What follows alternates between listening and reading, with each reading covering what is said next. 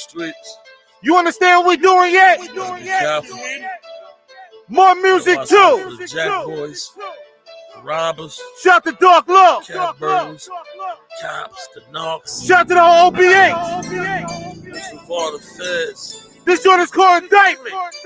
DEA. DJ Alamo. Rico. Talk to him.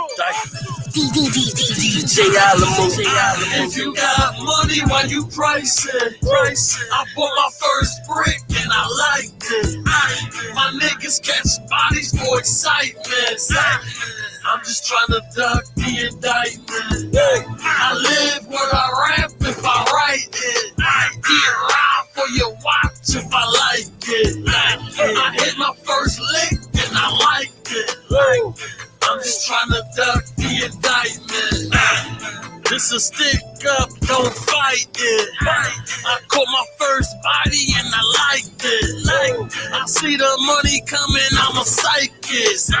My watch got struck by lightning. We partied that bitch that you wifing. My cousin not scheme, he a Viking.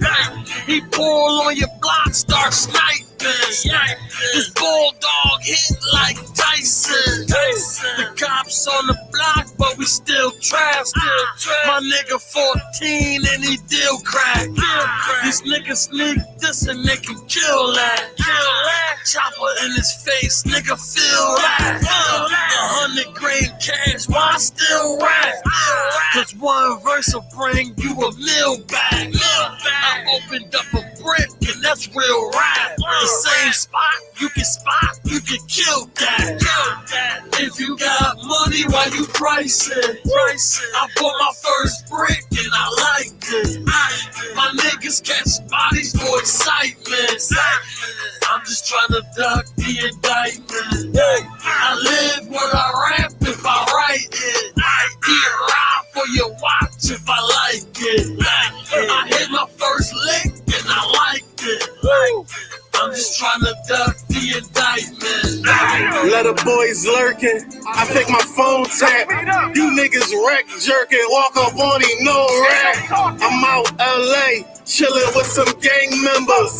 Cops hemmers, no pressure, they were never benders. Yeah, girl, that's my bitch, why you in our business?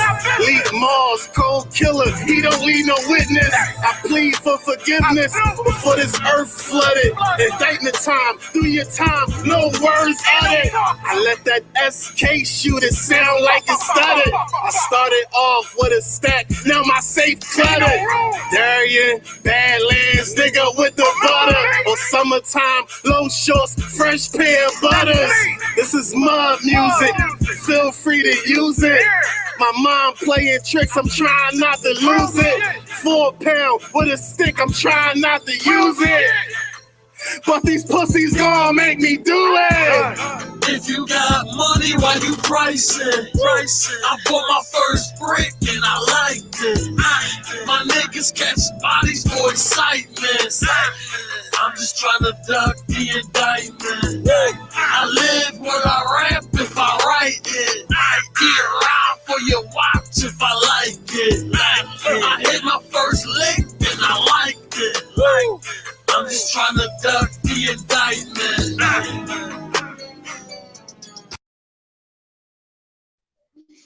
Peace, peace, peace. Peace and paradise to all American Aborigines. Supreme Chief Holidays in the building. The truth is here. Hey, that was AR Ab featuring Dark Low. That comes off Mud Music 2. It's called Indictment.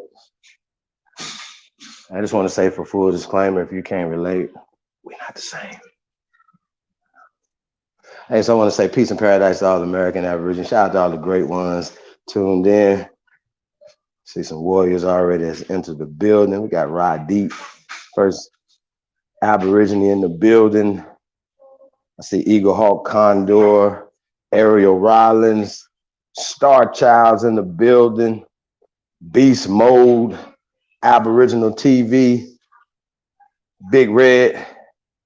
Peace to the guys, man. Hey, Aboriginal TV, A1, Ab Power gonna be coming through. to help prosecute this grand jury case today, y'all. But this is kind of like self-explanatory, y'all. And as usual, we're gonna have to lay out the actual evidence of what all this fuckery that be going on and all this stuff. This actual like basic information that should be known. And if we're gonna be really having conversation about the uplifting of our people, and then we're talking about history, then we're going to have to go into history and figure out what happened that made us fall economically and socially and politically and all these other things. So peace to the tribe, man. Hold on a second.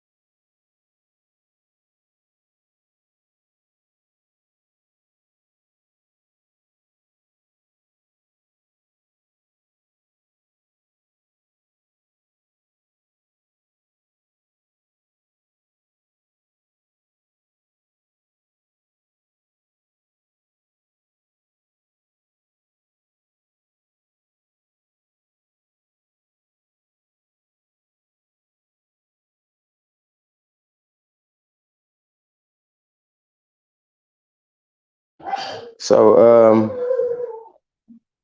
we're gonna get some Trey Ali. We got the infamous Trey Ali, y'all. Before we get into this build, man, let some more people come up in here. We got Turtle Island. Shout out to Trey Ali. Let's get it.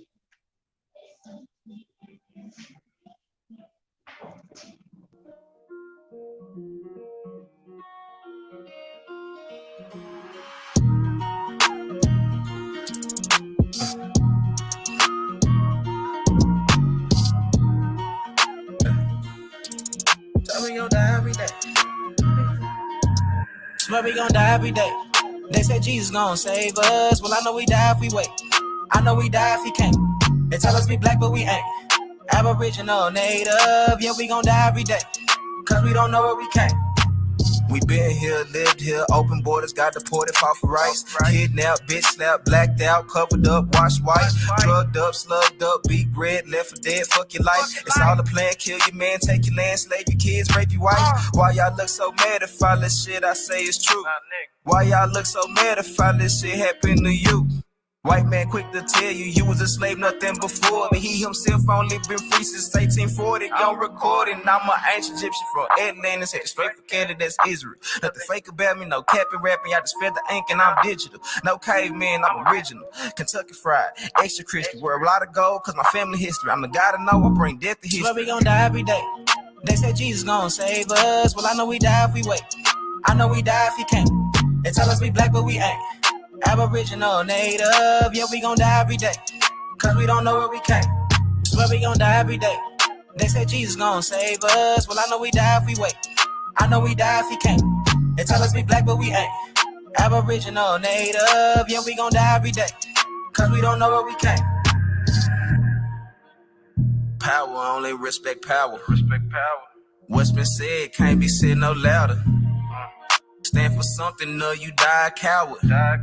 They bombed our churches, set our kids on fire. Police keep erasing cause they backed up by the nation. Nation ain't complaining cause them Indians still hanging. Comanche, Sioux, Apache, ain't no history in blackness. No reason for that chatting if you bitch up when it's action. AR on my body, tell the bro to grab the shot and loading up that new edition. Finna hit him with this bobby. I can't shoot the shit, but 30 shouldn't miss. 54 races, 104 is click. Anytime in prison, they don't want the shit. They don't want the problems. Snitches get the stick. Talking all that hatred, end up running like a bitch. Quick to call the laws, quick to play the bitch. Swear we gon' die every day. They said Jesus gon' save us. Well, I know we die if we wait. I know we die if he can't. They tell us we black, but we ain't. Aboriginal, native, yeah, we gon' die every day. Cause we don't know where we came. Swear we gon' die every day. They said Jesus gon' save us. Well, I know we die if we wait. I know we die if he can't. They tell us we black, but we ain't. Aboriginal, native, yeah, we gon' die every day, cause we don't know where we came.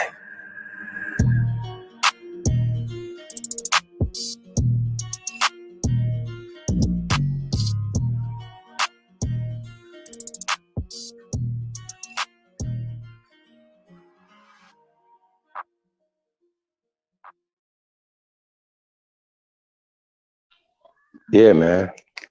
Shout out to Trey Ali, man. Be on the lookout for the Cowboys and Indians, man. It's a return to Doc Holliday. Legends never die.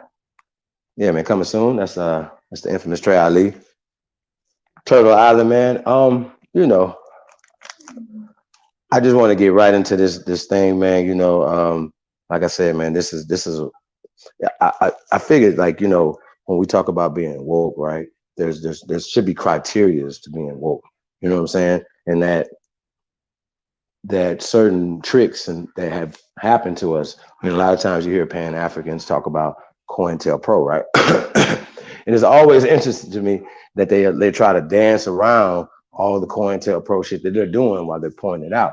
And I just want you guys to understand that those are military psychological tactics, okay? And the reason why I get so frustrated a lot of times because a lot of these conversations have been had throughout the years with these guys, okay? And so a lot of times, like, listen to a parrot regurgitating some Zionist bullshit back and forth, back and forth, back and forth, back and forth, while they're telling you that they are representing our people and they want for the best interest of our people. Then when you ask them, what are the plans? What can you show us a history of this? You know what I'm saying? What they do, they show you a history of indoctrination. They show you a history of capitulation. They show you a history of agents that they push up as these are the heroes, right? So we're gonna prove this, right, how this works or whatever. We're not gonna go back and forth, keep going. I just want to get right into this video, and I'm gonna talk over it. We can stop it, rewind it, go back, because you're gonna hear some shit that you may not have heard before when it comes to African studies and who is responsible for African studies. Okay, I don't want you to hear from because these guys, right? A lot of times when we talk, they don't want to hear from people that look like us, or even a master teacher. They don't want to hear from Dr. Ben. They don't hear from Dr. Ivan Van Sertima. They don't want to hear from Dr. John Henry Clark, right? They don't even want to hear from Professor James Small, who is the chief master teacher, okay? They don't want to hear from them. So what you're going to do, you're going to hear from somebody that you respect, okay? So we're going to play this video, y'all. And like I said, very interesting for nerds like me that when we talk about the things that have happened to our people in history, and a lot of people are still in this religion called Pan-Africanism, African studies and stuff like that or whatever. And a lot of people don't even know about Alex Haley's a part of this and stuff like that. It's like something that's said in passing, but it still affects our culture. Motherfuckers are still jumping brooms and all type of shit. You know what I'm saying? So yeah, we're gonna get into this modernism of African studies now real quick. So I just want to get right into this thing, man. I don't want to play with y'all. We're talking about the grand jury hearing of Pan-Africans and you sellouts. Okay? We already broke down Darwinism and all this other stuff and how they infected science. Not that they create science. A lot of times you niggas say, oh, science is only for white people and being intelligent and talking smart is only for white people. You know what I'm saying? That's indoctrination right there, the finest. You know what I'm saying? Yeah, we'll just get into the dude. Hey, we just go and push play whenever you're ready to go. And like I said, y'all, take notes.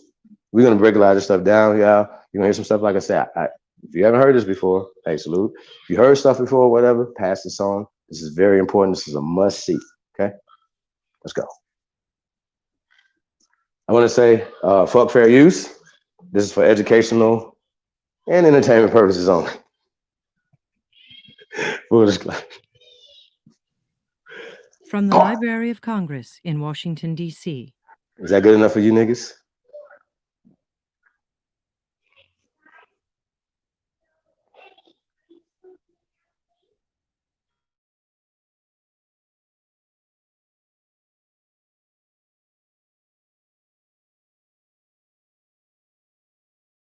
My name is Mary Lou Reeker, and I work at the Kluge Center at the Library of Congress's Office of Scholarly Programs.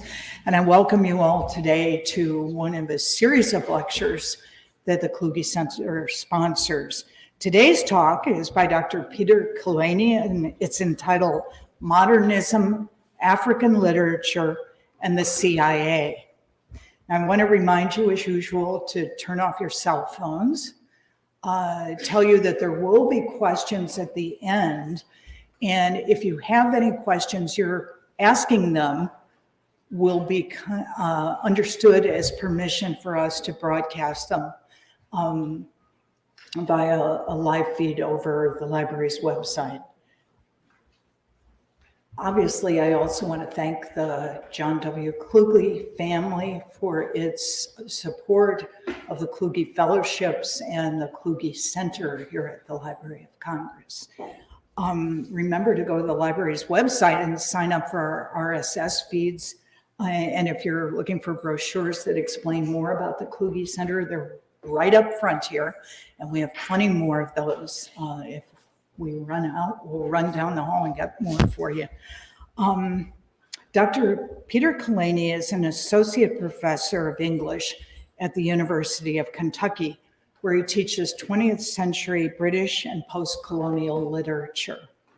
His first book, Cities of Affluence and Anger, A Literary Geography of Modern Englishness, was published in 2007 by the University of Virginia Press.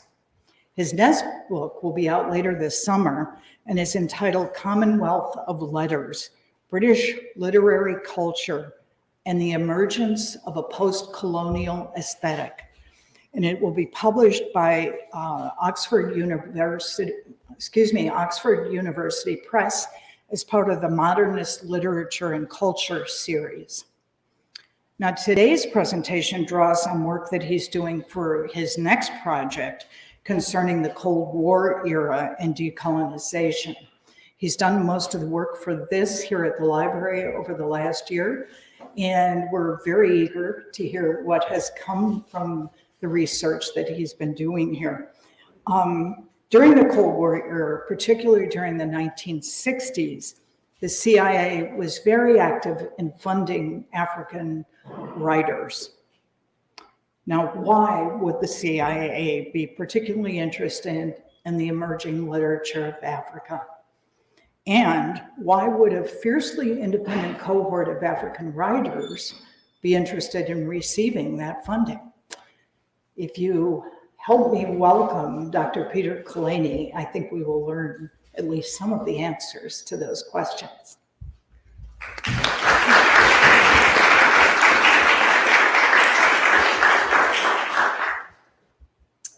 Okay, I want to thank Mary Lou and Carolyn and Travis and all the other people at the Kluge Center and of course the Kluge family that's helped fund the center.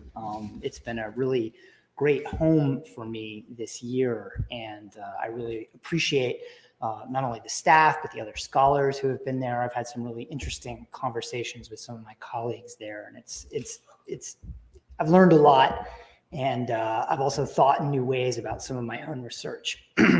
So the title of the talk today is Modernism, African Literature, and the CIA, with this question mark. It's sort of an odd triumvirate. And hopefully I'll raise a few questions, even if I don't provide that many answers. It's not widely discussed, even among scholars of African literature, that the CIA was the most active and influential patron of Anglophone African writing during the 1960s. Through its European affiliate, the Congress for Cultural Freedom, the CIA dispersed funds to many of Africa's emerging cultural institutions, although the real source of the funding was hidden from the recipients, and that's important to keep in mind. The first major international symposium on African literature, the Conference of African Writers of English Expression at Kampala's Makerere University in 1962, was sponsored by the Congress for Cultural Freedom. The CIA supplied programming for African radio with the Transcription Center, a London-based recording studio and clearinghouse for African cultural materials. Black Orpheus, the Nigerian Arts Review, and Transition, the slick cultural magazine started in Uganda, were both supported by CIA subventions. The Mbari Club in Nigeria, the Kemkemi Arts Center in Kenya were also beneficiaries of CIA interest in African art and literature. By sponsoring these organizations, the CIA monies reached nearly all the Anglophone African intellectuals of the day. Chinua Achebe, Ngugi wa Thiong'o, Wole Soyinka, Ezekiel, or now Eskia Mafalele, Christopher Okigbo, John Pepper Clark, and many others. Now, why would the CIA divert resources to support a whole generation of African intellectuals, many of whom were staunch critics of the United States and its allies? Scholars may never be able to answer that question definitively, the CIA being what it is. But their cultural patronage in Africa was part of a much larger scheme to court intellectuals the world over. As a number of historians and journalists have documented, the CIA used the Congress for Cultural Freedom, headquartered in Paris, to fund an enormously wide range of cultural institutions on every continent. African writers and intellectuals were merely one part of a vast global conspiracy and an extremely important part of Cold War maneuvering, as I shall argue in this presentation. Winning the favor of African intellectuals was deemed of vital significance in the geopolitical context of decolonization and the Cold War. US intelligence officers were fearful that decolonizing nations would drift toward the Soviet Union, and they believed that covert support for intellectuals in those regions might help limit communist influence. Surprisingly, CIA support for the arts came with relatively few strings attached, partly because the operation was covert and the money routed through various front organizations, partly because African intellectuals adamantly refused to have their political opinions dictated to them. Protecting the secrecy of the program often took priority over directing the political tenor of CIA-funded programs. As a result, the Congress for Cultural Freedom tended to sidestep political confrontations out of concern that they would alienate the very people they hoped to influence, or worse yet, that the cover would be blown on the program. At most, CIA hierarchy tried to be very selective about the type of intellectual it would bring into the fold, although it managed to support a number of writers who could be quite critical of the United States and its allies.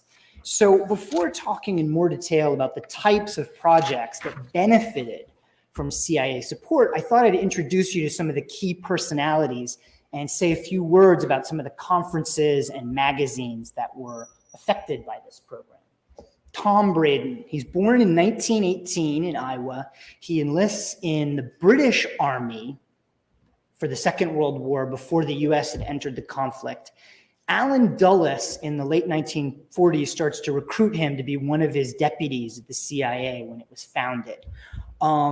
Braden is a self-described intellectual who was much more interested in the ideas being debated in the Cold War than in assassinations or even in gathering intelligence. And he led the psychological warfare initiatives in the early 1950s at the CIA. He left the CIA, at least officially and formally, in 1954.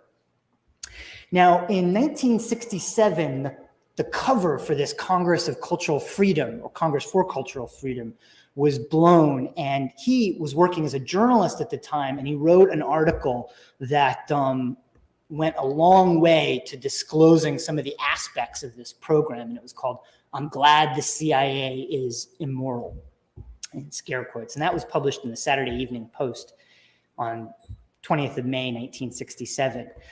He's a very colorful character. He's probably best known for writing an autobiography called 8 is Enough about his family of 8 children, and it was turned into a somewhat successful television series in the 1970s. He also, and this picture comes from it, he went on to become a TV pundit. He was the brainchild of CNN's Crossfire, and he was the guy on the left, and Pat Buchanan for a long time was his sparring partner on the right. And this is an important thing to note. A lot of these CIA characters saw themselves as politically left of center, for whatever that's worth. rabidly anti-communist, but also rabidly anti-McCarthyite. They thought they could win the Cold War by having better ideas, not by suppressing free speech.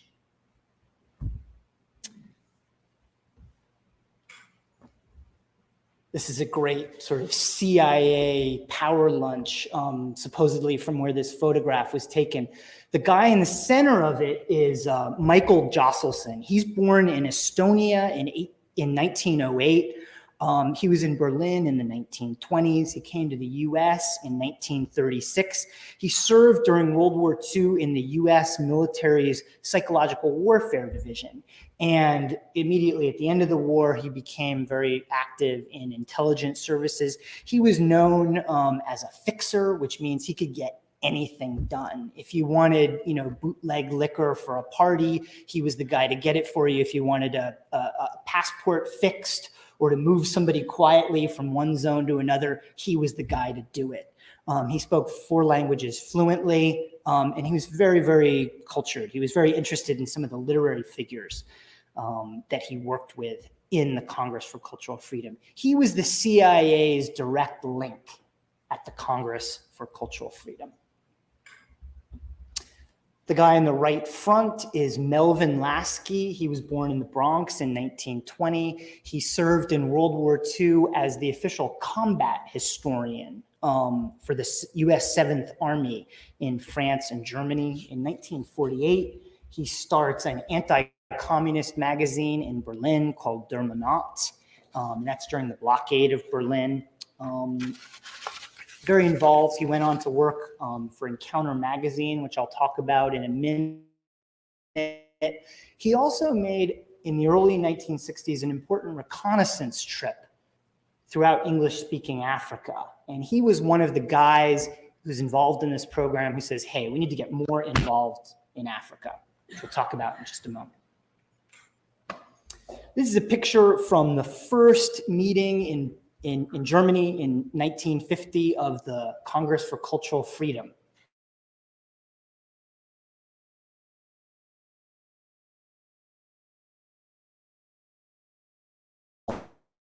Cultural diplomacy. It was revealed as a CIA front in 1967. So those are the main years of operation, 1950 to 1967. And what the Congress for Cultural Freedom did is they supported cultural programming of their own, but they also dispersed a lot of money to various cultural organizations, some of which I'll talk about in a moment. It's a CIA front. Now, the CIA got their money to the Congress for Cultural Freedom by establishing front organizations or dummy foundations. So the main one was called the Farfield Foundation. And this was a pure fabrication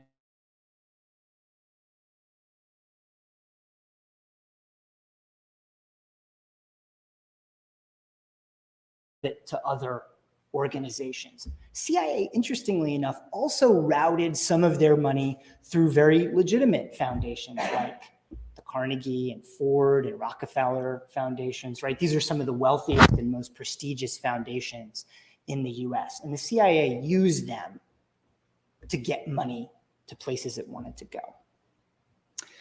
The Congress for Cultural Freedom never hid the fact that it was anti-Soviet.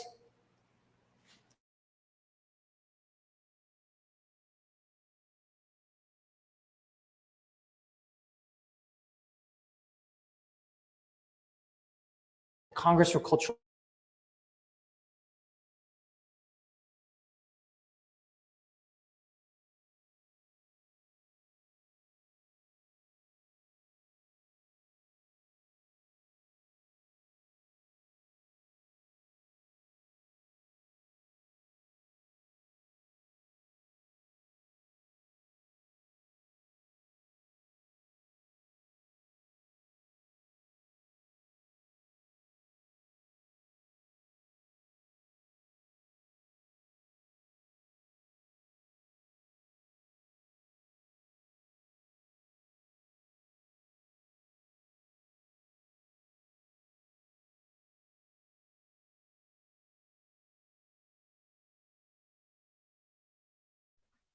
Hey, I don't know if this paused on y'all. Yeah.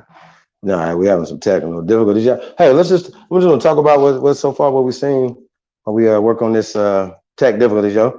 Guess that's letting us know we need to break in. Hey, okay, so right now, right? So check it out, right? So I don't know, we got to pull up the clip. We played this before of Dr. Leonard Jeffries, salute to the God, Dr. Leonard Jeffries, and he was talking about, right, how they got funded by the Carnegies. They gave them $500,000 for Roots. And $500,000 at that time period was a lot of money, you know what I'm saying? And and also we went over the relationships of how they did it in the arts, right? Shout out to Irritated Genie. Was fighting the poltergeist when we played that or whatever, you know what I'm saying? This is just another angle of it and just another perspective too, y'all. Now, we're not saying that everything this brother is saying is right and exact.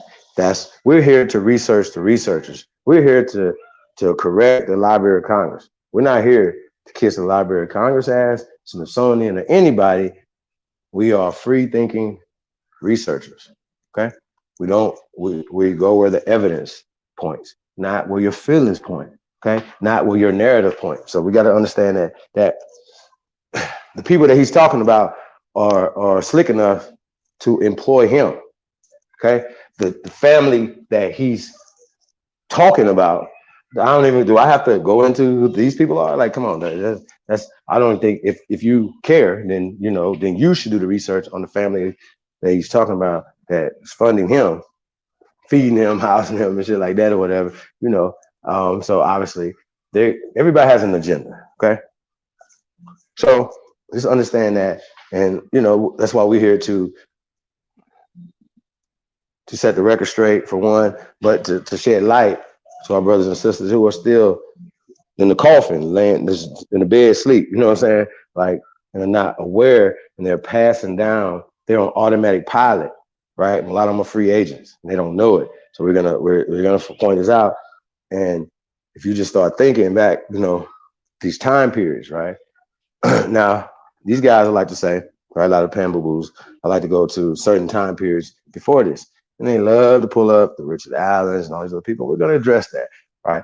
But I just think it's very interesting that they love to go with the narrative, right? Even the word spells that are given to them. They like to use the new words, right? So when they see, right, black somewhere and something that these guys wrote, like this guy right here, right, that's talking, they see African or they see slave or they just see a certain narrative that was basically given to them.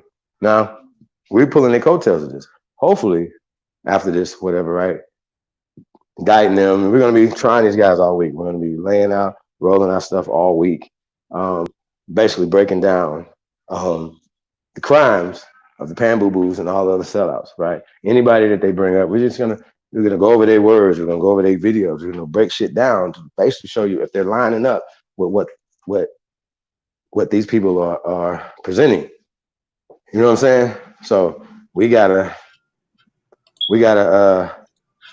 look into that, y'all. You know what I'm saying? So peace to the tribe, y'all. He's a South African expatriate. In 1959, he publishes Down Second Avenue, an autobiographical book with Faber and Faber, a very well-known British publisher. It's T.S. Eliot's publisher. And this establishes him as one of the preeminent English language African intellectuals of the period. He's recruited to be the Congress for Cultural Freedom's Africa chief in the early 1960s.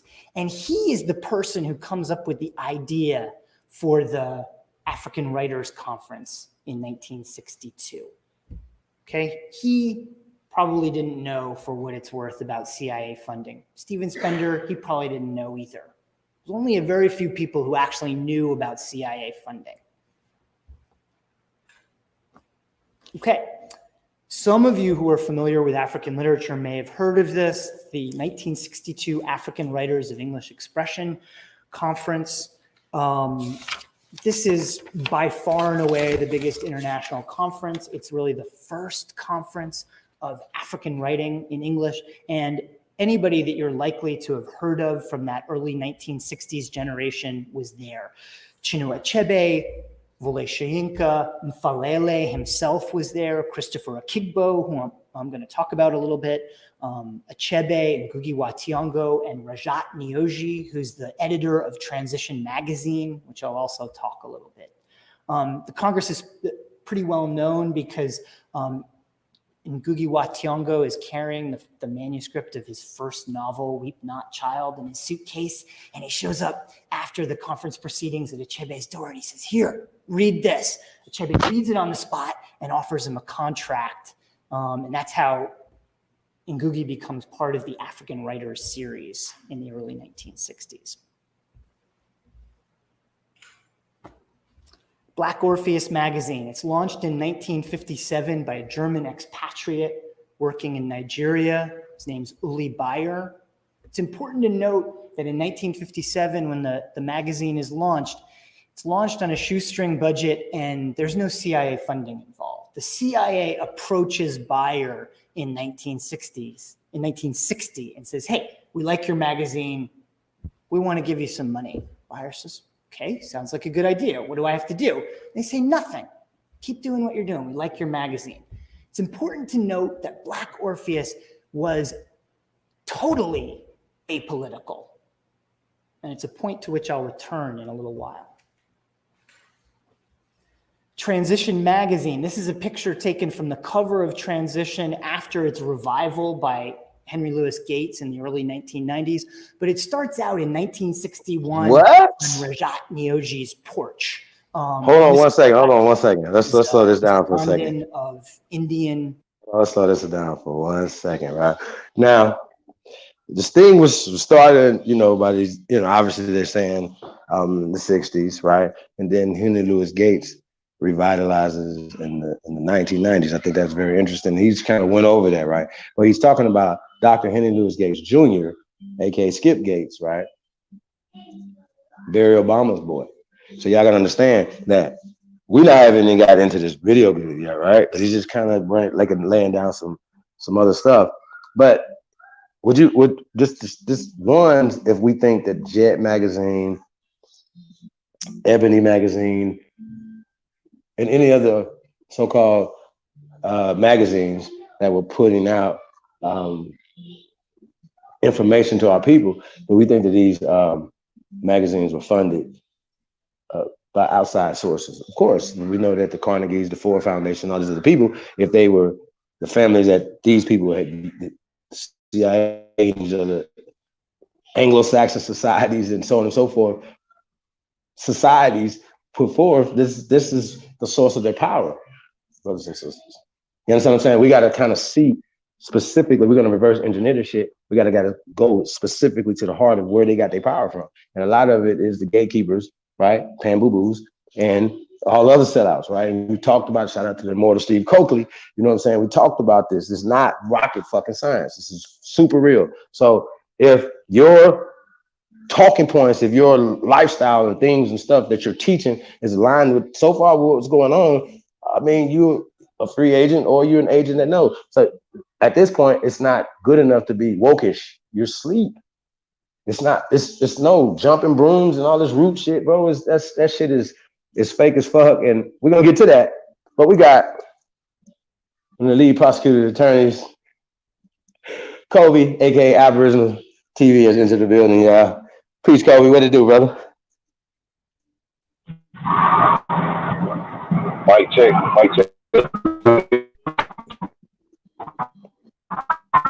Oh, you breaking up. Are you good now?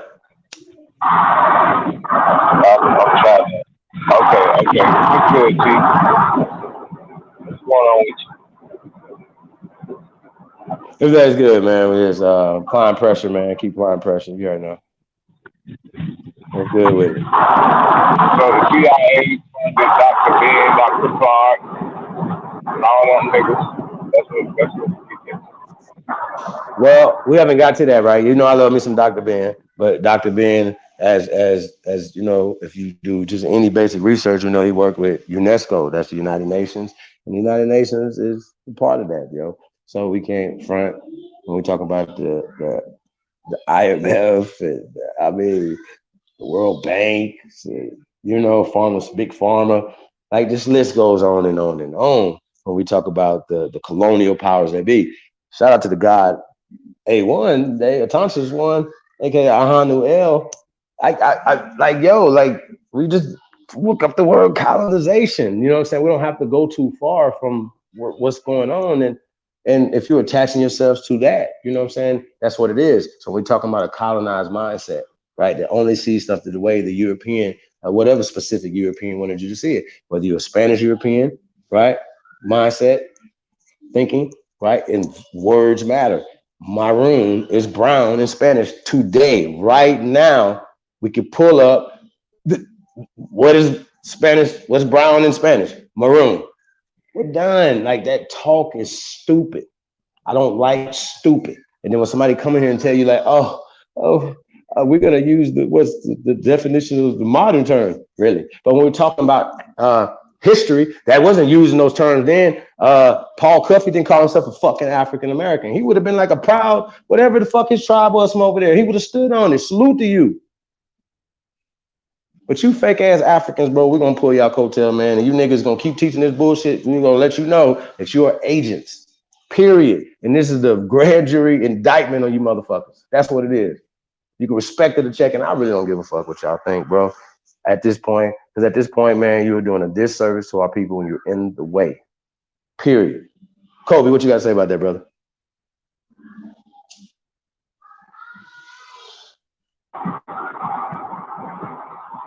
Yeah, man. I think a good example of that was just when we was talking about going earlier, man. I was trying to get him to understand that a lot of the problem that our people are having is the fact that y'all actually believe this bullshit ass story that they gave you.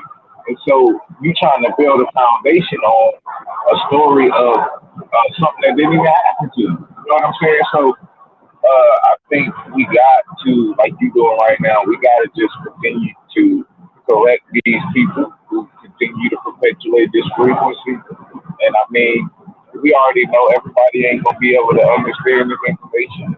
And a lot of people don't want to understand. So we got to let them be who they going to be and call them out who they is. I got that.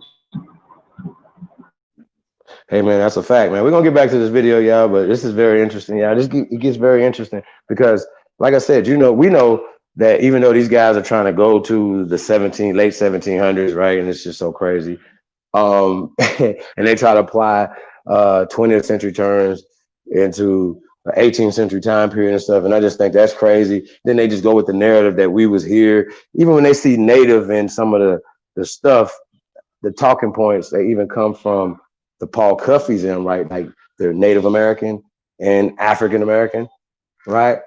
They have mixed Paul Cuffey up. Like he's an African American and a Native American. I'm like, yo, they didn't have Native Americans during that time period, called Paul Cuffey, right?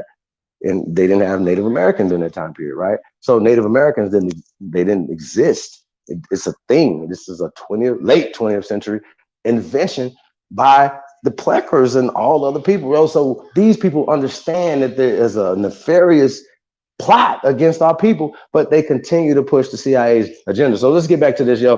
This is very important. There's a lot of information, y'all.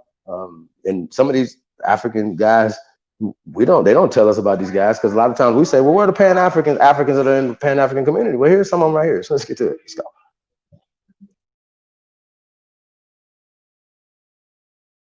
Oh, by the way, you're welcome. Indian family, Indian origin. He's a very interesting guy. He's imprisoned by Obote in 1968, and after a period in detention, comes out, leaves Uganda, ends up in the United States, gives up the editorship of Transition, and most people say he never really recovered from that experience. In prison. It's very much Transition, a modernist little magazine along the lines of Encounter. There's lots of original poetry, which I'll talk about a little bit today, but there's also current affairs and coverage of political events. Before I move on to talk about Wole Soyinka, it's important to remember that Transition magazine is also not funded by CIA at the inception or the Congress for Cultural Freedom. It's only about a year and a half after the start of the magazine that the Congress for Cultural Freedom approaches G.O.A.T and says the same thing they said to Bayer. Hey, we like your magazine. We want to give you some money. Wole Soyinka, he's the first African Nobel laureate in literature in 1986. He broke onto the scene in 1960 when he won a playwriting competition. And as a result of that, his play, A Dance of the Forest, was staged at the official Nigerian independence celebrations in 1960. That playwriting competition was run by Encounter magazine and the Congress for Cultural Freedom. When Soyinka goes to jail later on in the 1960s during the Nigerian Civil War, it's the Congress for Cultural Freedom that helps pay for his lawyers and leads the international outcry to try to get him released from jail. Last guy I'll mention here briefly, Christopher Okigbo, a Nigerian poet, often talked about as the most promising poet of his generation. He's on the left. You can see he was quite friendly with Achebe, who's pictured there in the middle. He is a poet who writes very much in the high modernist mode, which I'll talk about a little bit more as I continue. So those are some of the personalities and some of the institutions. Now, one of the most surprising things about the cultural organizations that the CIA funded through the Congress for Cultural Freedom is that they tended to be thoroughly non-political. In the few instances when these organizations started to address political questions, as in the case of transition, they took a stance of Cold War neutrality, arguing that newly independent African nations needed to be able to choose their own direction, free from interference from the US or the Soviets. When I first learned that the CIA had funded a number of artistic centers and literary magazines and writers' conferences in 1960s Africa, I assumed that this was part of some subtle effort to turn African intellectuals into apologists for US foreign policy.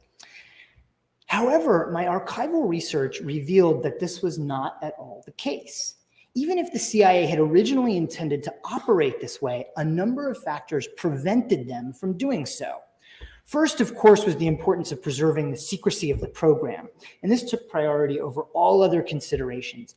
Any effort to pressure intellectuals into taking a stance on Cold War issues would threaten to blow the cover of the operation.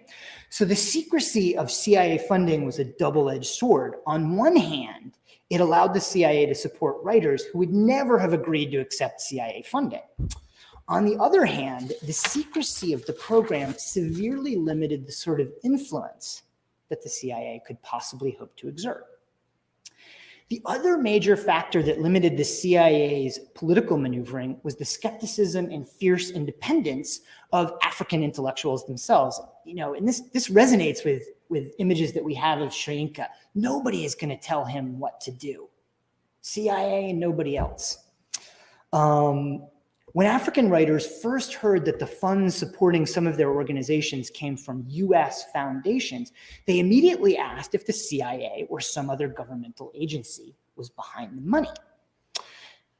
Of course, they were told no, and to prove it, their patrons gave them great latitude. In order to placate the intellectuals they hoped would accept their support, the CIA had to be extremely cautious about the sort of political demands it could place upon the people who were recipients of its funding. The result, as I will suggest in the remainder of my time, was very interesting.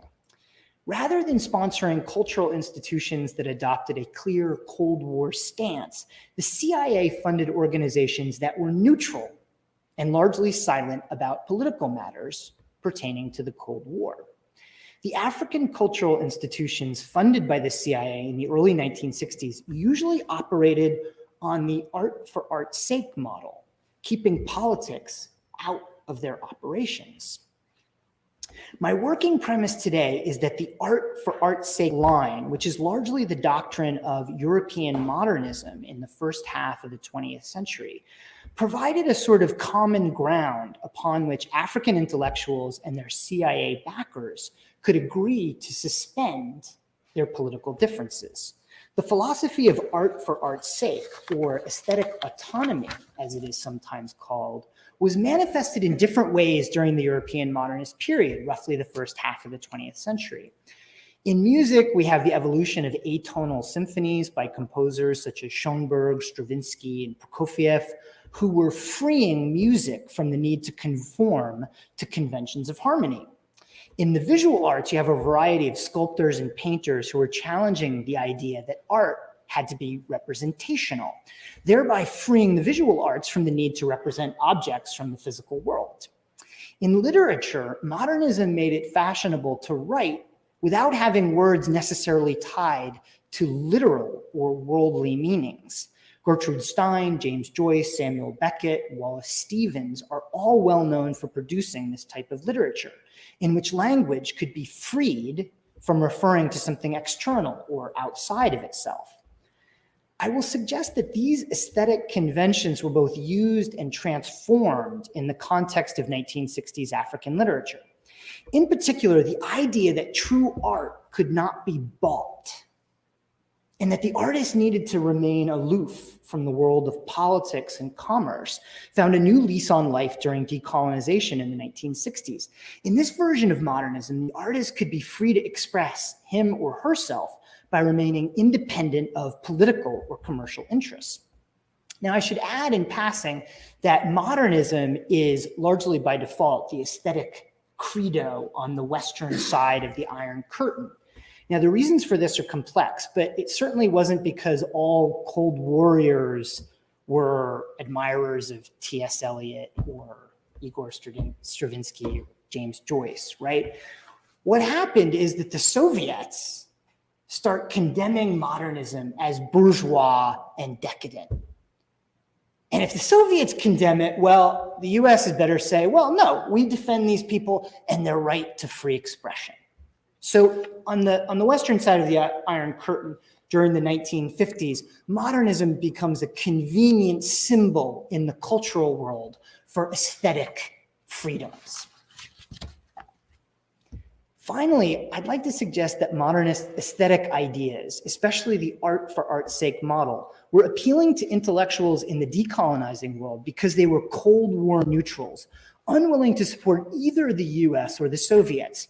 A supposedly apolitical version of modernism was attractive to young African writers because it allowed them to style themselves as disinterested or as objective intellectuals who were not bought off by either side in the Cold War.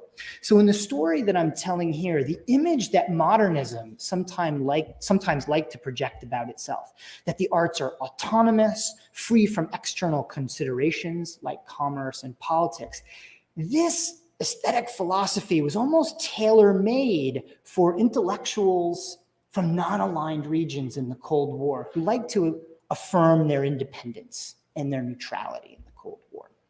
The logic of the non-aligned movement, when translated into aesthetic form, could be expressed, roughly speaking, as modernism.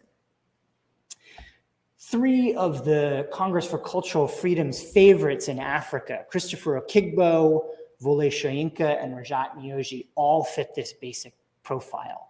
They were Cold War neutrals, anti-totalitarian in their politics, and very much admirers of high modernist European literature. It's a very curious combination born out of the strangeness, the convoluted logic of the Cold War. So now I want to turn to some of these programs that the Congress for Cultural Freedom funded in Africa. So first, the Makerere Conference in 1962.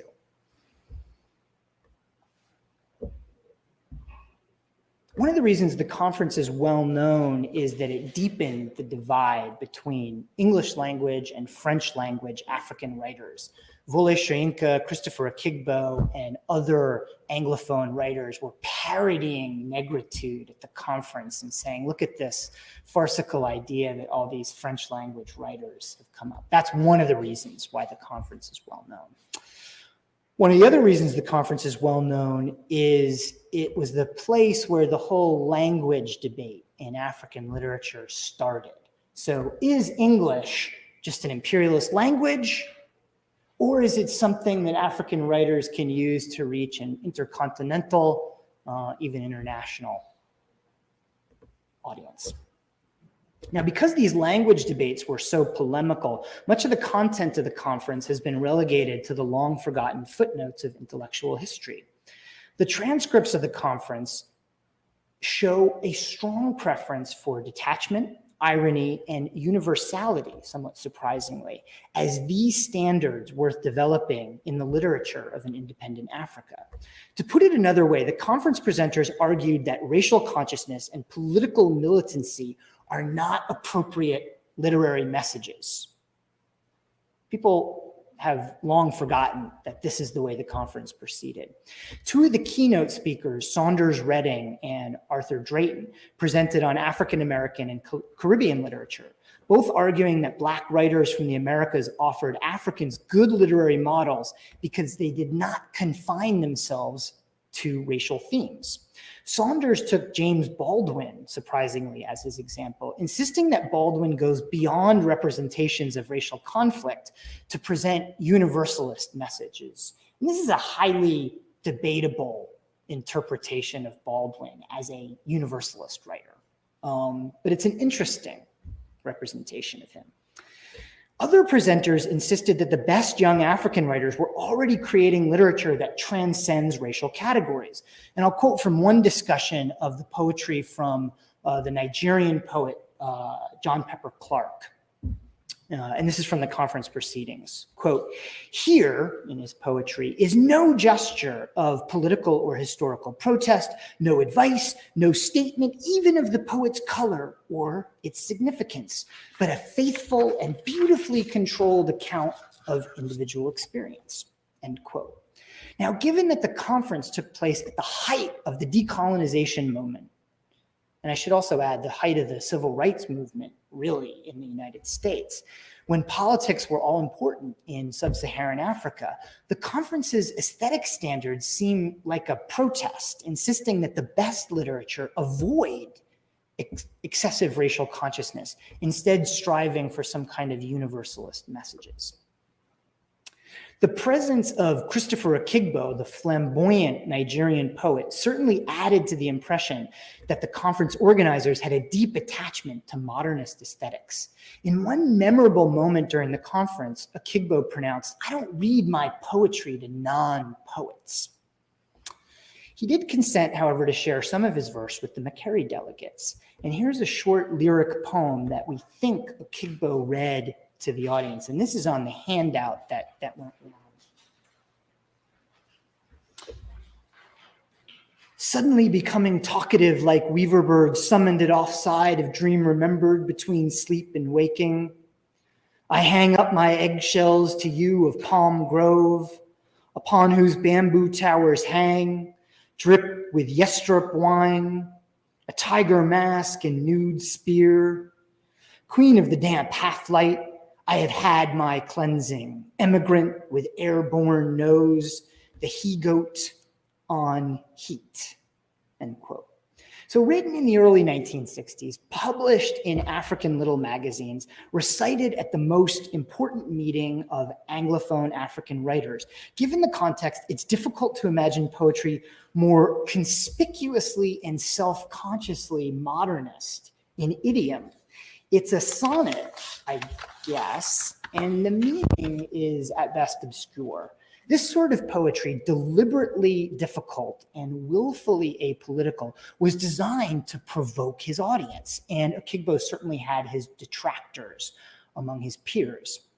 And I'm also tempted to say that Akigbo is here engaged in a kind of playful game of one-upmanship with some of the other people of the conference. They're saying, hey, we need your poetry to be non-racial, non-political, universal. And he says here, I am taking the idea of detachment to a whole new level. The poet seems to liberate poetic language from the drudgery of prosaic meaning. Now, from the evidence, the Congress for Cultural Freedom were well satisfied with the conference and its proceedings. The meeting was discussed at great length throughout the network's affiliates, especially in Transition magazine. There were certainly no concerns that the content of the discussions had been insufficiently political. Now I want to turn for a few moments to talk about Black Orpheus and Transition magazines. I'll get to this in a moment. This is on the flip side of your handout. As I mentioned, Black Orpheus is founded in 1957 by a German expatriate, Uli Bayer, with a grant from the Ministry of Education in Nigeria's western region. It was only in 1960, as Josselson and Spender were hoping to expand the Congress for Cultural Freedom's African base, that Bayer and the magazine joined the network. One of the most notable features of Black Orpheus was that it was a Black Atlantic journal operating during the height of the civil rights movement and decolonization, and yet it was fastidiously apolitical, as I've already mentioned. Wole Soyinka later described it, quote, Black Orpheus was literally non-political. It published poetry and plays, it reproduced artworks, the plastic arts, reported on performance arts. Its mission was to link the diaspora culturally with Africa without getting involved in politics, end quote. For the editors, this was partly a pragmatic decision. Avoiding politics in a divided, ethnically diverse, and rapidly changing West Africa allowed the journal to attract contributors and readers of all stripes from across the Black diaspora. Finding contributors and readers from across the diaspora was facilitated by sidestepping political differences and focusing exclusively on art. Now, G.O.A.T's magazine Transition was self-consciously modernist in a way that Black Orpheus was not. The title, as some of you may know, alludes to one of the legendary European little magazines of the interwar period. G.O.A.T's first literary contribution to the magazine, 71 equals 70 ton, appears near the beginning of the first issue. It's a short prose poem offering a condensed view of the type of literary ambitions G.O.A.T was then nursing. Quote, myriad existences forgotten, begins the piece, seemingly in mid-sentence. And this is the back of your handout. Over a tense past and a vocabulary future full of new cooked meanings, meaning, but nothing else, end quote. And it goes on from there. It's sometimes hard to read it without parodying it, but we can leave that for another time, I suppose. Now, the sputtering repetition of meaning in this opening line might make the knowing reader think of a Wallace Stevens poem or a Gertrude Stein piece, right? A rose is a rose is a rose, or something like that. Meaning here is self-identical. Any attempt to attach external reference to this vocabulary future would be futile. This sort of tautological wordplay represents an attempt to proclaim the autonomy of poetic language, that poetry can be released from the burden of meaning anything prosaic or literal. But such assertions of autonomy, I would argue, are heavily contextual. From this perspective, we might gloss G.O.A.T's lack of meaning as a direct reference to the tradition of modernist wordplay in its proper performance space, the little magazine. A few issues later, an article by Robbie Macaulay on literary periodicals claims that the little magazine, once the lifeblood of Euro-American modernist culture, was evolving and maturing in exciting new ways in decolonizing regions. Macaulay, who incidentally was a CIA officer, was editor of the Kenyan Review, the only sort of modernist, or one of the only modernist little magazines still operating in the US in the 1950s. And he was also a participant at McCary. The CIA flew him out there to participate in the McCary conference. So he writes this article in Transition that says, magazines like Transitions are the place where modernism is still thriving.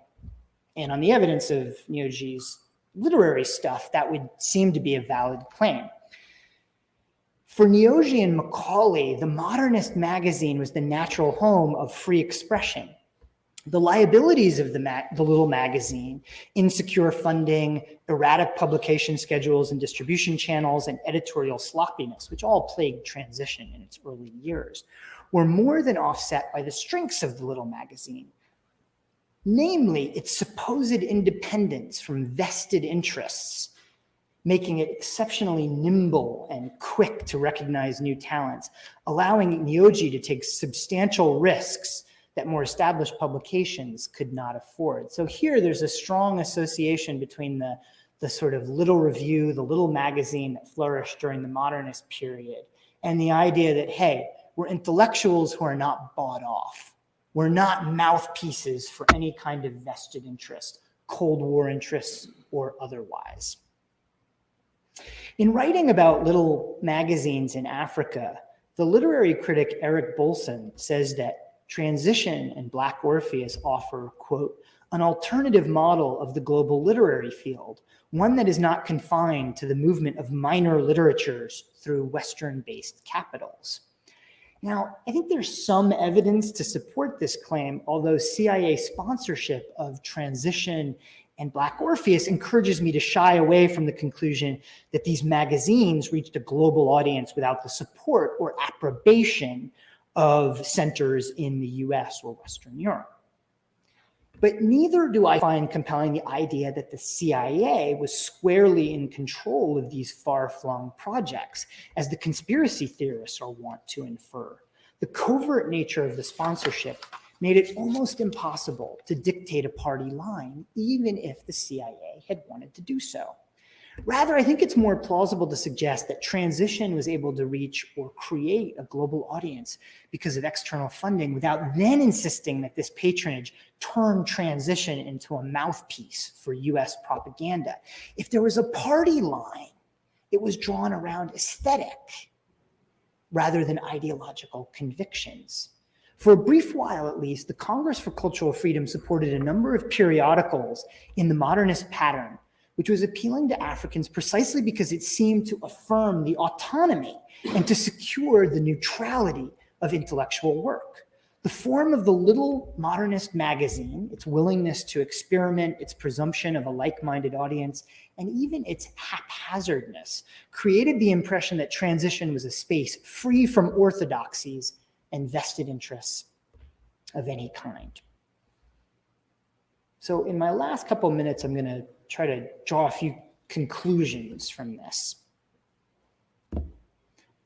Beyond the mere scandal of CIA funding, which is always sort of interesting to read about, especially when it's supporting these, writers. God, where's the CIA funding now?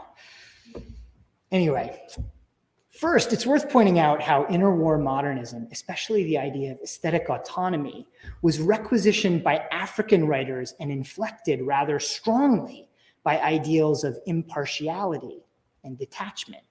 Whatever modernism may have been in the 1920s, by the 1950s, non-communist intellectuals were prone to represent modernism as an aesthetic philosophy of critical disinterest and freedom from orthodoxy.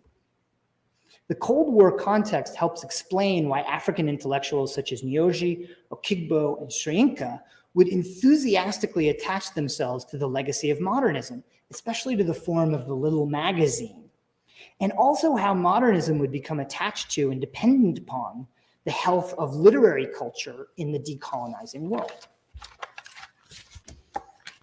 Second, I'm here offering a revisionist account of post-colonial African writing, which has been so frequently read for its anti-colonial messages and for its various political engagements.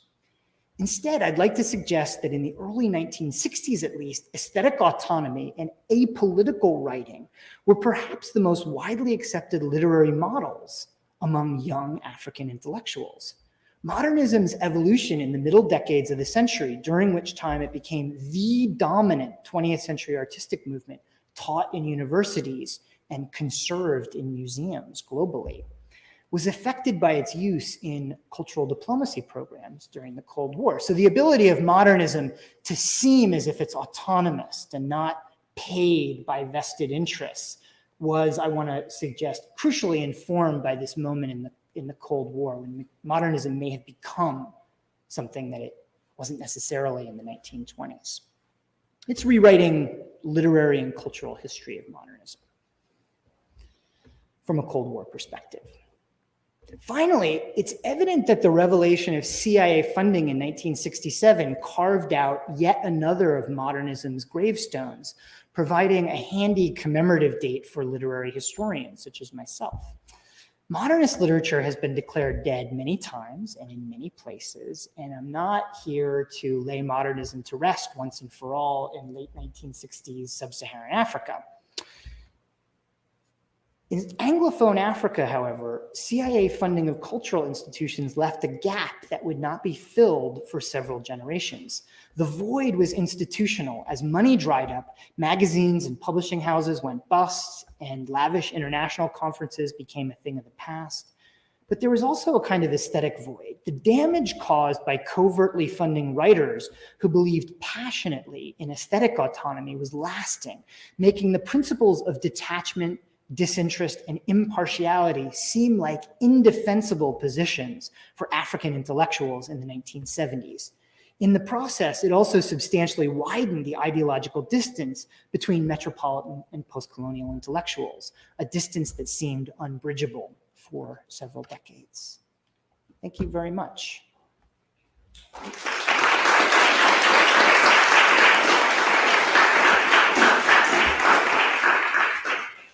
We have about 10 minutes for questions, if you're willing. I would be happy to field some questions if anybody has any. I wish I could have asked him some questions. So, hey, we're gonna hear a few questions, y'all. And then I'm gonna put the link back in the chat room, man. If you want to hear this, So good. I think they felt there were a couple things going on. The feeling in the CIA or some of the cultural officers that weren't necessarily working directly for the CIA, but were working for the Congress for Cultural Freedom, felt that the Présence Africaine crowd and the group associated with Senegal and its affiliates were too strong a position in the Francophone world. They also felt that they were too closely aligned with the Soviet position, which may not be accurate. It seems clear to me from reading Présence Africaine that they were as decidedly neutral in their Cold War politics as the folks in the Anglophone region. But that at least was the impression for the Congress for Cultural Freedom perspective. The Congress for Cultural Freedom also thought that they had a good wedge in the Anglophone regions. Namely, they exploited feelings of antagonism toward the outgoing British to create a kind of Anglophone or English language global intellectual community. They were very concerned that the Anglophone intellectuals like Soyinka be tapped into a global community of English speakers. And they thought they had a real vested interest, therefore, in promoting the use of the English language for intellectual endeavors in the continent. So those are two sort of preliminary reasons for why they targeted Anglophone regions especially. And I should point out that they were well positioned in other respects to exploit the Francophone connections. The Congress for Cultural Freedom was headquartered in Paris. A lot of its programs are happening in French and German. It wasn't exclusively a language question that prevented them from becoming more involved in Africa. It was largely the dominance of the Présence Africaine collective that dissuaded them from doing so. Yes. Was this an old male world, both the CIA side and the African writing side? It was a very, very heavily male world. There were a few African women writers that were involved, but very few. There was a playwright, Efwa Sutherland, in Ghana, who was working in the 1950s, who was a very well-known writer at that point, who was invited to the McCarry conference and couldn't attend because of prior considerations. And I'm not sure what sort of effect it may have had on her career, because that conference was it's just the moment when African writing in English is effectively born. Her absence from that conference must have had an effect on her career. The CIA types who are involved in this they're all men. And I suspect that they were better at recruiting men because of the culture at the organization, not just the CIA, but especially at the Congress for Cultural Freedom. Yes. What was the response of these writers when they determined where that funding was coming from? Most were outraged. So Nyoji wrote a long piece in Transition when he found out about the scandal of CIA funding, saying, hey, I was duped, I was misused, I didn't know anything about it. And the most surprising thing, he said, is that they never asked me to do anything. They never asked me to change my position. So his reaction is telling for a couple reasons. One, he's outraged because he felt used. The other is he's immediately retreating to defend his integrity as an intellectual, right? I never made any compromises. I never said anything that I didn't fully believe. So that was one of the important lines of defense. Stephen Spender, the British poet that I talked about, who's the editor of Encounter, he worked on Encounter for, I don't know, about 10 years and was very involved with the Congress for Cultural Freedom. He said he had absolutely no idea, and he was adamant that he was in the dark about CIA funding. And he defended himself along exactly those same lines. He says, hey, I was doing things that I believed in. This was a chance to promote my version of culture, and I never made any kind of political compromises. I never did anything that I didn't feel totally comfortable doing. So there was a huge attempt to shore up the integrity. Wole Soyinka said something interesting years later, which is, he said, I wish we had just known that it was all CIA funded. We could have done so much with that money if the CIA had just been upfront about it. Because what happens is when the cover is blown, that's it. The funding disappears. The CIA steps in and gets the Ford Foundation, I believe, to provide a sort of stopgap funding for the Congress for Cultural Freedom for 2 years. But after those 2 years are up, the funding goes the way of the dinosaur. And that was Soyinka's attitude. It was blown, and there are some good historians and journalists who've written. I should mention Francis Stoner Saunders wrote a book. It's called Who Paid the Piper in the British version. I can't remember what the US version of the book is called, but it's a long book documenting it. There were some very enterprising investigative journalists working on a magazine called Ramparts who tracked down several leads. It turned out that, the African stuff was a very small part of the CIA's overall cultural programming. Involved with this program, they infiltrated unions in the US, they infiltrated the National Student Association, and that was one of the biggest scandals, was their infiltration of the NSA. And as I said, it was some investigative journalists who figured this out. Yes? I was on the faculty at the University of Ife with both Udi Baye and Wole Soyinka. No and kidding. I find this very interesting because I didn't know anything about this at all. But is there any evidence that the CIA used Soyinka in any way? Because his reputation is very anti-Nigerian.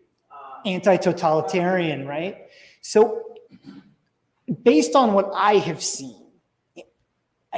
no evidence that the CIA used Soyinka for anything. Perhaps the only thing that they collected from these writers really was bits and pieces of information, but I don't think the CIA actually did anything with that information, to be honest. They were often used as hosts. So when CIA agents came to Africa under some cover, they would go out for drinks with Bayer or Soyinka under the cover of being what I would call cultural diplomats.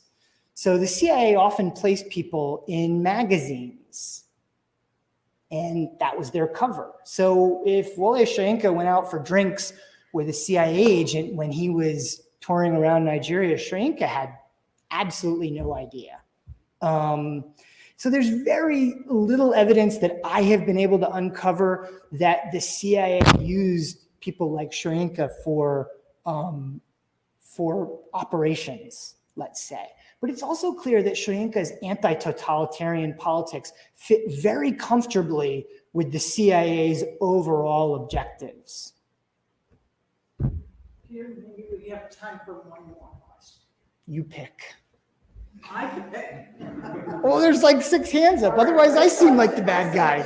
So since I I'll be fast. How about that? This is quick. I was wondering if, based on your research, you were looking to say that French postcolonial literature and Portuguese postcolonial literature later on remained outside this CIA influence. So far as I know, yes, largely outside this influence. And it's important that the African operations was really started in 1959, 1960. That's when they got interested in Africa. Interestingly enough, the Congress for Cultural Freedom tried to be really involved in India, and they just never made any headway. The Indian intellectuals were like, this is a CIA front, forget it. We have nothing to do with it. They had much more success. They probably learned some things about their failure in India, and they had much more success in sub-Saharan Africa. But there is no evidence that I have uncovered that they had much influence at all in the Francophone or Lusophone regions. And I'm just curious to know your opinion as to how sophisticated the CIA's understanding and analysis of what they were doing actually was. I know that there were experiments in East Germany to hire or recruit ordinary factory workers to write literature and so forth. And the output was always a complete disaster, and no one took it seriously. And so, is there evidence that they learned from the mistakes of their opponents in the Cold War? Did they see modernism as a kind of bulwark against things like Soviet realism? Very much so. There's actually sort of white papers or some kind of discussion within the CIA that now a lot of that stuff has not come out into the public domain, so a lot of it is speculation. Part of it is that the US as a whole and the CIA in particular certainly saw modernism as a bulwark against communism. And again, the idea that modernism is somehow autonomous, that it's a place that's anti-orthodoxy, and that the people who produce modernism can't be bought off. That is very different than the Soviet cultural diplomacy programs, which I should add, the CIA was trying to emulate. The CIA thought that the US was losing the diplomacy war, especially in the arts. And that's why they came up with this Congress for Cultural Freedom in the first place. So that's the first thing that I would say about that. The second thing is that there was very, very loose oversight at the CIA. Tom Braden and Michael Josselson were given a pot of money and given very great latitude about what they wanted to do with it. And as I was talking about this project a little bit with my spouse, she said, I reckon they just like going to cocktail parties with writers. And it's sort of a facetious comment, but it's very true to the culture of the CIA during this period. All these guys, if they're from Europe, are very much educated in the elite cultural tradition. In the US, they're all Dartmouth, Harvard, Yale, Yale especially. And they were absolutely fascinated with the world of high culture. And they did everything that they could to attach themselves to it and to patronize it. So there are, I would argue, at least a couple reasons why they were interested in modernism. Abstract expressionism becomes, in painting, becomes the de facto advertisement for the US protecting modernism, right? And the bonus is it's produced by US artists first and foremost, right? So Europe after World War II is exhausted. They have no business preserving and promoting modernism. So, we'll take over that responsibility here in the US. And abstract expressionism. George Kennan, who's involved in writing the policy of containment. I believe he was on the board of the Museum of Modern Art. And he was very involved there in promoting abstract expressionism in the 1950s. This was seen as a crucial part of Cold War policy. Thank you, Peter. You brought us a wonderful presentation, and there's lots more questions. This has been a presentation of the Library of Congress. Visit us at loc.gov.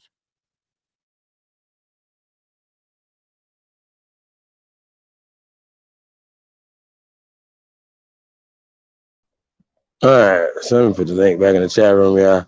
We gotta talk about this because I gotta get into some shit. Just kind of bring it all full circle, y'all. There's so much going on. When they pushing it's interesting. It's always like we don't follow the brothers and sisters on the continent of so-called Africa. They kind of follow our lead. You know what I'm saying? And so it was interesting. Zane is always pointing out that languages, we say words matter, right? Language is definitely how they can enslave you. You know what I'm saying? They can come to you and enslave you. But a lot of times, they will pluck certain people, educate them in either Americas, right? Or Europe, right?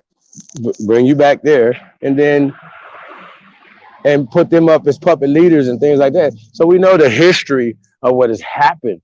So even when some of these guys point stuff out and stuff and try to do better for their people, we understand the powers that be, Big Pharma and the rest of them, that all the assassinations that has happened to from Mugabe to, you know what I'm saying, Mwimba. I mean, it's just so many, man. Like we can go down the line. So when they see us standing up, right, they stand up. You know what I'm saying? If they see us on the fuckery, talking about this whole transatlantic slave bullshit and all this African diaspora and African company names and all this dumbass shit, right? That they'll do the shit. You know what I'm saying? So then they turn around and then start teaching that and pushing that stuff to their people. You know what I'm saying? Or whatever, man. And it always goes through religion. You know what I'm saying? And so we got to understand that. And so if I could teach you the language and the religion, I can colonize you through that. And so that's what they have done, not only in Africa, but they did it here in America first before they could even get the power to go into Africa, dog. So I just think it's always disingenuous of these guys. Oh, so all this African stuff is similar. Why? We got more. Why you got to say it come from there? When we even talking about foods, you need food to live. So we got the guy Zoe Hustles in the building. Peace of the God, brother. Peace, God, peace, God. Yeah, man, that cupcake was on some weird shit. And he would try to go into the truth, but find himself going there and then a turn a little bit, then go left quick. I was like catching a lot of shit he was avoiding saying. And one of the brothers in the back had mentioned the author. I was like, nah, he's not gonna mention the authors, you know what I'm saying? Because he wants to shine for his own little build and release. He was all feeling that shit like it was really, really 100% true, you know? Well, I mean, you know, so when we talk about the Carnegies and the DuPonts and these different families, right, that funded the Ford Foundation, things of that nature that funded education. Well, matter of fact, they still fund right now today PBS. Oh, your children, you, us, everybody, we've been on PBS for a while, and the funding of our children's minds starts young before it's preschool. So kind of speak on that, Joe. That's where we're like the programming with books and information was one of the biggest. I would say that was the biggest enslavement of our people, period, because we already had private schooling going on with our own kids, and we already had colleges and all this going on. Now, basically, I would say colonizing these motherfuckers to learn our methods of form of education and stuff, being here in America, and we still had our private schools and stuff like that. We fucked up by letting them in on too much of our shit. We should have kept quiet. A lot of our true common law information, a lot of our literatures and stuff like that, we let them get heads in, and a lot of the foreign color motherfuckers help them get hands in, and that's where we really fucked up because we trusted motherfuckers the same color. So going into the Brighton books coming from New Britain, I wouldn't say Great Britain, I would say New Britain because that's the new place that the pale face is in control of. But those books from 1930 coming back, all of those books being printed over there, that's not, authentic to America, that was a program. So that really was like that was the new enslavement. That's why I was saying that the Cold War is still happening because in army and military, when you in certain branches of those military uniforms, you go through almost a MK Ultra programming in order to fit the positions they need you to work Facts. in. Yeah. I Just was just for married to clarity, right? my Just for ex-wife is the commander right now, bro. I damn had to it. break it off and divorce her because I couldn't continue in that fraud being on truth. You know what I'm saying? Like the love and all that. And, I love her forever because she got my kids. But me becoming a God and being on truth, the Most Huh? High kept drawing me away from her, kept drawing me away from her, bro. So I just had to cut it off because I realized even being around people that stabbing her in their back, smiling in my face, and I'm like, that's my wife, I just realized it was all a MK Ultra. They teach the military people, and after becoming an officer, they teach them about the silencing in their system to where you see no evil, hear no evil, pretty much. You see your best friend cheating with a woman, you have no right to speak on it. You'll get in trouble on that shit. So it got to a point to where they started programming the officers and up in all the branches to damn near think job first, family second. That's an MK Ultra.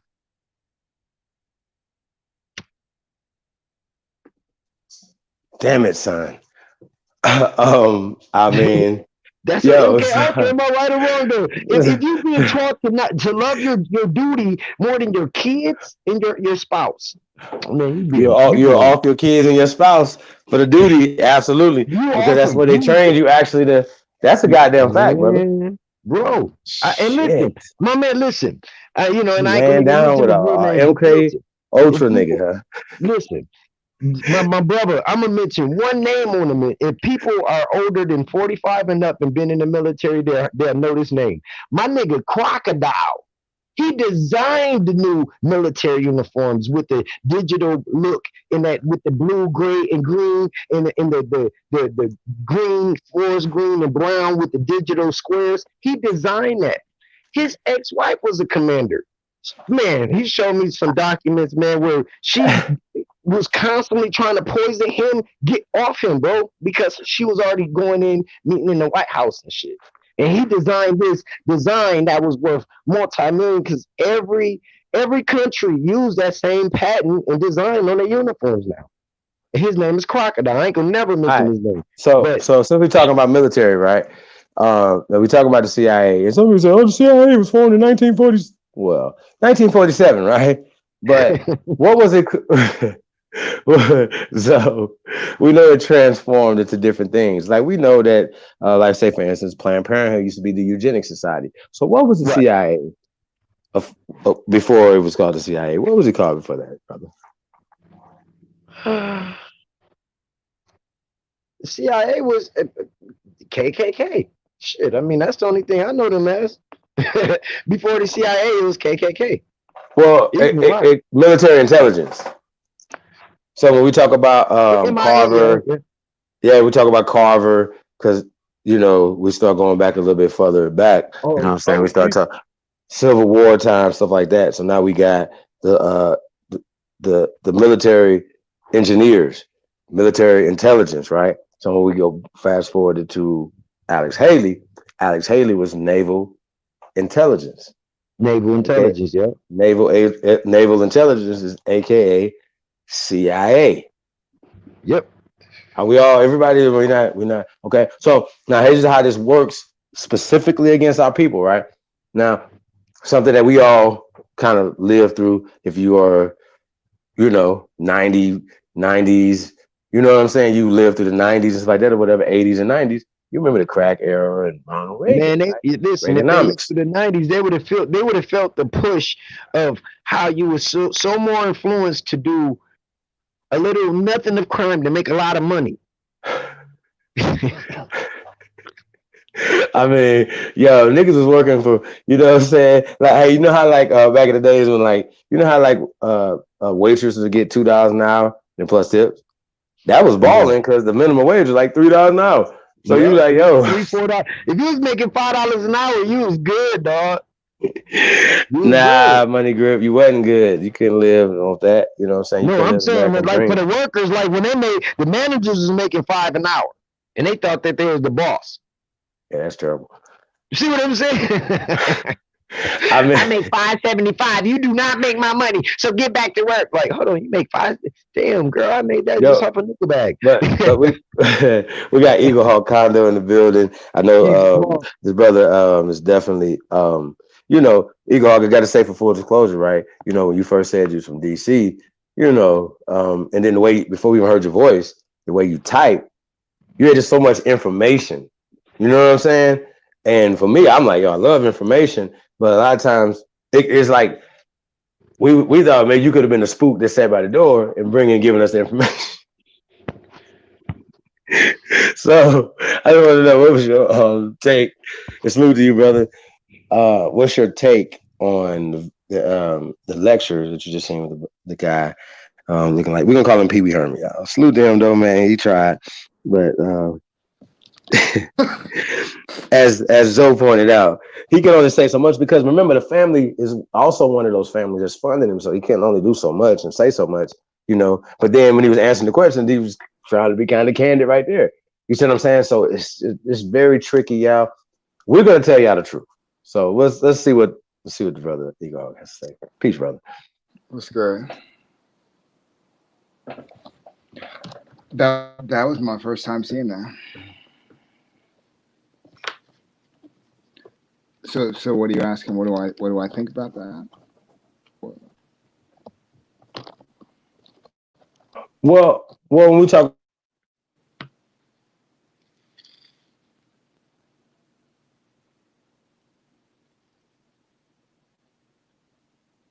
Carnegie's, for one of the families that was funded by the CIA, funded African Studies in California, which they gave $500,000 to fund Roots. So, which Roots we know is a plagiarized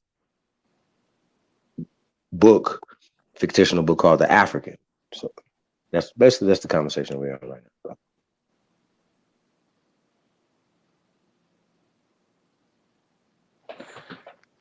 All that stuff is here.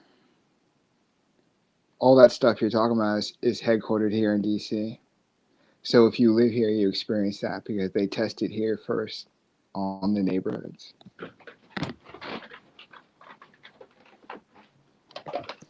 So were you talking about MK Oak? Yeah, go ahead, bro. To say, I wanted to ask both of y'all. Would say also these cell phones are another style of MK Ultra too? When y'all think so? Of course. Absolutely. Absolutely. MKO. I mean, bro, like, look, man. It went into different phases, different ones, you know what I'm saying? Like I said, the military intelligence, were the ones, and these people are the same people who funded the Tuskegee experiment. You know what I'm saying? You want me to be detailed? That's what you want. Nah. I mean, we going back and forth. We performing brain surgery over here. You dig what I'm saying? And this is the grand jury indictment of the Pan Boo Boos and sellouts, right? So this is what it is. They can no longer teach motherfucking Pan Africanism on our soil, bro, without being called out for their treason, bro. Like, we're not fucking Africans. Like, I'm not saying that people don't have mixed ancestries. That's beautiful. Embrace that. But stop putting all that off on everybody else based off of these Zionist books, talking points, and all this other shit. I just think it's time out for that, and it's breaking the law, international as well as American law, right? If you are pushing this in schools, on television, anyway, it's against the law, y'all. It's absolutely against the law. That's kind of what we got to get on their ass about. Absolutely, absolutely. It's called genocide. Period. And terrorism. They're erasing us on paper. Absolutely. And they've been doing that since they came here. The hell? So I'll put it like this. When you talk about Howard University and you talk about the colonial colleges and you talk about the Boule, it's all related up to the present through the FBI, COINTEL, all of that. So like I said, if you grow up in DC, you see that firsthand. So that's how you learn about that. The Knights of Columbus, the Jesuit headquarters, the International Order of White Supremacy is here. So when I say that, it's literally like, so they have a think tank called the the Heritage Foundation. and they're openly for white nationalism and white supremacy. So those people walk the streets and they talk about what they do. So if you live here, you hear all types of crazy stuff. Half the people here work for the federal government. So that's peep game, y'all. DC is whatever percent us, right? Janice. It's two different worlds. It's the people who work for the federal government and the people who are not on that, and they're constantly Hold on, right? But when you looked at the election, yo, it was 94% Joe Biden to 5%. Yo, it was the biggest disparity I've ever seen in elections. But did y'all pay thought that was kind attention of to crazy. how every news channel had Trump stuck at 614 for like 2 days? I mean, we're gonna definitely get into that, but something that Igor said, that how this is all tied back into today, right? So Yeah. One thing that Rob Bowen was gonna say, right, is that they were Pan Africans before the creation of the CIA, right, in the 1960s and all this other stuff. They're gonna say, oh, people was already talking about this. And they're gonna talk about Sylvester Williams. They're going to talk about Edward Wilmot Blyden, right? You know what I'm saying? They're going to talk about these people, right? Of course, but what they're not telling you is that those people were taught in a church by a Zionist, period. I'm not going to keep going back and forth with this. And they taught them these certain principles. And now, if you understand that those principles, if we could fast forward them, are working against our people. This is why we even got to argue about this. Now, I want to pull up something, right? I wanted to say this for Rob Warren, yeah, but I think it's very interesting, and I think it's very telling, right? Because once I said we're gonna get to the origin of this bullshit with these guys, because they like to tell you about the new story, but they don't never want to get into the actual story of it. Yeah, just bro. Hey Chief, after you're done, I want to say something. Go ahead. No, go ahead. You got it right now. We're gonna pull up this listen, real fast. I'm in this motherfucking 1828 book, bro. They got everything in 1828 existing for Pan except Africa. They even got Pan American, bro, in 1828, but no Pan African. There's not even. I mean, technically, that's what. Listen, I'm finna name. Look, this says it right here. I'm finna show it on the screen. Make my screen big. Fuck that. We printing the books out. You want to share that, motherfucker? Hell yeah. Let's share this motherfucker, man. We finna go to the book. You know how we do it. You know what I'm saying? Look at all of these pans. No African, right? So the word pan itself, it says all as in the pantheism of comprising or common to every as in Pan-American, right? That's where they get it from. B, belief in the union of all members of a certain nationality, race, etc. Then it says as in Pan-Americanism. Once again, y'all see this? That shit come from us. They stole it again. Pan-Americanism, right? In sense, two, use with the hyphen as in the following words: Pan-Asiatic, Pan-European, Pan-German, Pan-Germanic, Pan-Germanism, the Pan-Islamic, Pan-Islamicism, Pan-Slavic, Pan-Slavicism, and then it says Pan-Teutonicism. So then we go down to Pan-American, right? Look what this shit say. The adjective of North, Central, and South America or their peoples, right? Then we go to Pan-Americanism. It says a noun, a policy of political and economical cooperation, mutual cultural understanding, etc. among the Pan-American nations. Pan-American nations. Pan American Union. Let's go there. The official agency of the Organization of American States, OAS, through which the 21 member republics worked to further Pan Americanism. Before the Union, before United States, before all of that shit, it was American States, OAS. So niggas need to stop getting off of that pan shit, bro.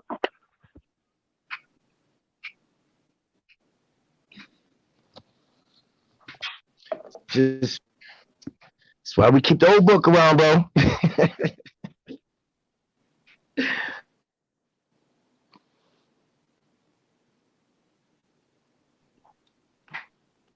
Yo, can y'all hear me?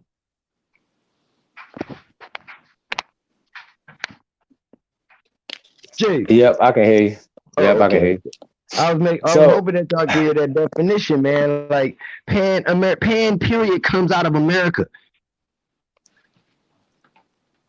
hey, I want to send a shout out to Unpack with Janice.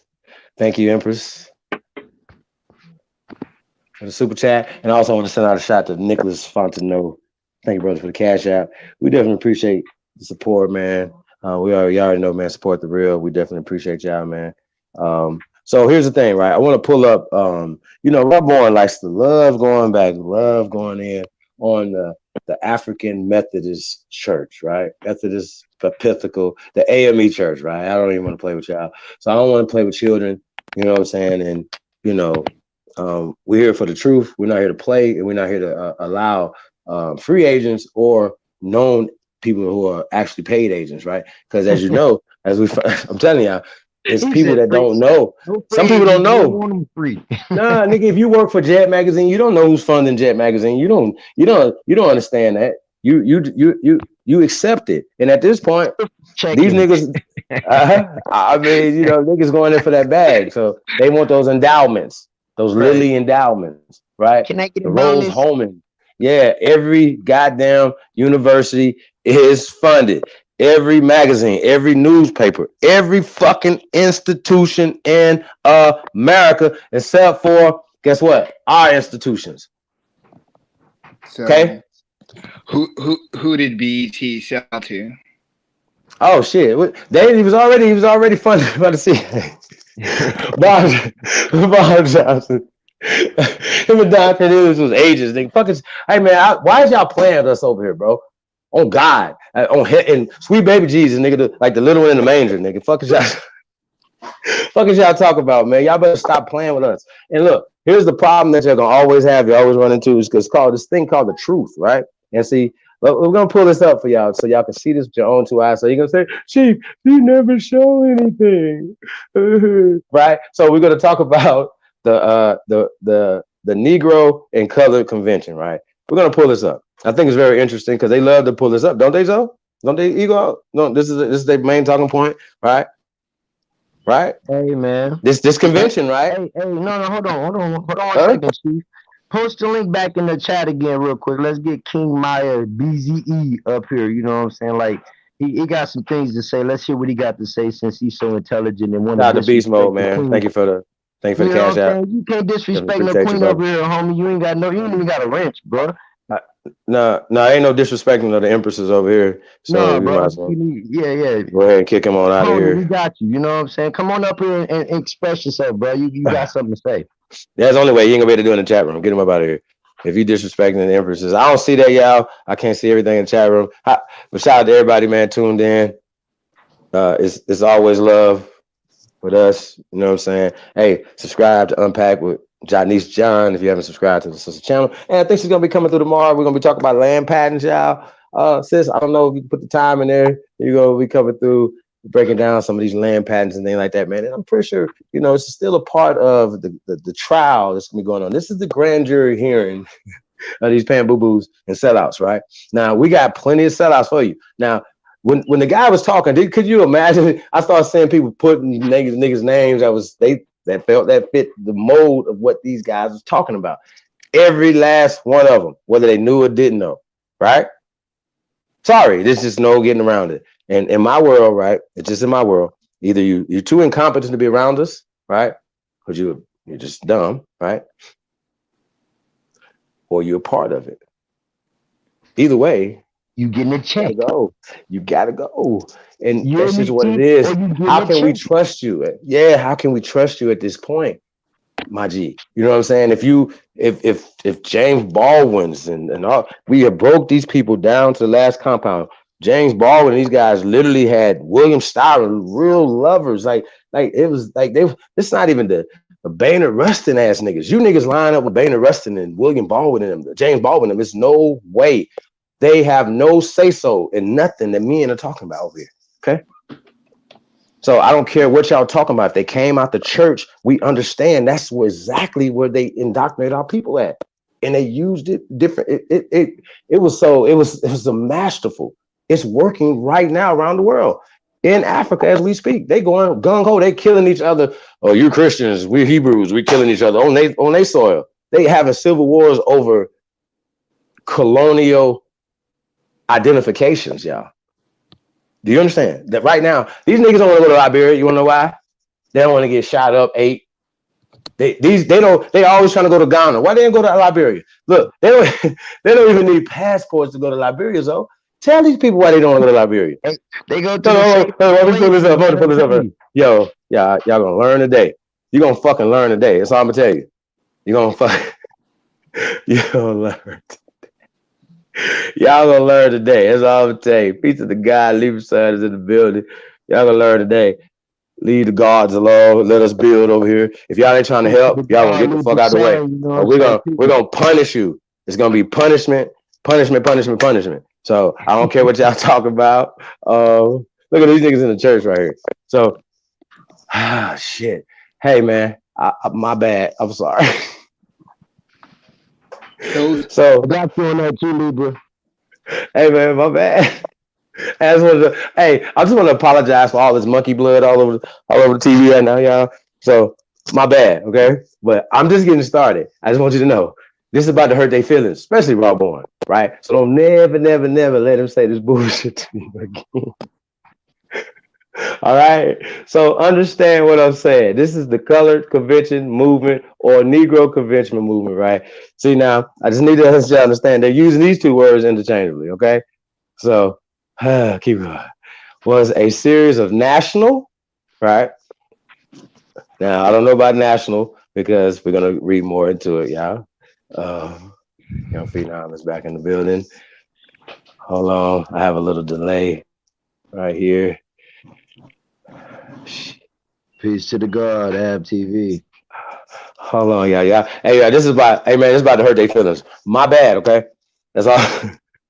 That's all I'm saying. It's a series of national, regional, and state conventions held irregularly during the decades preceding, right? So decades preceding the following American Civil War, right? So it was held, they had conventions held irregularly during decades preceding and following the American Civil War. So that's before and after the American Civil War, okay? Right? So that's 1860s right here, right? The delegates who attended these conventions consisted of both free, The delegates who attended these conventions consisted of both free and fugitive African Americans. Now, remember, African Americans wasn't the term included in. So let's just take Africans off because we know they were Americans. Check, everybody, if we cool on that? Okay, including religious, see how this is? Including religious leaders, businessmen, politicians, all one and the same, writers, right? Publishers, and abolitionists. I don't want to get into abolitionists right now, but it's very key when we just break that term down. Sometimes you just assume it's just about slavery, right? You just assume being an abolitionist is about slavery, right? But what to imagine is my people didn't give a fuck. We were shooting abolitionists. You heard?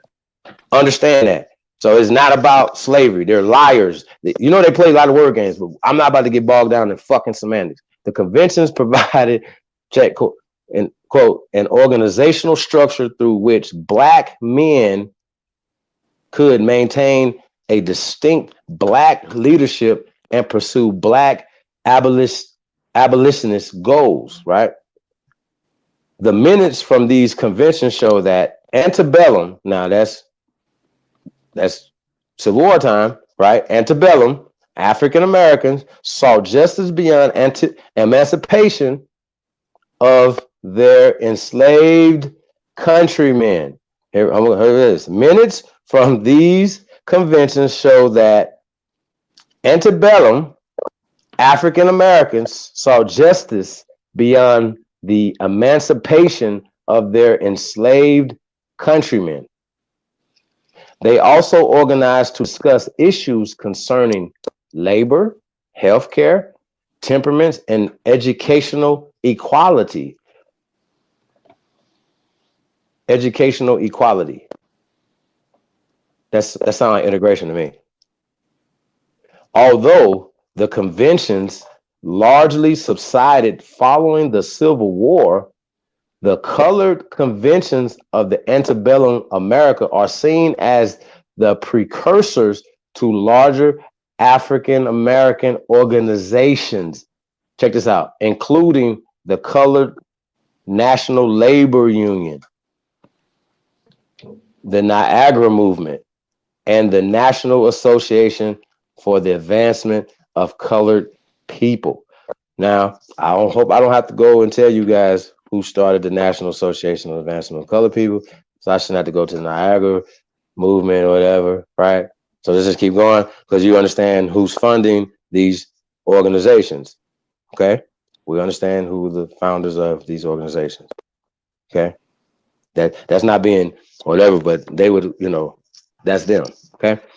In the early 19th century, national and local conventions involving a variety of political and social issues were pursued by increasing numbers of Americans. In 1830 and 1831, political parties held their first national nominating conventions. Historian Howard Bell noticed that the conventions movement grew out of a trend toward greater self-expression among African Americans and was largely fostered by appearances of newspapers such as the Freedom Journal and was first suggested by Hezekiah Grice. Now, the reason why I'm saying Americans and the reason why they're putting Africans in here, right? Because in this time period, in 1830 and 1831, the only fucking Americans were our people, right? The French were proud French Americans, but they didn't even hyphen the shit, right? Irish Americans, German Americans, right? And don't fuck with me. Don't do it, right? And it wasn't that many of them here. So, right? So it wasn't that many of these people here. So they were a stink group and they were happy and they still spoke their language in 1830 and 1831. German was still being spoken. French was still being spoken. Spanish was still being spoken in America during 1830 and 1831. We wasn't speaking this motherfucking language in 1830 and 1830 fucking one. So whenever y'all born here and pull up some fucking documents of motherfuckers speaking in this tight fucking language right here, they are fucking agents. Okay? They're lying. It's so fucking lie. I'm telling y'all, bro. I had to get on my motherfucking soapbox, nigga. It's about to get down. Hey, look, I'm just getting started. I promise I'm getting just started, right? I promise. It's just getting crazy. And I'm gonna hurt y'all feelings because y'all, oh my God, I can't believe you niggas this goddamn slow. It said the first documented convention. Hey, check this out. Rob Bourne. The first documented convention was held at Mother Bethel. Hey, Mother Bethel, AME, right? Well, guess what? It wasn't because church in Philadelphia in September 1830, right? Delegates to this convention discussed the prospect of immigrating to Canada to find refuge from the harsh fugitive slave laws and legal discrimination on which they lived, right? The first convention elected as president was y'all boy, Richard Allen, founder of the, check this out, y'all. This is about to get ugly. Monkey Blood. Founder of the first African Methodist Episcopal Church, right? Episcopal, right? That AME, right? Right there. Y'all see that? Church, AME. The first independent black denomination in the United States. Y'all see this? The idea of buying land in Canada quickly gave way, addressing problems they face at such an education and labor rights, right? Philadelphia was the first hub of colored convention movement for several years before nearby cities such as New York, Albany, Pittsburgh also started hosting conventions. By the 1850s, conventions were extremely popular, and multiple national, state, and local conventions were held every year. Although a majority of these conventions, I would say pause right there. Let's get this work, man. Let's get this work, man. Click on African method. Click on that. Hey, no, I was finna say turn my camera on. I just wanted to pick this up because that church wasn't called that. It was called Negro Methodist Church. Negro Methodist Church, NM or some shit, NMC or some shit. But Right. Pete, I'm gonna turn the camera on. Let's get this abolitionist out of the old book, and then it explains exactly why what you're saying is so true. These colored motherfuckers we had as servants over here, they became the abolitionists. So look, abolitionist, a noun, one who favors abolishing. Two, sometimes a one who favored the abolish of slavery in the United States, right? So then we go to abolition. It says about abolition. It says to utter destruction, annulment. Sometimes the abolishing of, it says the destruction, to give away with, to put an end to annul, right? So then I was looking below that and I said, abomination. Watch what this says. Abomination is a noun, hatred and disgust. Number two, anything hateful and disgusting. So these motherfuckers got with the pale face and was trying to do all what you're saying. And then once they got working with them, all of the shit turned around because the pale face that was able to learn the law had colored motherfuckers to do their duties the same as today. We got Jesse Jackson doing the motherfucking white man duties. You see what I'm saying? So go ahead. I just wanted to point that out real quick with the abolishing and all of that shit, because that's in 1828 that shit was. Well, what it was, they was abolishing our system, our economy. Yep. That's what they abolished. They didn't want to be up under the contracts of servitude and shit. And we didn't want to pay y'all taxes. And so that's what the whole Civil War was about, right? So I want to get back to this right here, right? I want to get to the origin of African Methodist Church, right? So can we click on that real fast? Yeah, I gotta read this. I'm not saying it. This is what they're saying. It was called Negro Methodist. Okay.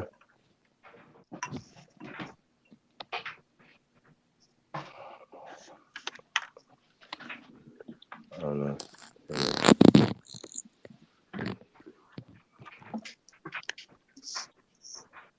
African Methodist. Just click on that. It's highlighted right there next to Richard Allen.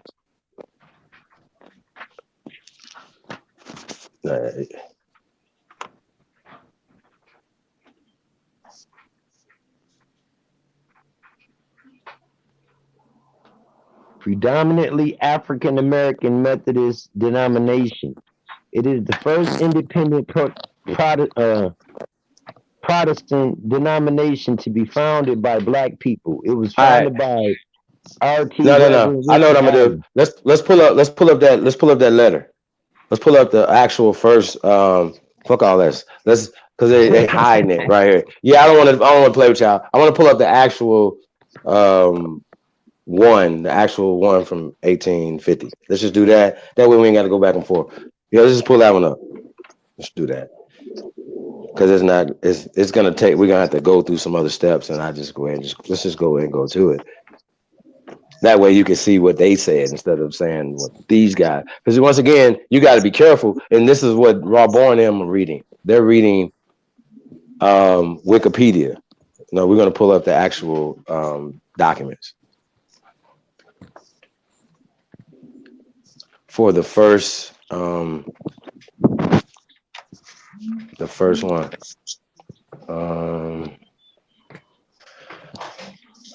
Hold on 1 second, y'all. Hey, somebody, y'all go ahead and take the floor. We got Dominic in the building. I'm gonna go ahead and find this letter, y'all, because hold on 1 second. Young Phenom, Zoe Hustle, Eagle Hawk Condor, and we got the CEO in the building. 2 a.m. is in the building. We are 2am.com. Wake up. Peace to the gods, man.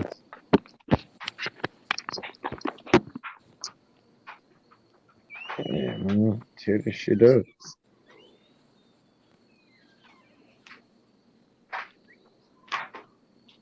You got pops app. Peace to the gods. What's good? Oh shit, man! Up here chopping up some shit, man. Wu-Tanging. What's good, brother? Same shit, different toilet paper. Sound like you're on the road, brother. Yeah, man, I'm out here in these streets, you know, okay, shaking the move. Nice warm night. It's better to be moving than sitting still. I try to tell people that's bad for the bones. Yeah, harder to hit that way. Mm-hmm. Yeah, we was just chopping up this dude, this cupcake ass dude was on there. He was trying to spill some beans, but he was coveting. I'm gonna say he was coveting a whole bunch of language, and then he was going into some Jews, but then it turned left real fast. Like we had to just bring it on out. Yeah, I think it's about time to put these niggas to bed, man. I mean, if you still holding on to that type of information, then you obviously got an agenda. You getting paid. You emotional. Something is keeping. You know what I'm saying? You attacking this type of information with so much evidence to show otherwise. It's just, I gotta accept shit for what it is. Or you being funded. Yeah, man, get paid, man. Yeah, man. You right, man. Cause it's like it's way too many videos. All the brothers, man, with the panels they put out way too much bulletproof truth on the evidence, and for people to keep coming, it's like you either getting a check to do this shit, working from home, or you just that damn stupid and you just a stubborn ass moron, You said they getting a working from home check? Yeah, they get that motherfucker work from home check, that $20 an hour, you know what I'm saying? Yeah, let me go ahead and fuck up the Aboriginals today. Damn. 20 an hour, huh? That ain't bad. All right. What's going on, y'all? They create an argument, they get paid a bonus. What up, Dom? What's up, Dom? All right, I got something that I would like for the panel to visit with myself, and I'm not refuting the information. I just have a pointer that I would like to address to the panel and to the chat. Because I hear a lot of timelines being thrown out. I hear a lot of titles being thrown out, right? And so if we're going to deal with that, well, we just might as well just go ahead and kill that noise and just go ahead and put it all into play, right? Okay, is anybody familiar with the Wycliffe Bible of 1380? Is anyone familiar with the Wycliffe Bible, the late version in 1388? Is anybody familiar with the Trinidad Bible in 1526? The Cloverdale Bible of 1535? The Matthew Bible of 1537? The Great Bible White Church Bible, 1539? The Turnerville Bible of 1539? The Becky's Bible of 1551, Geneva's Bible of 1560, the Great Bishop Bible of 1568, and the Dewey Rams Bible of 1609. Which one did you start with? The first one? The first one, it was called the Wycliffe, that's Wyclif Bible. Early version, right? It's called the early version of 1380. Are you familiar with the Sefer HaMitzvot? Yes, I am. Sefer HaMitzvot from 1189? Yes. Yeah, that's more of the original. Correct. Yeah. But I'm just dealing with these top 11, right? Right. I see where you're going. Hey, Dominic. Hey, bro. Yeah, I see where you're going. Go ahead. Hold on, real quick, man. I would love to see these Bibles, bro. You know what I'm saying? Because these are to me, have so much information because a lot of not only wars, but just governments and things. All this stuff was based off of the stuff, and I think that we can kind of see the what was changed and stuff. So I would love to see these Bibles. What What language are these Bibles written in? Well, see, that's that. Well, see, this goes back to the point. The point is that the first translation, vulgar, was used in canon law, translated by Henry Hargravens and John Purvey of the Wycliffe, right? And this was in, excuse me, this was in Latin. Okay. The next one was in English, or what they call the first English, Great Britain, Wycliffe Bible of latter Whoa. version. So just know that that's a Germanic language, okay? Old English, right? Right. But that's just what it reads. I'm just reading it off to you. I'm just deciphering it. I'm just deciphering for people. So just understand that. So Germany is a colonizer, correct? Chief. Colonized English Africa. is original to America, Chief. It wasn't always called German. Hold on, Dominic. Of course it Old wasn't. English. Hold on. It's a different with Don't call English. it now. This is where the old English is original to America. The Middle English, they call it ME. The Middle English is what they claim to be Germanic, and then the modern English is the commerce language, which is in English. But the English I can't wait till y'all see this right here, though. Right. Hey, Rob Bourne, this for you. You get to the third Bible when you get into Dramatic or Grammatic. And from Grammatic, it says from Grammatic, or excuse me, it says the Lutheran Bible was translated from Germany, from Hebrew, right? Then it says to Greek to Aramaic in 1534, and set aside the Apocrypha because it had not found Hebrew versions of this particular book or writings. Are you talking about King James the fifth? Yes. Now we have in play. What we have right now is what is better known as the Christian Crusades, right?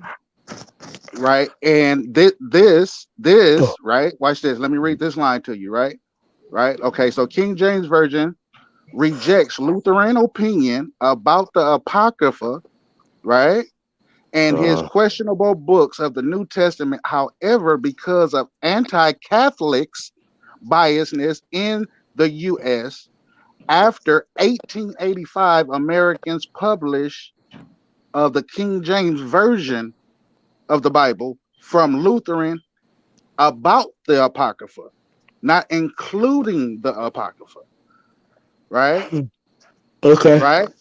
Yeah. But hey, well, go ahead, bro. What you gonna say? Okay, so what we have is we have a transfer of power, right? We have a transfer of power because the queen at the time, her name was Mary. You might know her better as Bloody Mary. Yep. Okay. Hey, hold that thought, Bloody Mary, real fast. All right.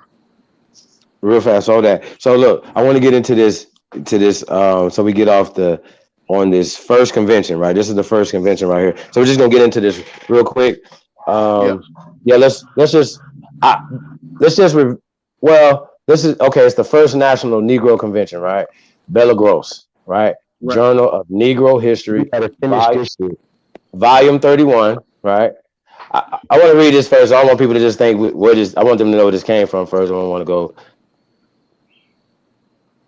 I will come back to that. Make it a little bit bigger if you can. So it says the first National Negro Convention, right? It says the leaders of the free colored people of New York and Philadelphia vied with each other in calling the first National Convention, which was held in Philadelphia from September the 20th through the 24th, 1830.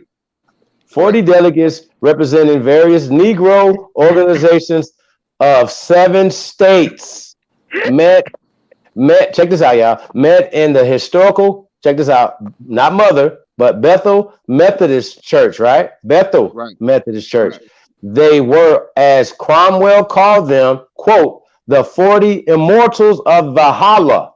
Now, Cromwell, that was Valhalla's, if you know what Valhalla is, that's some European Viking shit, right? That's their heaven. Okay, Okay. follow. All right. Many delegates risked their lives. Hey, can somebody mute, please?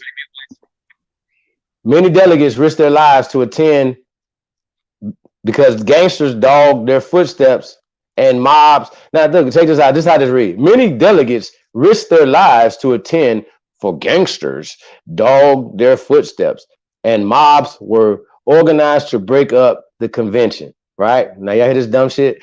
The convention first met in secret sessions for 5 days from September the 15th to the 20th and voted to hold open sessions come what may, right? Richard Allen, democratically chosen bishop of the Negro Methodist churches. I'm going to say this again, right? They democratically voted bishop of the Negro Methodist churches was elected president of the convention. Other leading figures were James Fortin, Reverend Samuel E. Cornish, Reverend Peter Williams, William Hamilton, Philip A. Bell, Hezekiah Grice, that guy earlier, J.W.C. Pennington, only to name a few of them who were among the leading abolitionists, right, of the day. They represented abolition meaning destruction. Go ahead. Right.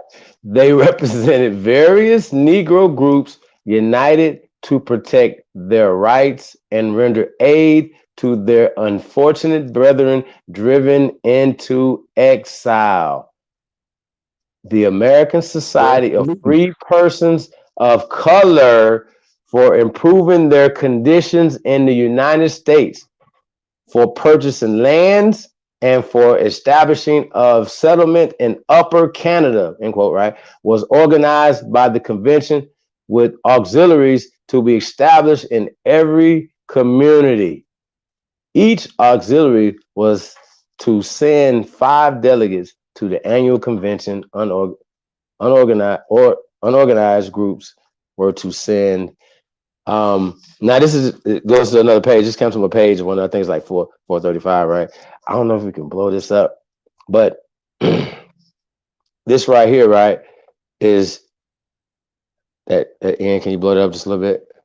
That bottom. Hey, and I want to touch on that word exile. So now, the word page exile means 435. forced to leave. So when they was exiled, they was being forced to leave if the motherfuckers wanted to go with the democracy. Go ahead. Well, right. So they didn't want to go. They didn't want to go to Africa, right? This is 1830. Right. Yeah, they want to go to Africa. They went up to. I want to go home. Yeah. Nah, they were like Canada. They rather go fuck Africa, nigga. We would go to Canada up in the cold, nigga, and skate on some ice and shit. We'll take some leather boots and shit. Yeah, man, fuck all that. Everybody go up to Canada and go home. I go to Africa. Like, you know what I'm saying? So you gotta understand that. They can come back and forth home, but this is home, right? So this was held in Philadelphia, September the 20th through the 21st, 1830. But this is kind of interesting. Anglo-African magazine, right?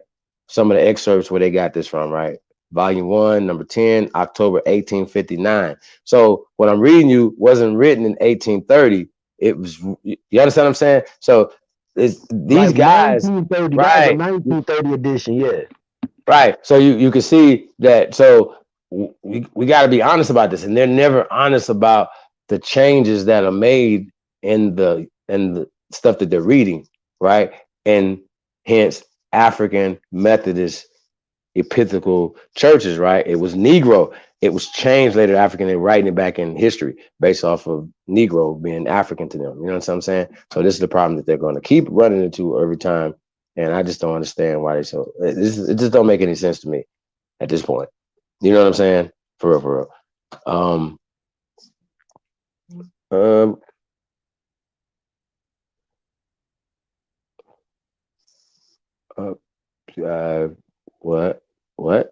What happened, y'all? What's going on? So, you know, they're going to address that. What's going on? Like, I don't understand why is there such a resistance to. Well, I guess I do understand because our people were resisting all through every time they were trying to introduce this bullshit to our people. You know what I'm saying? We was like, nah, we cool. Nah, we Can you cool, and we still just our ancestors saying that basically. Go ahead, brother. can you, no, I was just gonna say, can you look at the first line at the first source at the bottom of the page? You said look at the first line, African Methodist. No, at the first source that says number one at the bottom of the page. Yeah, Anglo African magazine.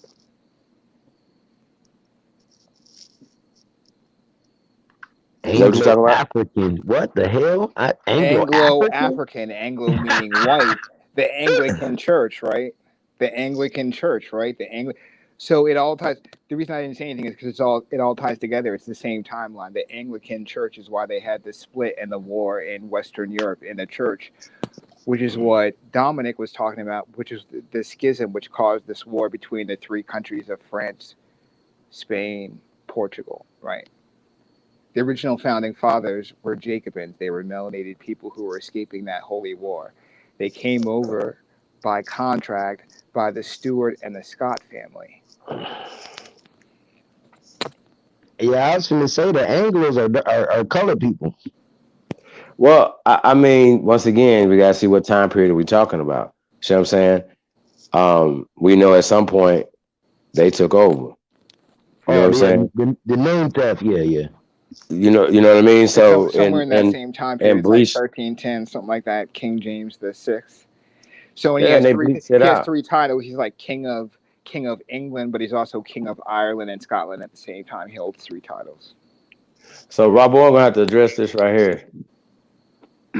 Negro Methodist, Are we aware of the Aboriginal wars that took place amongst Aboriginals? of Are we course, aware of? Oh, hell yeah. Say again? of course. Huh? I couldn't hear. That's the only way they beat us. No, They well, just they let Listen, us partially, walk people, on each other for them. partially, but You said everybody look at that title where it says New York. That's the biggest word on that page right now, right? mhm, Now, that the next one is Philadelphia, right? right, Now, these are two imperialistic names. The reason that that's called a New York because this is the old York. This is the real original York, right, Yorkshire. right, And the Philadelphia in the Pennsylvania is the ancient lands. So that's why when they naming these locations, pay attention to the locations. Like when you just mentioned the Stuarts and the Scots and all of those, that was here. So we can't send it back over there if we're talking about how we decoding this dirty information, as I would call it. right. Okay, facts. Now let's look at from excuse me, the Constitution of Congress, the governing bodies. Let's see which tribe is dated to make the first treaty, right? And let's capture that time frame. Because once we're able to capture that time frame and that nation, tribes are nations, by the way, they're not tribes. Um, between 1778 and 1871, the U.S. negotiated treaties with Indians. First treaty was signed on September 17th, 1778 at Fort Pitt, President Day, Pittsburgh, between the Delaware Nation and the United States of, I guess you could call that Great Britain, because that's who was ruler at the time. Um, so now we have a landmarker, right? Right. We got between 1778 and 1871, the very first treaty. Now, which tribe or which nation is from modern day Pittsburgh? Right? Right. I think I'm pronouncing this right. The Mohican, no, Wait a minute. Mohican? How you say that? Eagle? You're saying it right. Huh? You're saying it right. Mohican? Okay. Okay. I just didn't want to butcher it. My bad. But yeah, the Mohican tribe. Okay. Now we have to go and see, why was this treaty signed? Right? Y'all following me? Why was this treaty signed, i.e., by the Mohican tribe? We know the war, right? But for what other means was this treaty signed? Okay. Right? I Go ahead. No, are you asking? Or are you just, yes, I'm asking. You're just playing it out. Yes. So in your general question. In your research, Google High Lords and the King of Scotland. High Lords. High Lords and the King of Scotland. Okay. And that should be a part of the Great Law of Peace. And it should come up either that whole section or the whole Great Law of Peace. Hey, I wanted to say something after y'all done too about the word United States, because that was more authentic before the Paleface got here. So the United States was a part of the 13 tribes or the 13 nations that held the English Empire down until the formal Spanish conquest. But go ahead. Sure enough. Okay. Wait a minute. This one. No, it's all connected too. So you don't have to read through the whole thing. But what it is okay. So the Mohican were part of the 5 clans that made up the Iroquois Confederation, the Great Council Fire. So what they did is Zoe's right, there were only 13 colonies. So they took all of what they called the High Lords, which were the chiefs and the kings of each nation. Hold on. Pause 1 second. My brother Blue, everything you're saying about the Stewart family is wrong. I'm a Stewart blood myself. I know all of our history, and it's not in the book. So all of that, they're from Britain. The Stewart line is from Barbados, bro. And do your research. Just stop it, man. That's called a profanity, bro. Facts.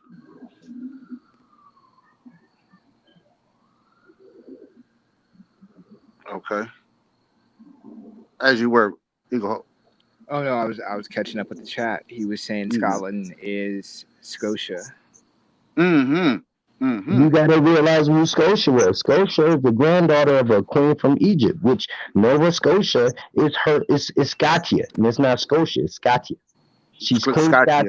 So the granddaughter of one of the queens and the king. You know what I'm saying? So yeah, that's where Zoe should take over, because that's as far back as I went. Is that, and then between that and when 1865, when they switched up on the Constitution, there were 200 different treaties in between that time. Sure enough. Yeah. Okay, so now, and it ties to the church.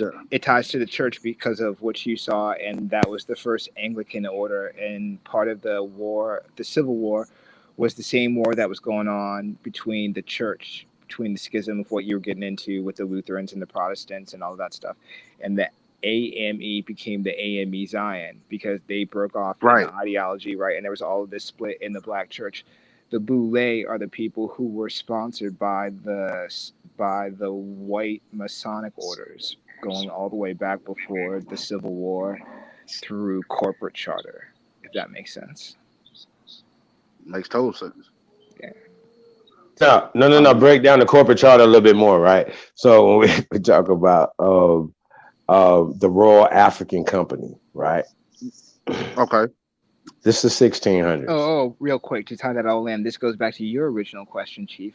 How do I know about all this? And I shared this the first time I was on your panel about a year ago. My grandfather was a minister in the AME Zion Church. And he was actually the presiding elder for all of the so-called Negro churches in the state of New York. So. Right. Now, the Royal African Church, right? We have to see what type of religion that they were pushing, right? No, we're talking about the Royal African Company. Yes, that's what I'm talking about. But it's It's a actually a shipping church company. too. It's the banner. It's the banner. Watch this.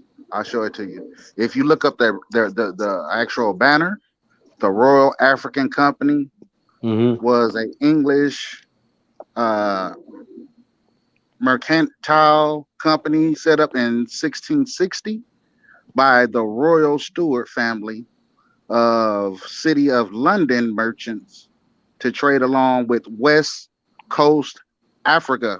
Keyword West Coast Africa. It led by the Duke of York, like my brother was saying, the Duke of York, who was the brother of Charles II and later the throne as James II. That was Charles Blackboy. Charles Blackboy Stewart. Okay, okay, We're talking about the Duke of right, York, though, right. right? That's what it reads. He's talking about his kids. He's talking about King James kids, though, in rulership. Okay, okay. I was just reading underneath the banner, the actual I don't know what you call it, the stamp or signature of this particular Royal African Company.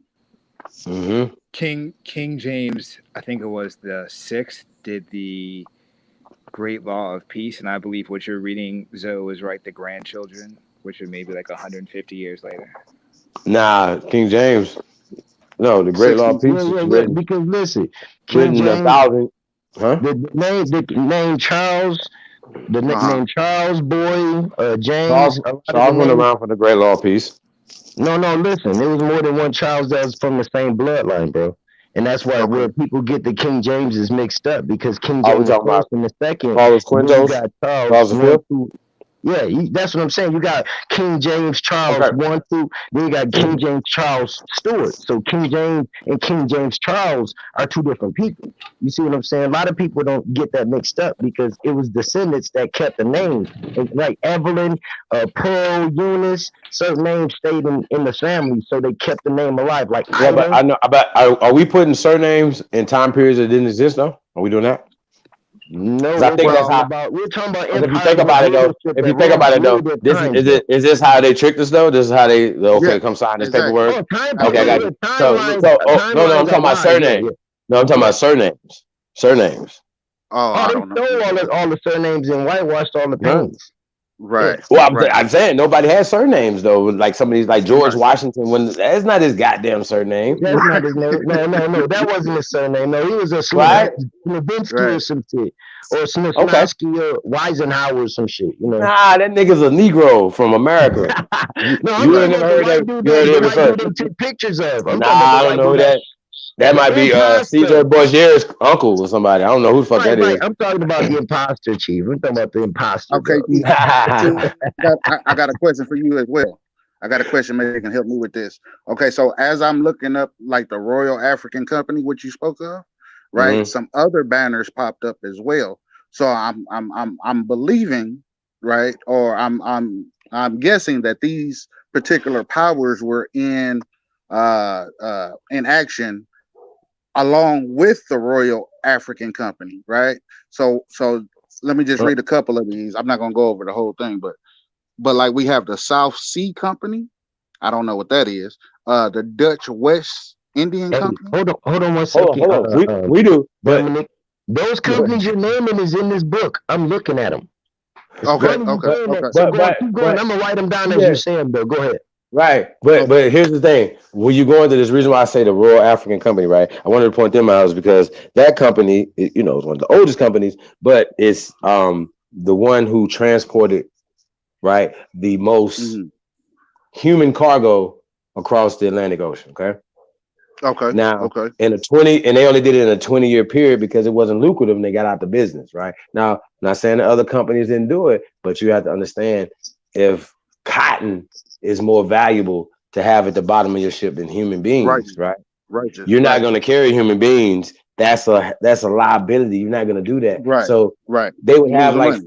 5 fucking people in chains in that, or that's an expensive trip. A very Why are few. we Right. taking you? Okay. Why are we taking you to America for free?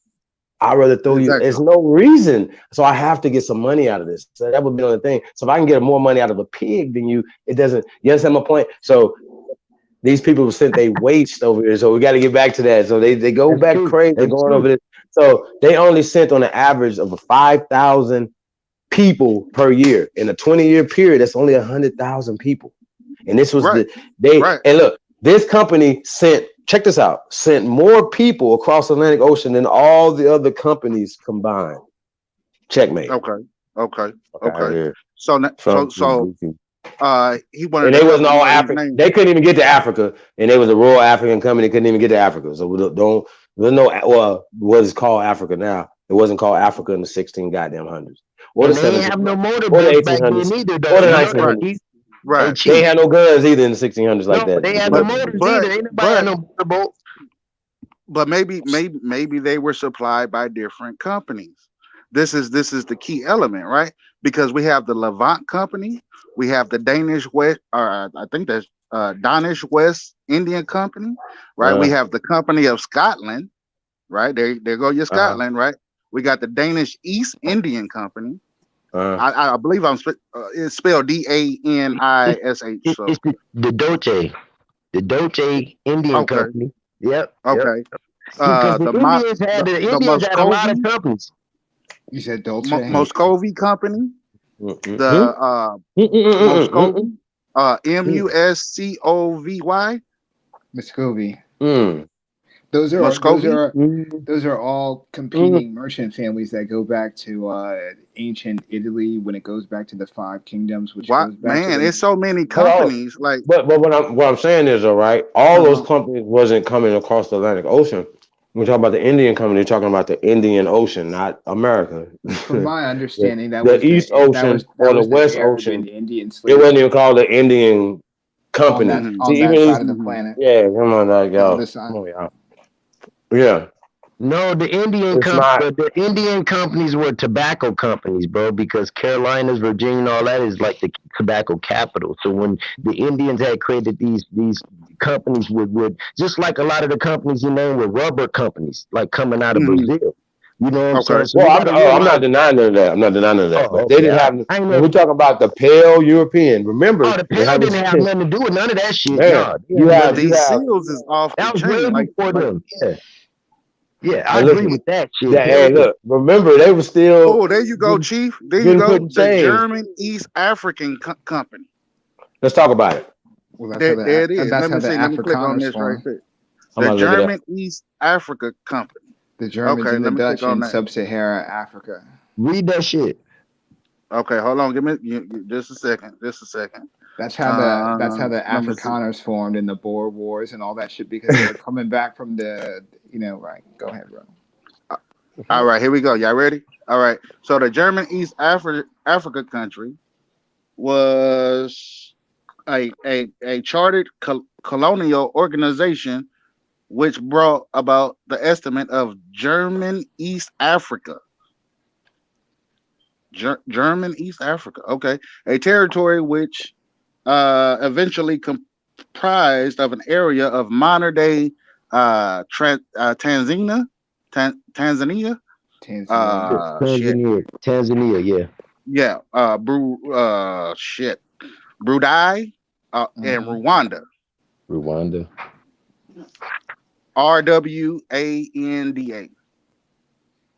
Right, and the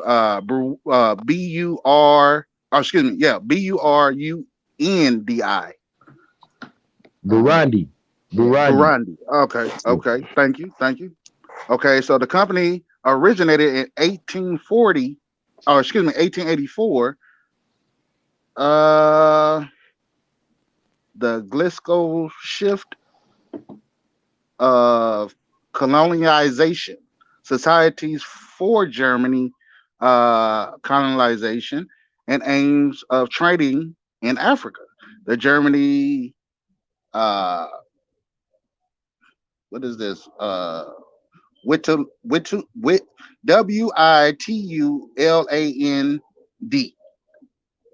Wituland, and Kenya organized as a separate German spheres of influence in 1885. In April of the same year, the company leased a coastal strip opposed shit Zanzibar Zanzibar shit, and it's said to last at least 50 years. It was an attempt to take over the administration led to covering revolting along the coast, of which the Tanzanians, the company could be only held by DARES Salam SALLAAM. Dar All es right. Salaam, So that's re- like Ethiopia. That's like north of that. That's like Ethiopia and Sudan, okay, okay. Eritrea. So now if my reference of what I'm reading, right? So if you type in, I'm reading from the Wikipedia right now, right? But this is the German East African company. Uh, it's a red flag with about 5 stars on it, and it has a cross in the middle. So I just hope that helps the argument or furthers the conversation. But yep, Germany and East Africa. Hey, is that Uh, flag? Does that flag have like the four short pyramids, but they're all surrounded by a different color? No, this one is it shows like a white flag in total, right? It has a red box at the top. I'm looking at 1, 2, 3, 4, 5 stars, and then Hmm. it's just a cross that actually a black cross that goes within the middle of that particular And cross. then you should look up the Geneva Convention, which is so Europe was fighting over Africa, what they call Africa, for a couple hundred years. So in the mid 1800s, they signed a international so-called treaty convention where they divided up Africa amongst the European states, and then that's when they started getting involved in the Arab slave trade. Got you, Right. got you. The Okay, Germans came okay, back because they used to be there, but like 1,000 years ago. So the Berber tribes in North Africa that you think of as light skinned, they're part they're part Spanish, Portuguese, German, and Arab. Right. yep. You got the Royal Greenland Trading Company. You got the Dutch East Indian Company. Shit, And the it's Dutch were so one of many of them. the Dutch were one of the biggest Let me slave ask y'all, traders. man. Apart from the ancient names of the pale race, right? Do y'all Hmm. know what they would probably admit to right in your face? And it's right here in this dictionary. The name Okay. that they would call it, not just Caucasian, right? Uh Do you huh. know that they're the actual original Georgian? The Georgian, like Georgia, like from Russia, like that Yep, Georgia, or yep, Yeah, that's yep. that same area. But oh go ahead. shit, okay, They're I didn't Georgian. know that. Damn. And when this definition says Georgian Soviet Socialist Republic, right? Hmm. It's a republic of the USSR in the Transcaucasus of the Black Sea area. 26,000 square miles, population 4 million something to Talus. Wow, Yeah, so they're wow, Georgians. that's huge. White people They're take Georgians, titles of every land they go to. So every time they right? call themselves something different, that's another identity hack. Go ahead. Right. Absolute, absolute. That's where they came out of the caves. But yeah, I don't know if if y'all pulled that up or not. But when you start with the, let me see. I'm gonna show you exactly how I got there. Um, Give me one sec. Okay, so when you pull up, you Google the Royal African Company, right? It's gonna have a list of all of these companies, right? And so you have to, well, is that the Muscovy? Yeah, Muscovy. But anyway, uh, all of these had to have some type of participation, They probably right? Like a couldn't ranking pronounce order. it right though. You know that too, right? A lot of names they didn't have a r on their tongue, so they couldn't pronounce the word right. So they spelt it how they could pronounce it. Okay, okay. So the rolling of the tongue. Okay, I got you. I got you. Okay. But yeah, I mean, yeah, we can look at the Royal African Company to pinpoint. But now, when you start dropping jewels from all of this and how they intertwine like a Charlotte's web, right? right? And what was they actually moving and how actually moving, right? Combined with the influence of, i.e., the church, right? And when I say church, I'm speaking of Catholic, Muslim, But just Hindu, put, Buddha, shit, Christian, Latter-day Saints, all that shit, all Pretty much praying on the Mormon weak. shit, Yeah, huh? they was praying on the weak. They was looking for people that had like minds. You know, oh, you believe in them too? Oh, we're Hmm. brothers now. Right, right. That part, that part. Yeah. So, man, this rabbit hole go deep. This rabbit hole go deep, so like what? super Well, deep. this ain't as far as them funding certain things, whether people know it or not. At this point, we Hmm. understand that from PBS to Black Lives Matter is funded by these people, and unfortunately, it these people have so much influence in our culture, Right, right? That they right. got I agree. everybody believing that they black African slaves, which is disrespectful. Okay. We can no longer teach this to our children. We got to turn up every time you hear it, bro. Like every time you hear a motherfucker disrespect your people, what you gonna pat them on the back? Nah, somebody disrespect your ancestors. I think that remember Dr. John Henry Clark said, the only thing we owe these motherfuckers is ass whooping. Sorry, So I is this still reserve that to be on the table for disrespect. God damn, like that should be on the hey table Chief, off top, huh? Shout Chief, out to the empresses. You know what I'm saying? is Holberg and is is is Copper this? Fox. Oh, my I bad. do this. No, Chief, is It's this gonna get okay? ugly. What this historical Jamestown article is this falsified or is this authentic? Okay, I so mean, it first off, reads the shit. Go ahead, brother. the Royal African Company supplying slaves to Jamestown, right? And then it goes down to say Africans in the Virginias early years, right? And let me see who Let me put ask you a this question. shit. Let me ask you a question. Did they say where those slaves are from? What color were those slaves, brother? At first, trading directly with the European countries with common was a common in Virginia, but the National Act of 1660 brought such relations to a close. Early English owned ships and entered colonial ports or colonial ports. The crown, no identification as far Okay, so as in 1619, right? And ethnicity. let me see what happened in 1619, right? Just to Okay, kind of add what you're saying, right? So our story is right. supposed to be 1619, so that'd be 401 years, right? So so-called Dutch or British, they're mixing them up. They're combining the two. We're beefing with the Spanish, who Exacto. right? Okay. Okay, so who were going back and French dealing Revolution. with Okay. our people in Florida and the Gulf of Mexico. We all clear on this. They Okay. were beefing with the French. The French are Right. dealing with our people here on this continent in North America, right? We don't have to go too far to this to see conflict between us and them in these time periods. I just think this is dumb, y'all. Like Hey, I there go want to that strangle you word. niggas. Wait a minute. Oh, in the same article, that word agent is it says agent in Jamestown. I bullshit you not. Shit. Wow.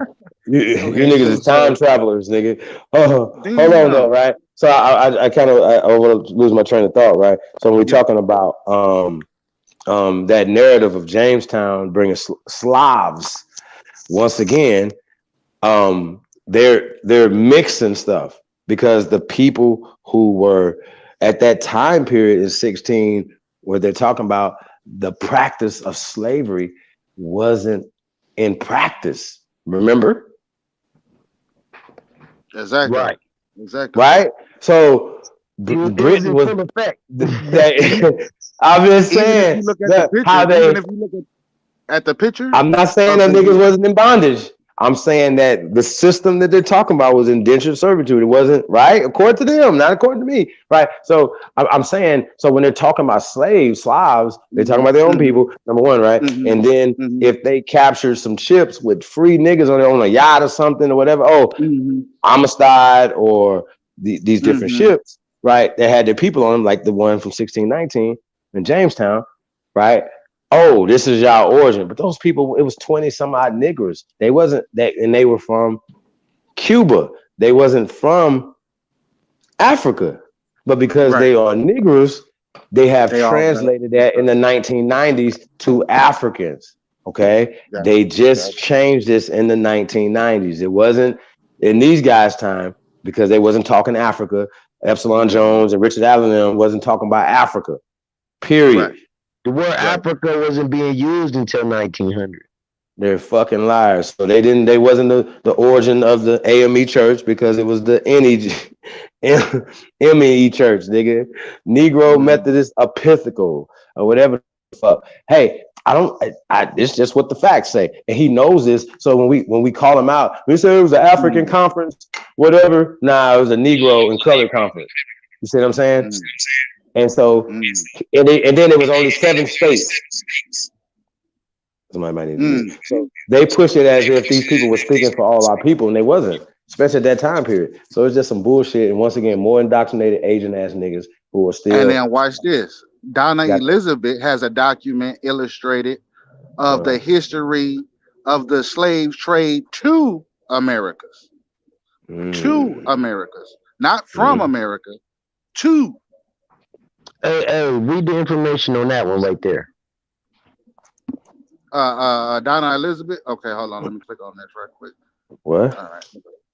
Yeah, let's hear this story about them bringing the motherfucking our workers, man. I need more workers, B. I got a lot of field to you. Damn, it won't let me click on it. It won't shit They now. right, and then look, they had to go Why we bring some talking about Chinese. it? Hold on, then they didn't bring enough Africans, so they had to go bring some East Asians, some Chinese. Y'all believe every goddamn story these people tell y'all, bro. Like, I think it's really retarded. I really do. Like, oh, and then also they had to displace us in Mississippi and send hundreds of thousands of us up to build Chicago and Detroit. Why, if they were here? But This is the then they sent them back 1920s. to Oklahoma to live on the desert. Why? What's going on? Mm-hmm. What did y'all build? Mm-hmm. Tell me. I want to Mm-hmm. know. I want to Got a know. I damn want to know thing. if you didn't build nothing. Nothing. We are, and one thing I do like about foundational, we are the foundation of this motherfucking country. We are Right. this country. We are the only true Amaru Khans. We're the only Americans. Okay. So I don't know what nobody's telling you. They're liars. Okay. Mm-hmm. Don't let them lie to you. Fuck all that Native American shit. Fuck all that. And the reason why we are attaching ourselves, once again, for the short but shorties, the reason why we're attaching ourselves to Aborigines, we're not saying we were a race of Aborigines because Mm-hmm. you're not indigenous or Aborigine. None of your ancestors are Aboriginal to the continent of so-called Africa. Okay. If you are, salute, go home. You got plenty of work to do over there. You shouldn't have to be worried about what's going on over here. Because I can guarantee you, if they was enslaving some of our people somewhere on our land right now, we gonna go see them. Niggas is not gonna be sitting over here like, oh yeah, they got niggas on the auction block. You got us fucked up. I can guarantee you, if we knew these motherfuckers had our people somewhere and down in Texas somewhere chilling with them on auction block, nigga, we coming out there. Y'all better stop playing with Hey, us. Chief. There's some shit, man, we not gonna allow. Hey, Chief. And I think men need to Sometimes step you gotta up. tell a nigga, Chief, once in a while, he needs some milk. Them African talking niggas is dumb, man. They none of the stuff they talk about, like even when they try to do research to find stuff in Africa about Africa, it's a deadline. It's a dead end. I mean, like you're gonna only get so far because it's not an ancient of the old world over there. Them It's niggas gonna not. spit in the Man, tube. Now, if y'all don't think that Dr. Henry Louis Gates Jr. isn't a CIA, I don't even know what to tell y'all. Like, if you don't understand that part, listen, even Dr. John Henry Clark told him he was a brown nosing ass kissing motherfucker. Just put him in his corner. You're breaking up, Chief. You're breaking up. you might Mic gotta check one. press mute. Yeah, you press mute real quick so see if his mic work.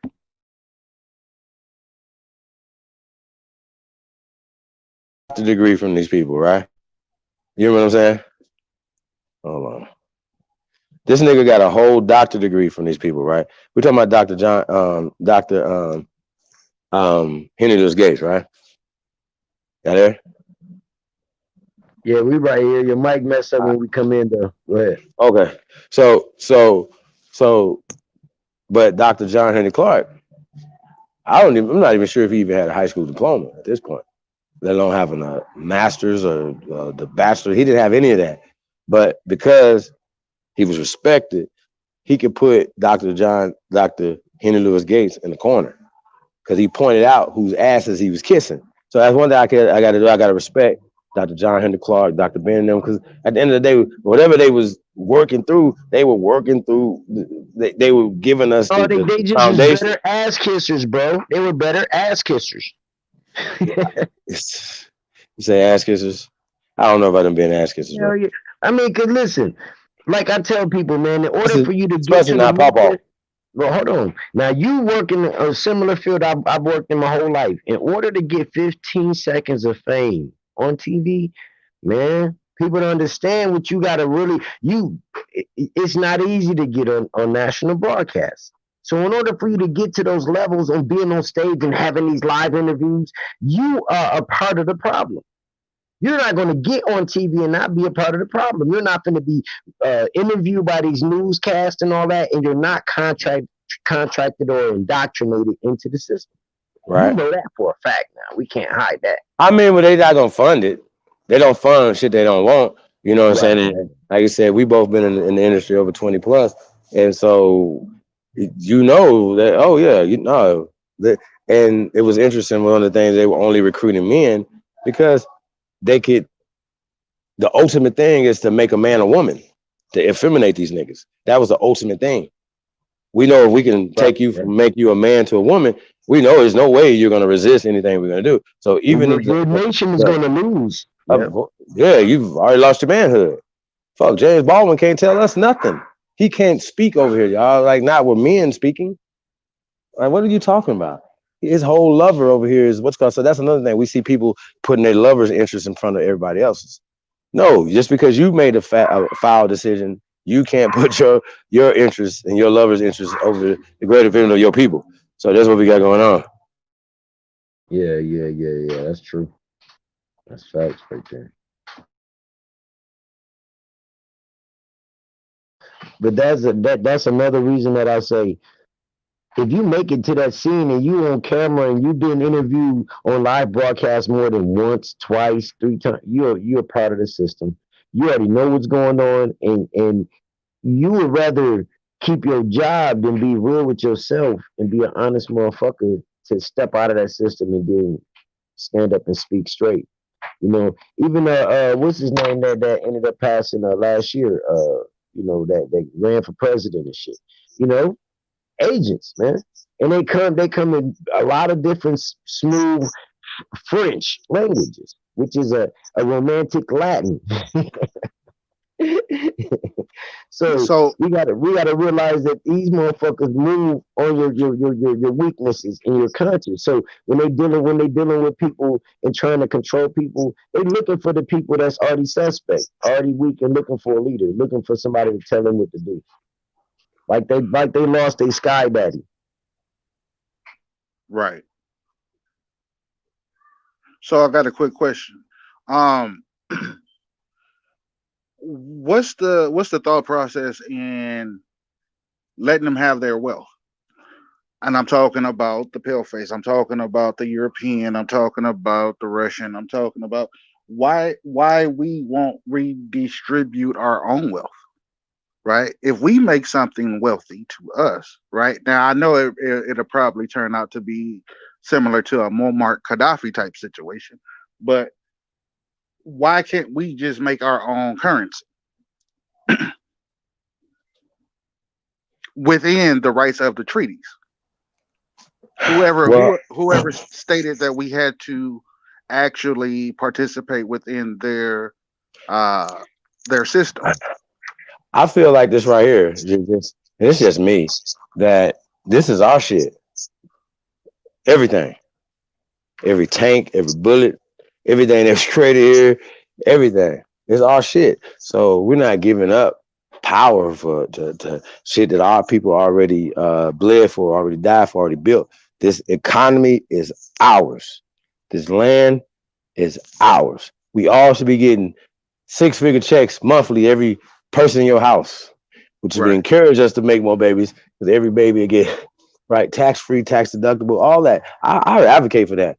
And it's our money. This is our land. We should be getting royalties for everything. For them smelling the sweet air, this good American ass air. That's our air that they're polluting. They polluted our waters. They polluted everything. Break us off. That's not hard. I don't care about it. When people say, "Oh, you guys want money," I want a casino, a chain of casinos across this bitch, chain of motherfucking dispensaries. Yes, you're absolutely right. And the revenues and the proceeds will go to build America. Is that word? America. It's America first. And fuck everybody else. That's how that works. I want to respond to that real quick too. Well, the thing is, when people got Yeah, that's a fact, bro. peace to the God. I wanted to respond to that by saying, like, what people got to realize is that the money that we get and the money that we use is being printed by a private company. The same private company prints a lot of other country money. So now, as a response to what you're saying is, if we were able to accumulate enough funding or enough credibility to go and get money printed with this company, then you can put your own face on your own money, the same type of money that's being printed that United States is getting printed. Is it money digital now, though, brother? Hold on, I'm talking the paper. I'm talking about the paper. Yeah, nobody's touching the paper dollar bill no more. And that's almost like, think about this, what I'm about to say, right? It's almost like a cassette tape. No, that's not true, Chief. Huh? You gotta slow down. That's not true because you got a lot of Asian companies are putting gold lines of gold in their money. They're actually, that's why Trump wanted to stay in the next 4. Hold on. You're trading. You're missing the point. I'm saying technology is moving forward. Oh, I mean, yeah. The paper money is about to 20 years. It's not going to be around. There's no need technology. Why would you need it? I mean, the only real value is going to always still be the ore, which is gold and silver and rubies and jewels, gems. So we wouldn't even be even thinking of having a paper dollar with some Harriet Tubman on that motherfucker. Hey, I got my new Harriet Tubman bill. Nah, money grip. We need some buildings with our fucking names on the side of them. We need some fucking institutions. That's what we need. We need to control. We are the currency. Us.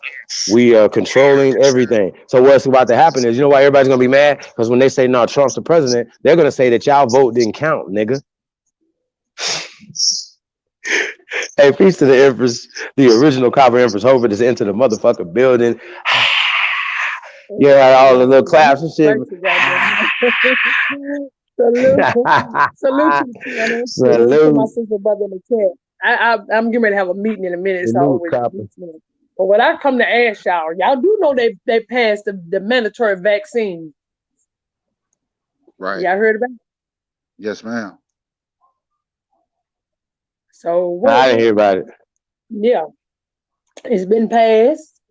I did a live on it today over on Facebook. So my thing is now, where do we go from here?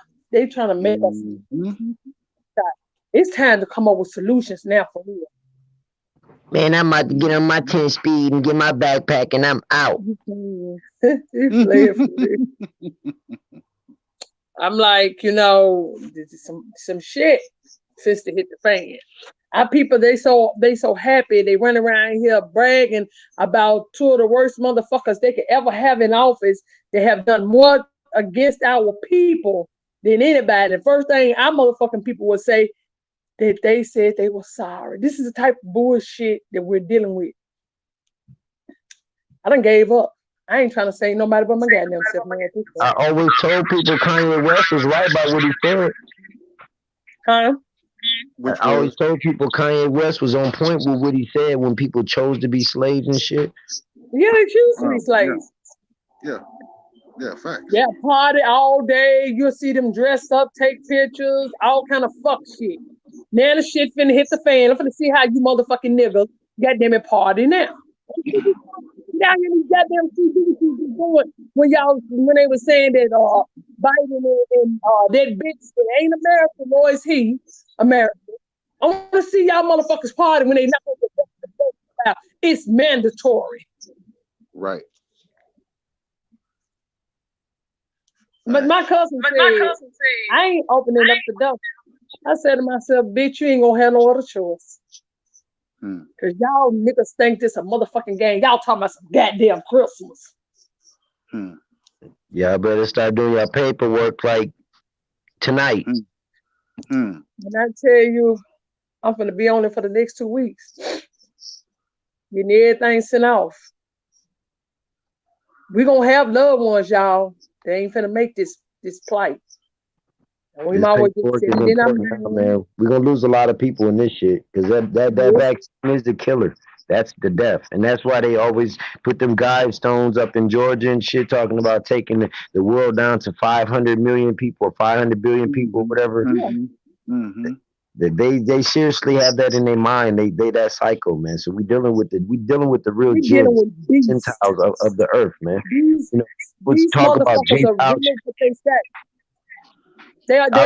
These motherfuckers is wicked. And I'm trying to figure out what part of our people don't understand that these motherfuckers ain't never meant us any good. But yet you still putting your faith that motherfuckers have done more wrong to you. And the first thing you niggas are trying to come up with an excuse for the reason why you still want to be around your fucking abuser. You niggas are dealing with Stockholm syndrome. No matter how much these motherfuckers fuck you over, you niggas still love them. Right. So you know, when we talk about the CIA funding African studies, right, through the Carnegie, through all these endowments, I think that's the real thing. Is that still happening today, y'all? Right now, today? Yeah. Yes. The works of the CIA? Yes. Yeah, of course. Well, I Don't mean, worry. can we? Are we? Us trying to indict in this grand jury hearing right here and tie the Pan Africans into this? We need some more specifics, right? So, would the Black Lives Matter be a part of this plot? Yes or no? Yes. But they're one of like literally thousands, tens of thousands. You would have to take the lawsuit, like you said, to the international court, and you'd have to take it to the people that you're talking about. All of the charters are church-based charters. Those church-based charters still exist today in terms of education. It's just different groups that rule the same thing, but they're backed by the same people. It's like when we were talking last week with Dominic about the bankers, and he was going through this list of different nations and armies and bankers that are attached to that so-called church, right? Okay, so all hospitals are called hospitals because they were started by Crusader knights called hospitaliers that came out of Germany, right? The Jesuits are the ones that started the church-based education system. So when you talk about people getting paid, these people, like this think tank Heritage Foundation, they started in the 70s, right? And so what they started doing is they started going around to black leaders and taking the boule to the next level. This is like boule 2.0. So what they started doing is they started moving people from black into regional groups, and now you're not just a black thing, something legally without power. You're in regional groups like Pan African, Pan Latino. You know what I mean? So they accomplished that with the Latinos. Ask Robert Ryan who's lying. No, See if his he's over name here ain't in the Robert chat. Ryan. That's that nigga that ran. His name Robert Rand. Who? Oh, in the chat. In That the nigga's a chat. running Yeah. nigga. He's a runner. Like he ran right. 5 times. And I kind of want to jump on a Empress point of view. Also, what has been passed through the stimulus package that was approved by the sitting president Donald Trump. All 501c3 recipient churches, right? They are entitled to a grant, right, or a loan for $10 million. That's what an M, y'all. $10 million. Now, what's so interesting about this particular bill is that they are not indebted to pay it back as long as they go along with the procedures and fulfill the government's needs. Right? Now, I want you to put that in perspective for a minute, right?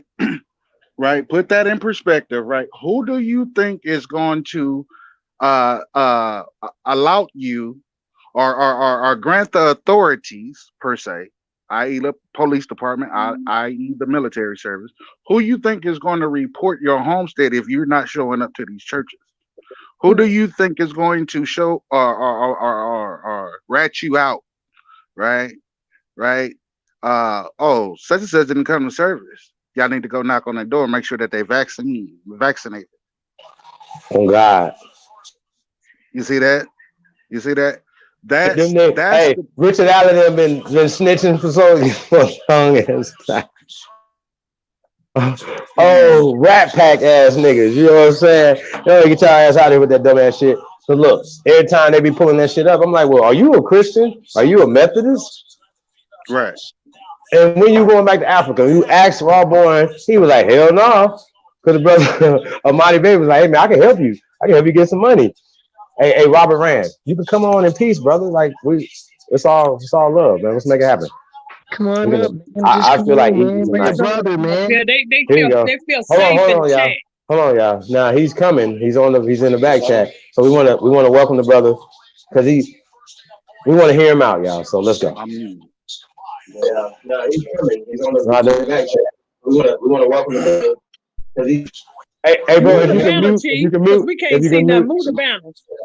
Oh, okay, hold on. Just the brother. He needs to move the mute your whatever you play in the background, brother. All right, he getting it together, y'all. All right, we got the Let me get my OG. headphones on. Let me put my headphones on, brothers. Hold on. All right. Hey, we got the OG, y'all. Hey, welcome, Robert. I've seen you in the chat room a few times. I definitely seen you around. I'm in these See you, streets, brother. give me a second. Give me 1 Hey, second, peace to y'all. you, elder. Yeah, I'm sorry for earlier, y'all. I didn't mean to act crazy earlier, man. I get Nah, that's all good, bro. I get hurt when people disparage Africa. You know what I mean? Y'all my brothers, man. Y'all my All right, brothers, man. hold on, my brother. Let me ask you a real quick question, brother. We just so we can just get to know each other. I'm from Mississippi, right? Where are you from? New York. Okay. Did your people Here we migrate go. to New York? Did your people migrate to New York from anywhere, sir? Yeah, from the South. South, like Mississippi, Alabama, right? Yep. Okay. So, have you ever heard any stories of your grandmother telling you that you were in an African tribe? No, see, the funny thing, let's talk. Now, see, I'm a little older than y'all, right? So my grandmother, she was born in 1917. And see, my grandmother was light skinned. And my grandmother always used to say she was Indian. She always said that. But see, that was my father's mother. And my mother's mother was dark skinned. Now I've traced my my lineage, my grandmother's side, my father's side. We don't have no Indian in us. But she was brought up in that era where our like my grandmother, her generation, they were ashamed to be African. You understand what I'm saying? So According that's to why a who? lot of times you'll hear a grandmother tell you, "Yeah, well, we got Indian in our blood." You know, Hold on, but especially. let me ask you a question though. Did your dark skinned grandmother tell you was an African? Or what African tribe did you come from, brother? Well, we never had that discussion. I wasn't raised by her. You know what I mean? I was raised by my father's mother. So I never really had no family discussions with my mother's side of the family. Okay, What that's part of the interesting. South was So they you from? basing off color. You one of these ones that come over here to base color, skin color from a No. fucking land, from a land. Is that what you're Excuse me. saying? I didn't. Wait. Pardon me, sis. I didn't curse at you. I didn't say nothing about no. What are you talking? Wait. Hold on, brother. Don't. It's okay. I'm not understanding what she's saying. We get a little excited though. We get a little excited. Are you basing skin color from a land? No. That's unscientific. No, sis. That's unscientific. So No, I'm not. I you did your did not do that. genealogy. No, I did not do that. I told you my experience. That my grandmother who raised me, no, listen to what I'm saying. I'm not talking. Do you got a background echoing or something? I ain't saying. I'm trying to figure out how can I erase that. I'm getting it back. I'm getting that. No. Just mute it on your Just mute it. Yeah, just mute it. There you go. No. Or turn it down.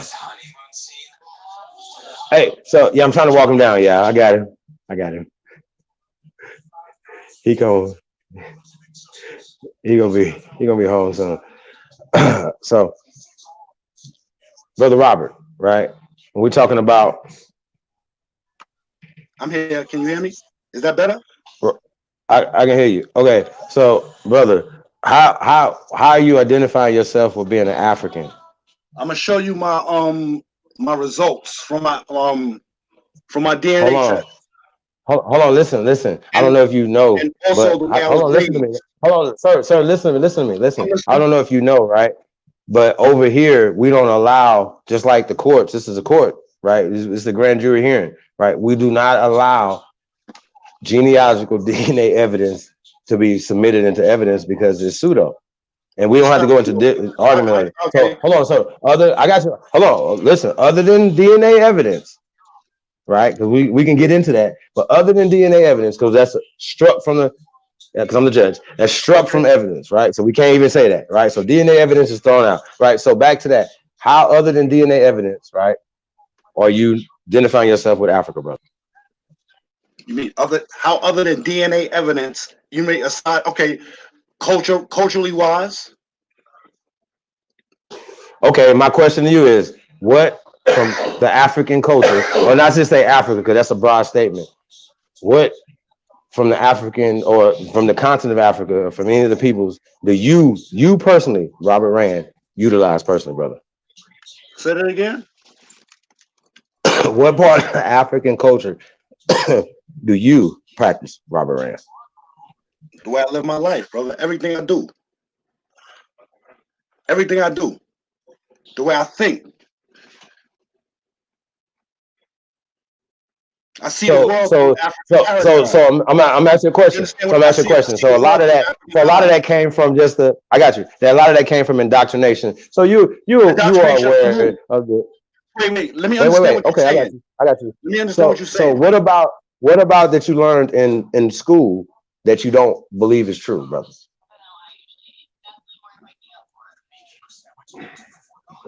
I'm trying to get somewhere with you because like we moving around this, but the reality of it is you don't have, other than these people giving that, because your people never told you, right? You don't have a story of an African culture, or you didn't grow up in an African culture. But now you think you're African, but hold on, sir. I'm asking you to give me something tangible from Africa. Sir, I'm asking you like a food, a dance, a movie. Have you ever eaten any Nigerian cuisine or Ghanaian cuisine? Sir, give me something from Africa. Give me something from Africa that you do. Sir, other than you being an African, I need you to give me something in Africa that you do, sir. Not that you just feel like an African. No, I want you to give me something that you actually do. There's no one particular thing that an African would do that would differentiate him from another human being. Yes, it is. Yes, it is. Yes, it is. I just said, I'm asking you, what African foods have you ever eaten? Shit, like now that you eat every day. What about ever? Hold on, sir. Have you ever eaten goat? I've had an African. I had a girl from Nigeria. Oh, thank goodness. Can I ask a question? I'm trying to understand where you're coming from, because obviously no one would have to tell me that I'm African. I was born you ain't had goats and beans. I was born knowing that I'm African. You was born knowing you were African. I'm trying to understand where you're coming from. Never. Okay, can I ask you something? When you did your DNA test, did they trace you to your kin folks over in Africa? Say that again, sis. Did they trace you to your kin people that's still in Africa? Yeah, Sierra Leone. Oh no, I'm talking about not the country. Wait, give me 1 second. Hey, see, what I was going to tell you, sis and Chief, I was going to say, he feels that deep inside, he African. Hey, that was a great question right there. That was a great question. That was a great question. Not African. See, sometimes we got to realize I just want to know how you know you're African. I just want to know how you know. No, if they African, let them be African. I'll show you right now. Don't worry, I got you. Well, we eat Africans over here. I'm not talking about no countries. Y'all see that? They supposed to have a name. They supposed to have a name for you. Like they can tell you who your child is. Do y'all see Is that? those names of your people? Are those the names? I'm not talking about the tribe. I'm talking Hold about no, their we on. can't see names. that. I can't Hey, see it. hey, I can't see sis, it. he's showing the body title or something. Okay, it's no No, he's showing problem. a certificate. It's no Hey, hold on, problem. wait, no. What? Hold on, sir. What is that certificate of, though? I just want to know. That's the title. What company? You can read it. I can't see it. I can't. Hold on. I'll What read it. is You want me that, to though? read it? Y'all can slow Absolutely. y'all No. damn down, The but I'm certificate not. first. The certificate first. Read the certificate first. Watch this. It says certificate of ancestry. That's what I'm reading. Certificate of ancestry. But what I'm if I trying to. made you better than theirs? Let me see something. Give me 1 What second. if I'm I trying had to typed connect you my in as headphones. the I have my Bluetooth connected. Zo. We gotta hear this. Shit. Oh This is well, good. okay. Well, I listen. It want him says to name one certificate of of his ancestry. It says his Timney African. people. Can you listen? No. You gotta. I want to know like who's this company who gave you the certificate?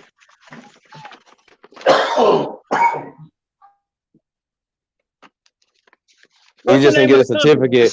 Yeah, says who's the it company? says certificate of ancestry. African ancestry hereby certifies that Robert Rand Hold on. I just want to shares. just everybody Listen, know that this is listen, from Dr. Rick Kittles. Go ahead, brother. listen. Yes, listen. Shares maternal genetic ancestry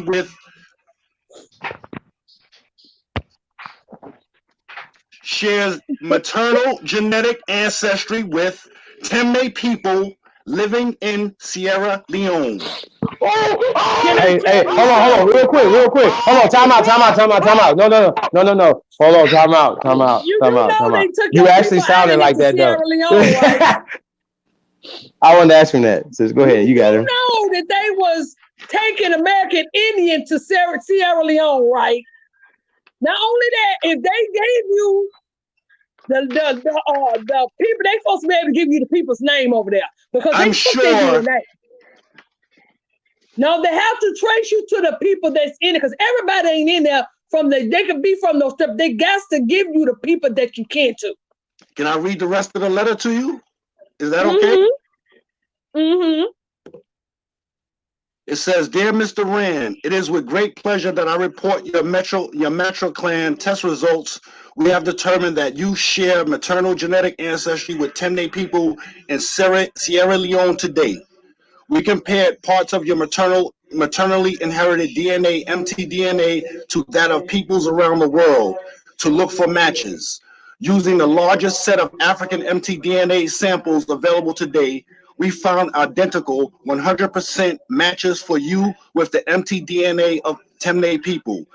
This means that at some point in the 500 to 2,000 year history of your maternal lineage, mother to mother to mother, there was a Temne woman. Our analysis focuses on hyper available regions 1, 2, and 3, HRV1, HRV2, and HRV3 of your mtDNA. Out of the 3 billion parts of your DNA, the variants below are unique to your maternal lineage and indicate DNA sequencing patterns that you share with some Temne. The combination of HVR variants determines your membership in haplogroup L3D. Your statistical confidence measures a sequence similarity score is 100%. It says my HRV1 variants are 161246. Everyone on your entire maternal line from the past into the future is Temne. So we encourage you to share this information with everyone on your mother's side of the family, Yo, Money including Chris. your siblings, children, grandchildren, nieces, nephews, your mother, sisters, brothers, and your grandmother. I don't want to be the one to bring you the Yo. bad news, but you just been had. What bad news you got Hey, for me, yo. baby? Hey, What Keith. bad Hey, news you Keith. got for Hold me? on. Hey, I'm gonna yo, let him. I'm gonna let peace to the God. Don go on now. Hey, hold on. Let me say something real quick. Peace to the God. Yo, hey, Chief. Is this a trial today? Huh? Yes, Is this a try. trial today? Yes, sir. Go Okay, ahead and get okay, him. sir.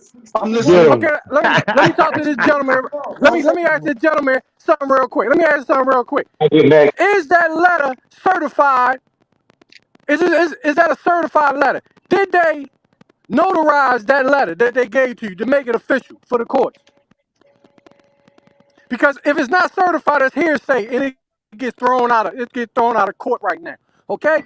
It's It's thrown out. certified. I stamped the date. No, technically, we shouldn't even be talking about DNA right now, but we were entertaining the thing That's or whatever. hearsay evidence. So we just want to He just. throw that shit out. So I just want to Throw go it back out. to that. It's hearsay. Before we get bogged down. It got you way over in Africa, claiming people way over in Africa, but it bypassed your lineage that's right here that they can name off that's on your Right. bloodline tree. Because you do know genealogy and that DNA is supposed to go hand in hand. How they bypass your people that's still living on this No. land and teach you the Hey, Robert, I got another question for you, right? I got another question for you, right? Now, do you think that you would have more ancestors? I got you. Do you think you would have more ancestors that would be from this land or from Africa, brother?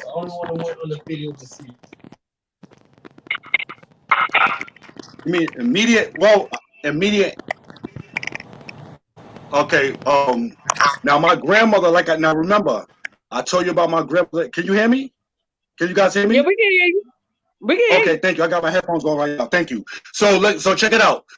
Now my grandmother that raised me, her grandmother was a slave. Her grandmother was a slave. Okay, so before we get into the slave, right? I just want to ask you a question. Hold on. Are you a 5%er, brother? No. Okay. Are you have knowledge of self, sir? Yeah, most definitely. Okay, so that means that you know that the black man is the original man on the planet, correct? Of course. The Is that African America? is the original man. Oh, wait. The African is the original man on the planet. Hold on. Is that America too? No. Wait a minute, brother. America's not a part of the planet, brother. Listen. Hold on. I'm gonna let you explain. Go ahead. Now we know. Okay. I never said America was not a part of the planet. No, I never said America is not a part of the planet. Okay, so we know that this part of the earth was under ice. Do we agree with that? No, it wasn't. 200,000 years ago. 200,000 years ago, was this part of the earth under ice? No, it wasn't. Was this part? No. Hold on. Time out. Hold on. Don't do that. I just asked a simple question, brother. Is the black man the original man on the planet? You said yes. And now you in 200,000 years. Hold on, brother. I said yes. The black man. Okay, brother, I got you. Okay, so we're not the first. Are you according to who? Damn. Wait a minute. According to science, according to the evidence. Hold on. According to Let me ask you a question. Wait. We're not the first people here in America. Wait. Where's the source of that? And then, sir, who do you think is the original people here? Hold on, I gotta hear this shit. Goddamn. Who do you think the original people are? I'm gonna get some sources. I'm gonna get my sources. Nah, you're never gonna have a source for this, sir. I just asked you, who do you believe is the original people? Oh God, I need an ice pick. This is beautiful. Y'all, I ain't got. Hey, Warren. We're gonna deal with anthropology. Initiated by the gods, bro. We got you. We got the science book. We don't worry about it. Don't worry. We got the biology books. Don't worry about it. Hey, fam, man, if you ain't bringing nothing new, man, I mean, my nigga, I got sources. It's not like I didn't got no. Hey, y'all, we gonna bring him on home, y'all. I got. Hey, Robert looks like he'll do it. Oh, Muskogee. I got them sources, baby. Hey, where your family from, Robert? Nah, you ain't got no source, dude. Robert, where your family from? Where your family from in the South, Robert? North Carolina. What kind of Indian man your grandmother say you got in you? You gotta remember something, bro. What kind of Indian did your grandmother say you got in you? Okay, what kind of Indian did she never said what particular type. I am telling you, listen to me. I'm gonna meet you tomorrow if you guys are on. I got a brother that's a little older than me. He's like 75 years old. His mother is a Cherokee, and he's darker than me. I want to introduce you to him tomorrow around 4 o'clock. So are you an Indian or are you African? Okay, so are you an Indian or are you an African? No, bro, I'm African. How you African when you get said your grandmother? Then if your family member just said you Bro, I told you. Who told? All right, who in your family member told you that you was an African? Who told you you was African in your family? My grandmother was raised in that era where they were very color. They were very I'll color be back. conscious. We got a meeting. I'll be back, y'all.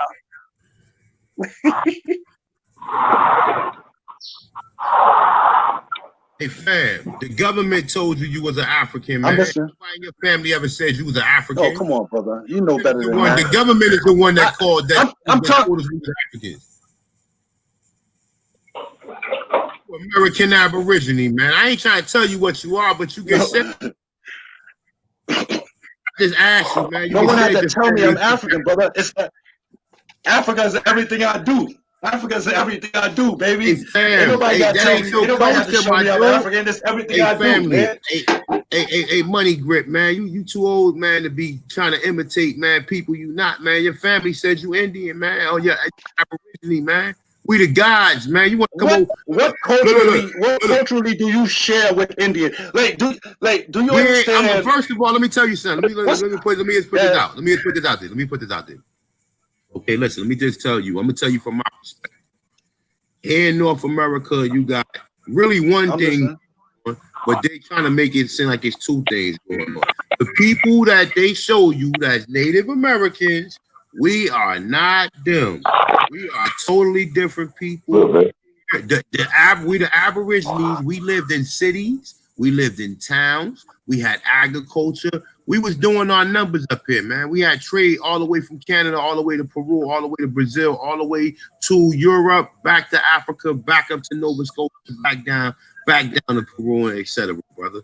We are the motherfucking gods here, man. I ain't no goddamn Indian. I'm an Aborigine. My name is Atancha, this one. Okay? I know my family said they Indians, but that word Indian is just a observation that you was on this land. Doesn't make you the people who they show you. We are the motherfucking gods, man. We had lights. We had solar fire starters. We was doing brain surgery here. We had urban planning. We laid our cities out in astronomical assets, man. So we the motherfucking guys. We ain't no motherfucking Tonto Indians, man. Show me when you say you're doing all this stuff. I want you to show me. Show you what? Got a Western civilization and global context. I want you to show me. What you want me to show you? You want me to show you? Hold on. A1, show us some stuff, bro. Go ahead and share your screen. Hey, but A1, listen. Like, I want to show him some imagery that he needs to see, because he might not be privy to these pyramids and all the stuff, the murals. He needs to see this. So let's get him. Let's go. I want to ask the brother a question when y'all give me a second. Hey, y'all, I want to point out that he's just showing us covers of books, right? I think, hey, look, does that work on you? Do you just show a book? I'm just showing you that I got sources with me. I'm not just talking. I'm not sir. Books are not sources. Sir, books are not sources. No. The reference is two sources. What we're gonna do, we're about to show you some sources that Negroes were in America first. Okay, we're gonna show you scientific stuff. We're gonna show you hold on. We're gonna show you architecture. We're gonna show you, bro. We're gonna show you mummies that you can't show us in West Africa, for instance. Okay. So you said, and that's the problem. You said black people were in America first. Absolutely. Right? That's the position, right? Absolutely. What's your date? That's definitely our position. There's no time frame. Let me just tell you this. Right? Ever. Hey, look. Hold on. Let me As just I asked you earlier, when African family, when anatomically modern human beings originated in Africa 200,000 years ago, are you telling me that this? I'm listening. What I'm telling you is this, my brother. America is the old land. America was the first land out of the water after the so-called earthquake, or I want to say, if you want to say, yes, it's a fact. They just ain't telling you that. This is known among Masons. Okay. Numerous people who write about this. They're telling us that we're gonna find out. We're gonna find out. Okay, I'm just saying, but you know, I'm not gonna. I'm I'm an old nigga. I need my glasses. Wait. I gotta get my glasses. What year? What? And let me ask you a question real quick before I start. I'm Flashing old. I'm old. Right, I need let my me ask you a glasses. I question. can't see without my glasses. What year do you think black people was in America? We got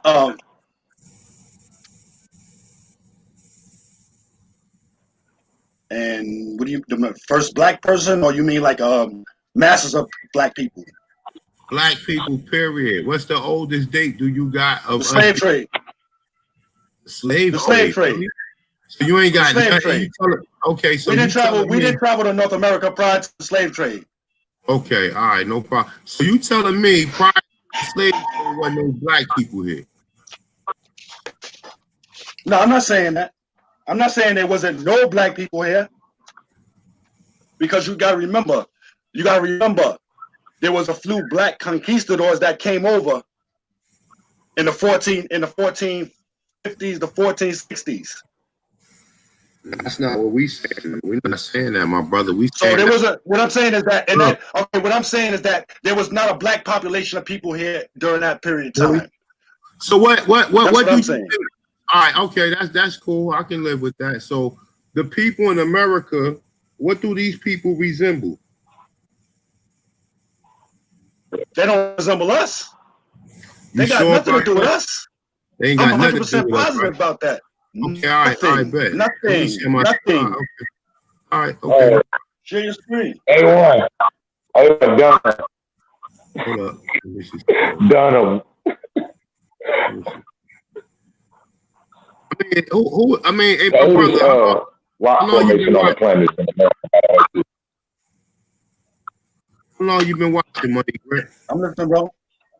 I said, how long you been watching, man? You just came along, or you just? I just got on like about as soon as I just got on. I just got home, so I just got on about what 20. As soon as I clicked on, I just got on. Yeah. Oh, yeah. You know what? Oh, you didn't. Oh, you didn't see that. You didn't see. Okay, let me ask you a question. No. So, do you know about the CIA funding African studies in the universities, brothers? No, you gotta prove that to me. I've never heard that in my life. I've never heard that in my life. Okay. Well, have you heard of the? Hold on, check this out. Check this out. Have you heard of endowments? Of course. Okay, so is it okay to take a Lilly or a Ford Foundation or Carnegie Endowment, sir? What do you mean it's okay? If it's okay for what? For who to take and afford? If the Carnegies and the Ford and the Lilly and all these different foundations. You mean in terms of giving you money to fund your African American Studies program? To pay for staff, right? Books and stuff like that. Yeah, why not? Yeah. Okay, so what we're saying is that the Carnegies and the Fords are Zionists, right? Jews, right? And the CIA, and the CIA funded money through them, brother. And we just did that before you got on here. So I just wanted to let you know that. So when you so when you push African. I got you. So when you push African studies on your grandmother, she doesn't know anything about that. Your grandmother would know her grandmother, correct? Yeah, and I told you my grandmother's grandmother was a slave. Now that doesn't mean that she was an Indian. Okay, let's address that. Hold on. Let's address that, sir. Let's address that. How do you know your grandmother was a slave or your people was a slave? Go. Oh, she showed me a picture of her grandmother. And of her telling me. I know, but what makes her a slave though? Grandmother, and she told me her. Okay, I'm good. Let's deal with chronology. Listen. No. Okay, listen, brother. Listen. My grandmother was born in 1917, right? So let's go 20 years earlier. Her mother was born in, let's say, 1890.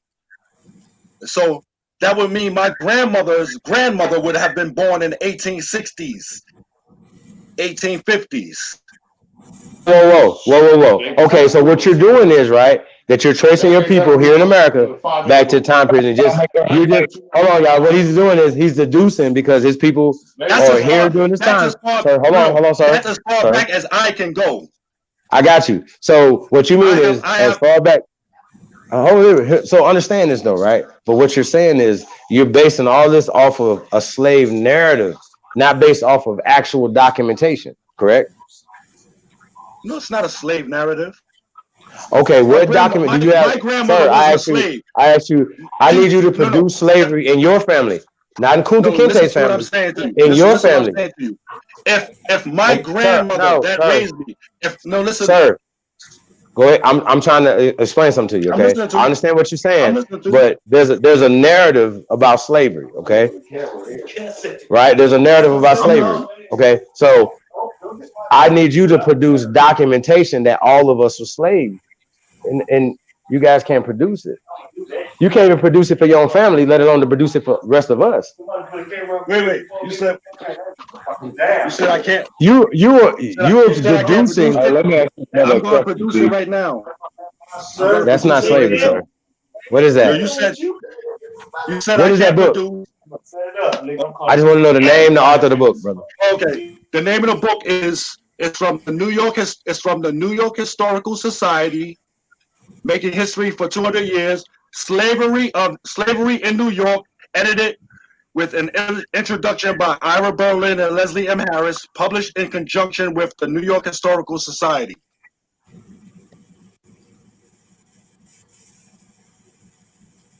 What year? What year was that published? Give me 1 second. In the shadows later. It says, wait. All right.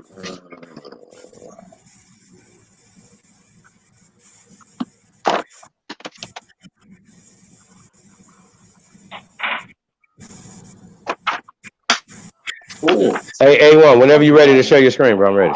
Yeah, I'm ready. Oh, I'm sorry, brother. 2005. My fault. Compilation and introduction. Wait. Time out, brother. Robert Rand.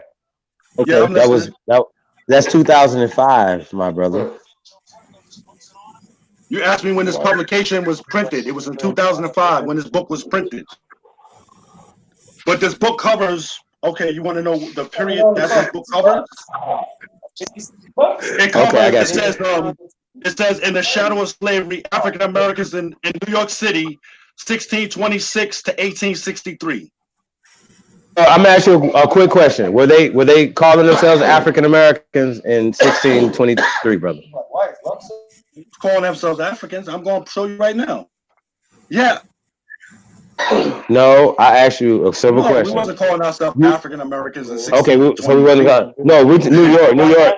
Okay, so who was the Negro the terrorists that the Europeans said they found when they came here? I know about that. All right, and my next question, right? Are you an American? Sir, are you an American? Okay. So stop right there. Yes, I am. Okay. So do you know the actual definition of an American, brother?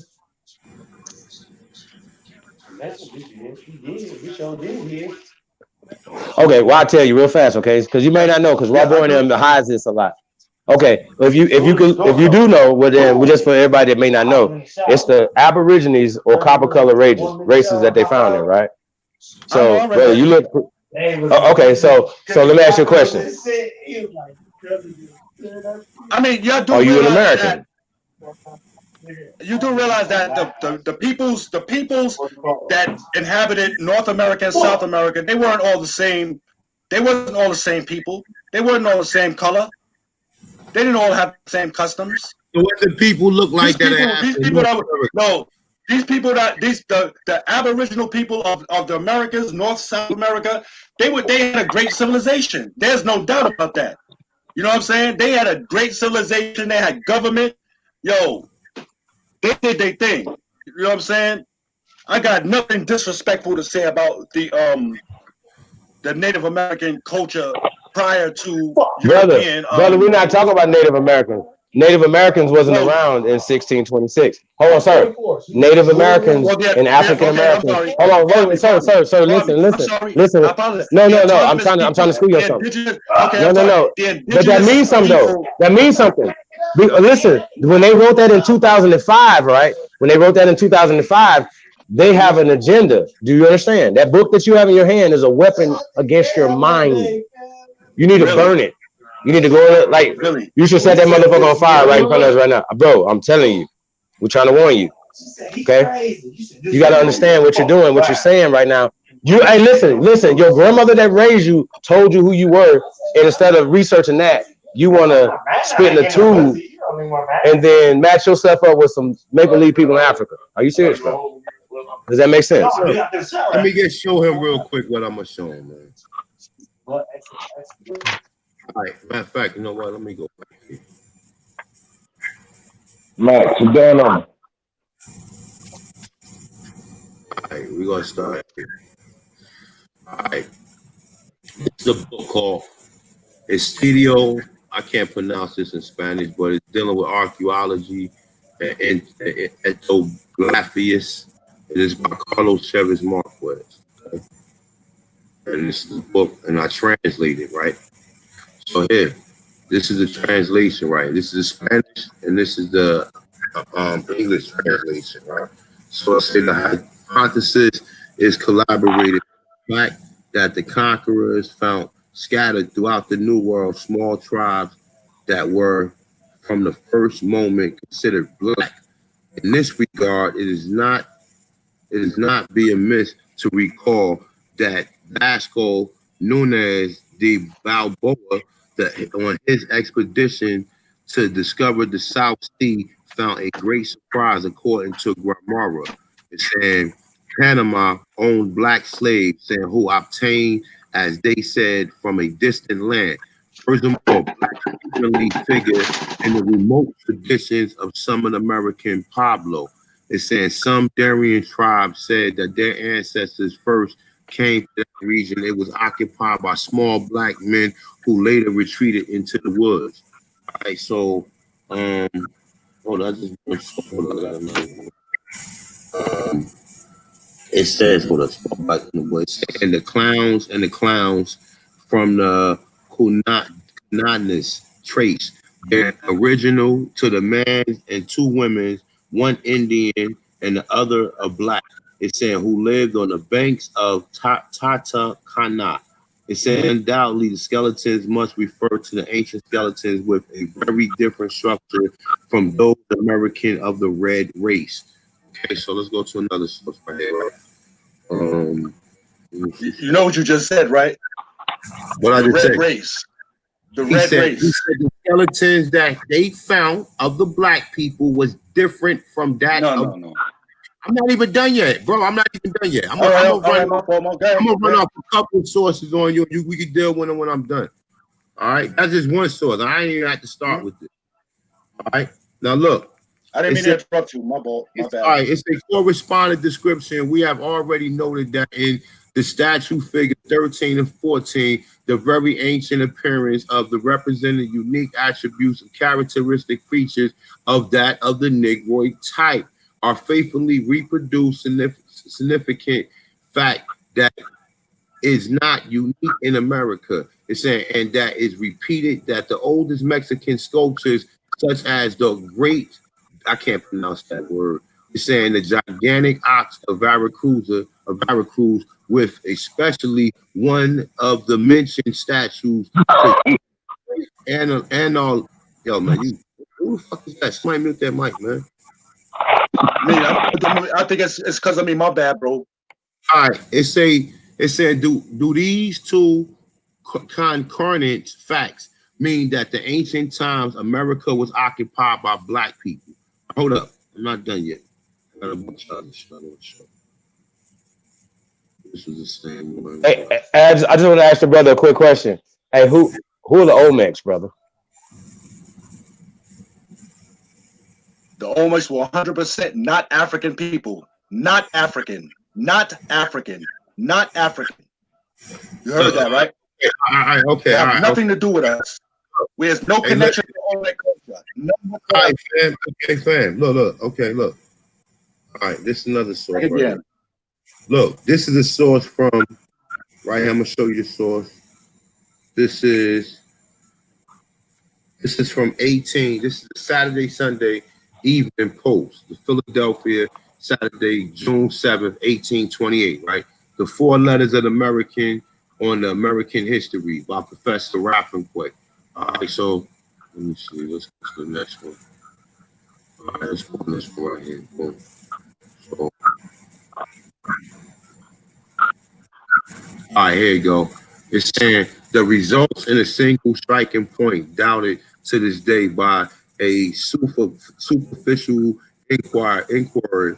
It's saying is sufficient to mention that there was in America before Columbus came nations of tribes of following complexion: coppery, tawny, olive, dusky. Now he's saying white, but that's bullshit. Yellow, dark brown, and even black. It's saying the Native Americans, Negro, or Black Indians have been seen in Brazil, Guyana, Caucasus. It's saying Papillon, Choco. It's saying Northern California. Some of them, such as the Auroras, it's saying were black. It's saying, but with fine features. They're saying long hair. It's saying other in New California latitude. It's saying called whatever. It's saying Negrito.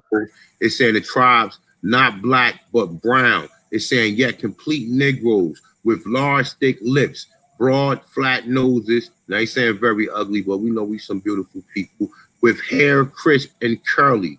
It's saying the Negro feature belong to that of the form of the head rather than that of the color. All right. Now look, let's go on some more. Right, let's go ahead. And also, you know, this is backed up. Before you throw them off, Chief, I just let me just throw out this because I know you're gonna throw them off. I know you about to ask us something. Let me get finished reading this, man. If it's okay with you. But the brother at he ain't run yet.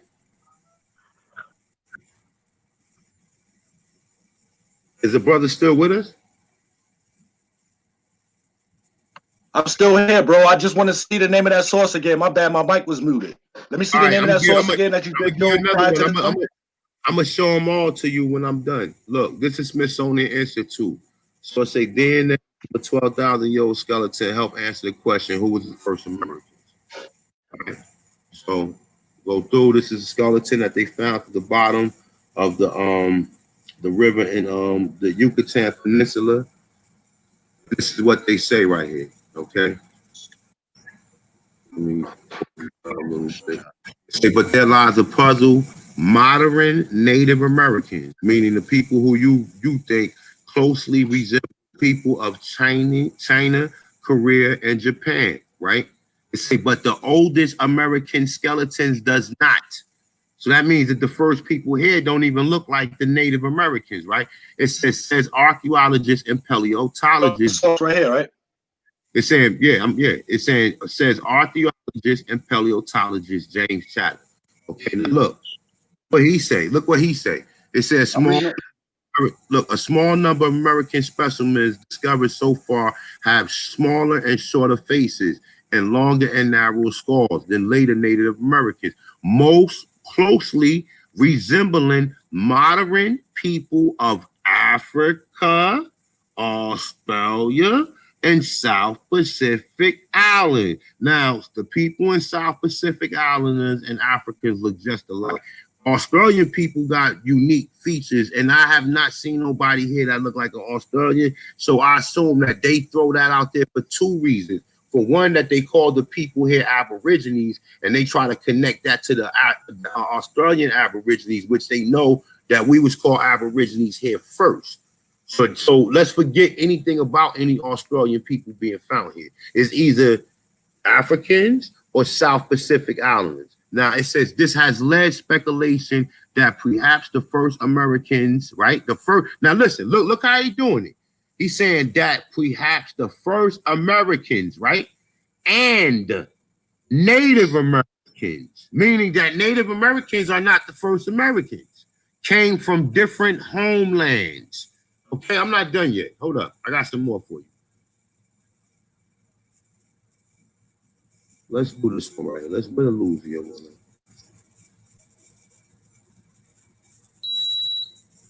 Let's see. Hold up.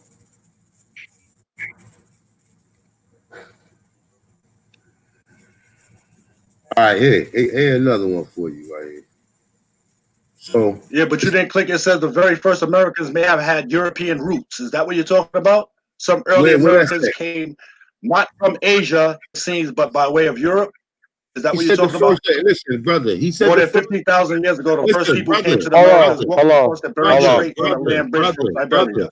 Did you not hear what he said? He said the first Americans resembled Africans, Australians, and South Pacific Islanders. Do you see any indigenous people who look like that? Do you see any? And do they show you? Who's that from? Walter Nieves? No, no. You talking about this right here from Walter Nieves?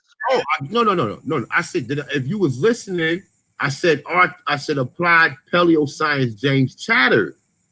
I got the Walter Nieves. What was the name of the paleontologist that did that study? I told you, James Chatter. James Chatter. I'm gonna put it in right now. James. I mean, you gotta read how you spell his last name. My brother, listen. I mean, you looking for the article that I put up there. If you're looking for that one, then you have to. I'm looking for the paleontologist. What's his name? James Chatter. How do you spell his last name? It's CHATTER. S. You said THA.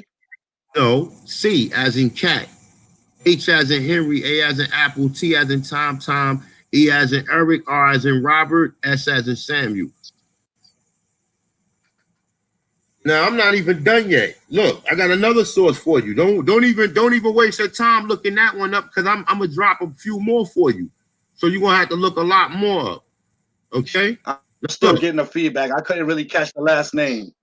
All right, okay. I'm gonna put it in the chat for you. Just give me a second, right? So it say morphology affinities of the earliest known Americans, right? Now it's saying several studies. Now this is by Walter Nieves, Joseph F. Powell, Andre Porras, Eric G. Anzalin, and Max Blum. Okay, now several studies concerning the earliest continental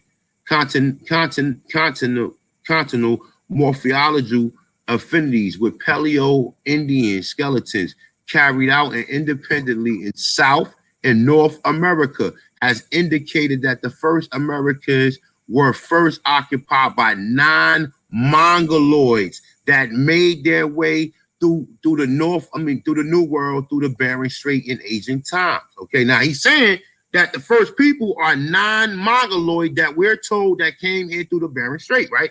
It says the first South Americans show a clear resemblance to modern South Pacific and African populations. Okay? It's saying while the first North Americans seem to have an unresolved morphology position between modern South Pacific. Now, I ain't saying Europeans, but we got to throw that out, fam, because we know it wasn't no Europeans here. Okay?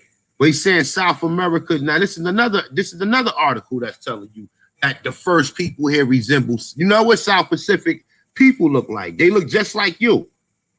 They don't look like no motherfucking Asians. The majority of people that's over there in Melanesia and South Pacific are black people that look just like us, brother. Now I'm gonna continue. Let's go to another one. I got the what does it, the Lapa Verhelma 4 hominid 1. Nickname Louisa.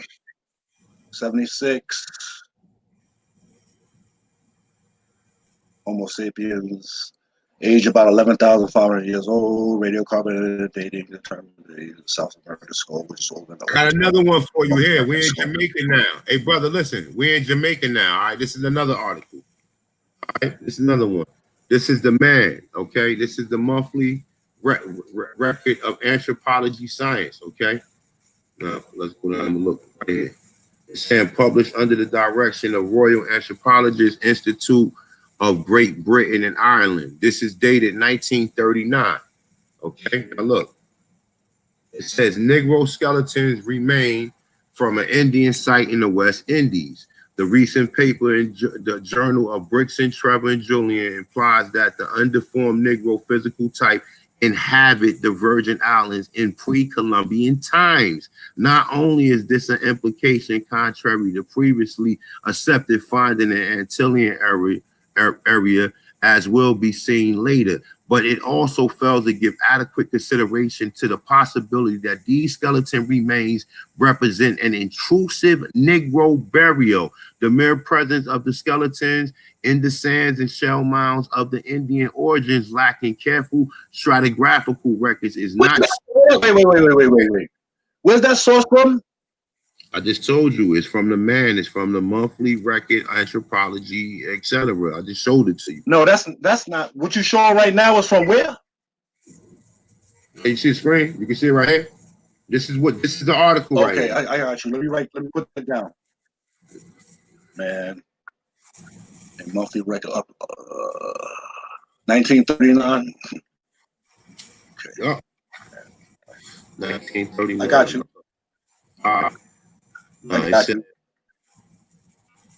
Look, it says the mere presence of the skeletons in the sands and shell mounds of the Indian origins, lacking careful stratigraphic records, is not certain evidence of primary association with accompanying artifacts. Moreover, I venture to say that a few physical anthropologists familiar with the American Indian skulls would mistake the Indians for those illustrated by Briggs and Trevor and Julian. Indeed, more physical anthropologists would probably be less conservative and say Negro instead of Negroid. Now they saying that the people it wasn't Indians, but they was Negroid. They found this in the hour. Look, let me get you know what I'm gonna do? You know what we can do? What's Because I disagree with everything that you're saying. I'm gonna write down your sources, and then when I come back on tomorrow or something, I'm gonna debunk your sources. Okay, you can't debunk nothing. How about that? They found I promise you, I could debunk your sources. Okay, brother, you're gonna have to prove that these people who write in these papers are wrong about everything they saying. That's what I'm gonna do. That's what I'm saying, brother. Okay. That's how we do it, right? It's about the information. Hey, Robert, hold on a second, brother. Hey, brother, you never heard of this before, right? Right? Yes, I have, brother. I've heard of all of that. Everything that you're talking about, I've heard about. Everything. Okay, well then we should. Well, you shouldn't have to go to go research it tomorrow and come back. You should be able to have this conversation. But here's the thing, though, right? The bones in the ground. Hold on, sir. 12,000 years ago, were there any other people on the planet other than black people, sir? Yes. Who? Yes. Who? The people that were in Siberia, the people that inherited that area, those weren't African people, brother. Oh, okay, so we're not saying we're African either. Island, those are not African That's the only thing you said. Okay, but listen. Hey, A1, can we pull up the Siberian people that go back about 40,000 years, brother? That they reconstructed, the skeletons that they reconstructed up there, who these people are? Do you have those? Hold on, I send it to you, Ripper. Hold on one second. Hey, we're just gonna get to this, bro, because you keep saying Siberian, right? So, have you ever heard of Cheddar Man? I've heard of all of that, bro. Okay, so you heard of Cheddar Man, right? So in England, 10,000 years ago, are those people black in England 10,000 years ago? Right? Those are not African people. I'm not saying that. Bro, you saying African. I'm saying black. So that's your. Those weren't us. Right? No, they weren't us. mean you. Fuck, they were melanated people, but they weren't us. Wait a minute. Wait. So the whole planet was melanated 10,000. Sir, was the whole planet melanated 10,000 years ago? Is that a better word for you? When she leaves, huh? Is this real? Like, what's going on? No, it wasn't. All right. So Caucasians walked the planet 10,000 years ago, sir? Where is this at? Where? Anatolia, up in the Caucasus Mountains, we have those remains, brother. No. Let me bring it. Well, okay. Just show us the science, and we'll go to it. Where? Because we have other things that's trumping their science that they can't find themselves nowhere on the planet. I got you. They're not finding themselves nowhere past 7,000 years. I jumped on late. Brother, after y'all was that's pseudo. I jumped on late. So no, what you talking about is pseudo though. So that's why I say it's better that we come. Let's do this tomorrow. You know what I mean? Where I have my sources, I can address everything. You in the house right now with your sources. I'm my source. I'm talking to you. We talking about right now. You ain't quoting nothing. We right here right now. You ain't gotta go nowhere. Right. I got my We right here sources right with now. me. Okay, let's see them. So here, you got them right now. Let's go. Ours is right here. We're gonna present ours right now. I want to show this guy like the pyramids here. Do you know that we have more pyramids than they have anywhere else No, on the you planet in don't. America? No, come on, bro. Come on. Those, first of all, you don't have any pyramids here. These are mounds, brother. These are not Okay. pyramids. They're not Okay, I built the got you. same way. What's Okay. wrong with So y'all? what does that mean? These are Built the same way? mounds. I got you. So let me ask you a question. It wasn't built with the Wouldn't, same sir, material, and it sir, wasn't built for the sir, same sir, purpose. let me explain something. Let me walk you through this. Okay, walk me through it. Wouldn't our ancestors before they had pyramid technology, wouldn't they put stones and dirt on top of our ancestors into mounds, brother? They were building the mastabas. Let me share my I'm screen. asking the The question. mastabas were the first. I got you. Before the Let me share pyramids my in screen real Africa. quick. What was first, sir? The mastabas. For 16 is 32. Okay, we're gonna go to that. Pyramid. You see the No. design of the step pyramid? I'm talking about before the step pyramid, brother. Before our ancestors. Okay, what pyramid was before the step pyramid? The mounds. The mounds. Right? Are you sure? So if are you 100% sure? Can you prove that? I'm a zillion percent sure. Yeah, I can actually Bro. prove that if you let me explain it to you, How then old we is can the get through oldest mound here in North America or South America? What- How old is the oldest mound?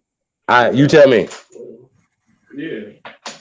I'm walking you through the, I'm walking you through logically right now because you asked me a question that you don't know the answer to. Because I can show you shell mounds that go back 70,000 years according to them. I can show you, in South in San Francisco. I can show you, Poverty Point, which they say is about 100,000 years old. But you don't want to hear that. You don't know nothing about that. So let's get back to what you understand and what we're talking about. I'm saying that we have more pyramids in America than they have there. Now you say step pyramids would predate smooth pyramids, correct? Correct? So if I show you step pyramids that predate, I got you. So if I show you step pyramids in America, in North America, right? Would that mean that those predate the smooth pyramids in Egypt, brother? You have no step pyramids in North America. Stop. Oh, we have none except. Okay, I got you. Prove it. Okay. Okay, let me see a step pyramid. Okay, I got you. Hold on, watch this.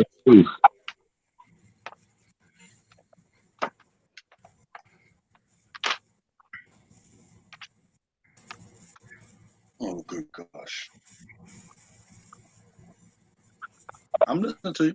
Hey, T, can I get And I'm telling real you, quick? you don't have one pyramid in Can I America. give You you don't a have can I give you a one. source real Not quick, one. brother? Those are not pyramids, Hey, I brother. got a source right here. HP. Go ahead, I'm Pull listening. up some pyramids for me, A1, real fast. I'll send you this. You heard me? I got the source right Can here. y'all hear me? Like check.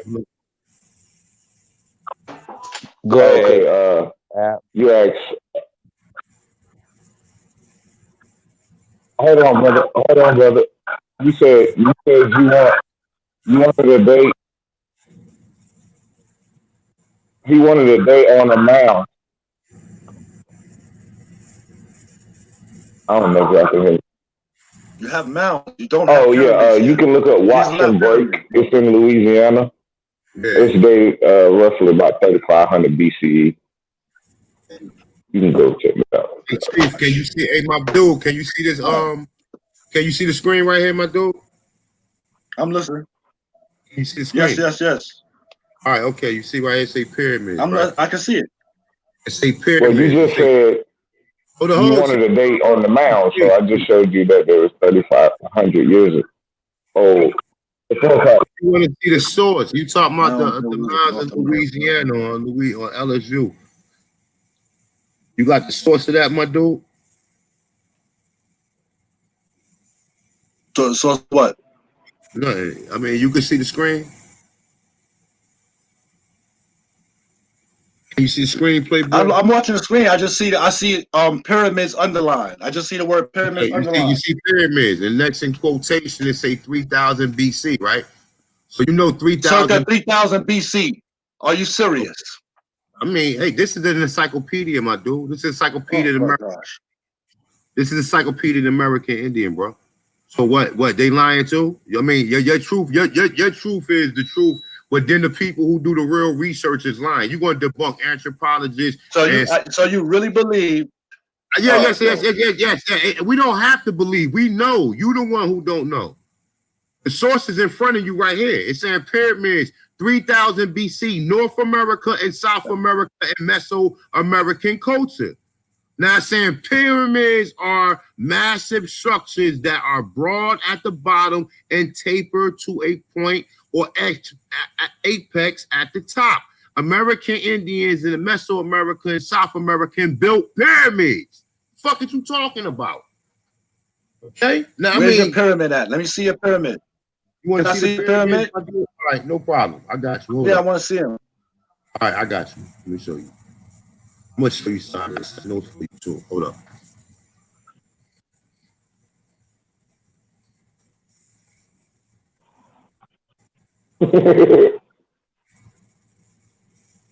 Yep.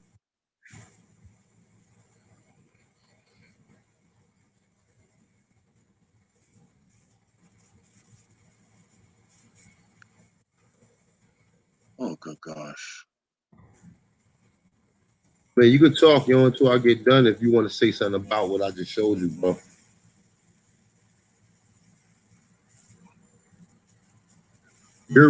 I'm just looking at this photo right here.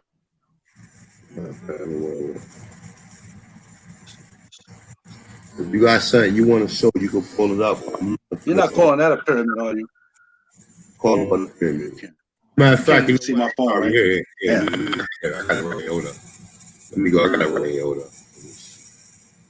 I'm gonna show you not just pyramids, but I can show you other shit too. But let me show you the pyramid.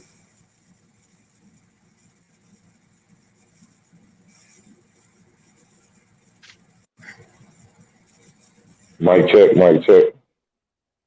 Okay. I think I'm good. All right, here we go right here.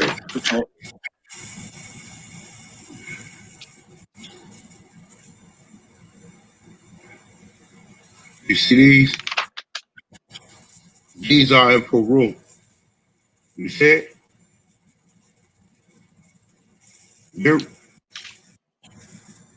I know you're not saying that's a pyramid, are you? Oh, it's a pyramid, my dude. You can't possibly believe that's a pyramid. Brother, it's a pyramid, bro. Come on, bro. Come on, it man. is what it That's is. not It's a pyramid. Look, I'm not done That's yet. a mound, man. Come on, brother. bro. It's a pyramid. Look, I'm showing you more. This is how it looked it when it was constructed.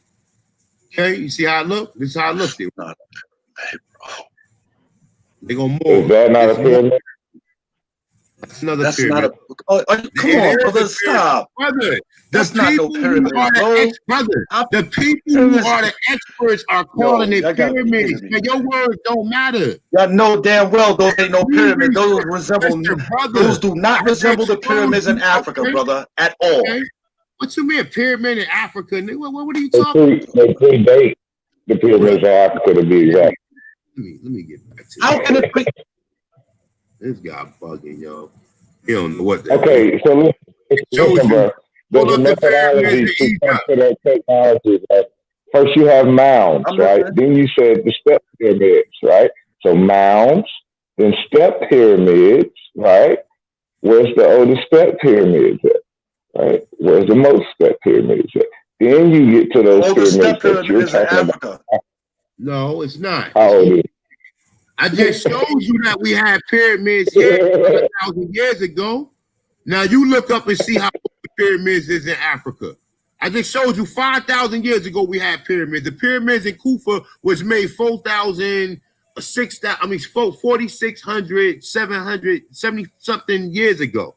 Okay, it's not the same age, Money Grip. So you need to go and do your research and check, bro. We already know.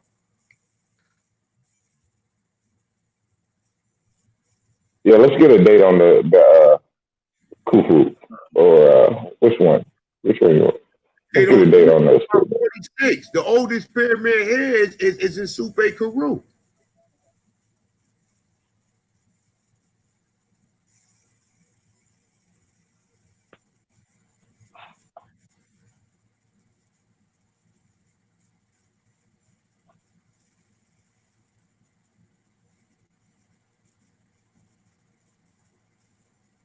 Whether you got a source for the oldest pyramid and step pyramid? Oh yeah. For us? Give me a second. Okay. Oh yeah.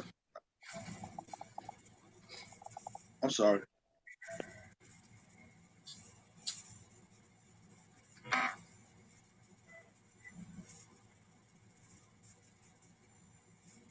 It says I got for the oldest pyramid. It says major pyramids located here include the Pyramid of Doja, generally identified as the world's oldest substantial monumental structure to be built of dressed stone, the Pyramid of Ukhsef, the Pyramid of Teti, and the Pyramid of Menkaure, dating to the first intermediate period of Egypt.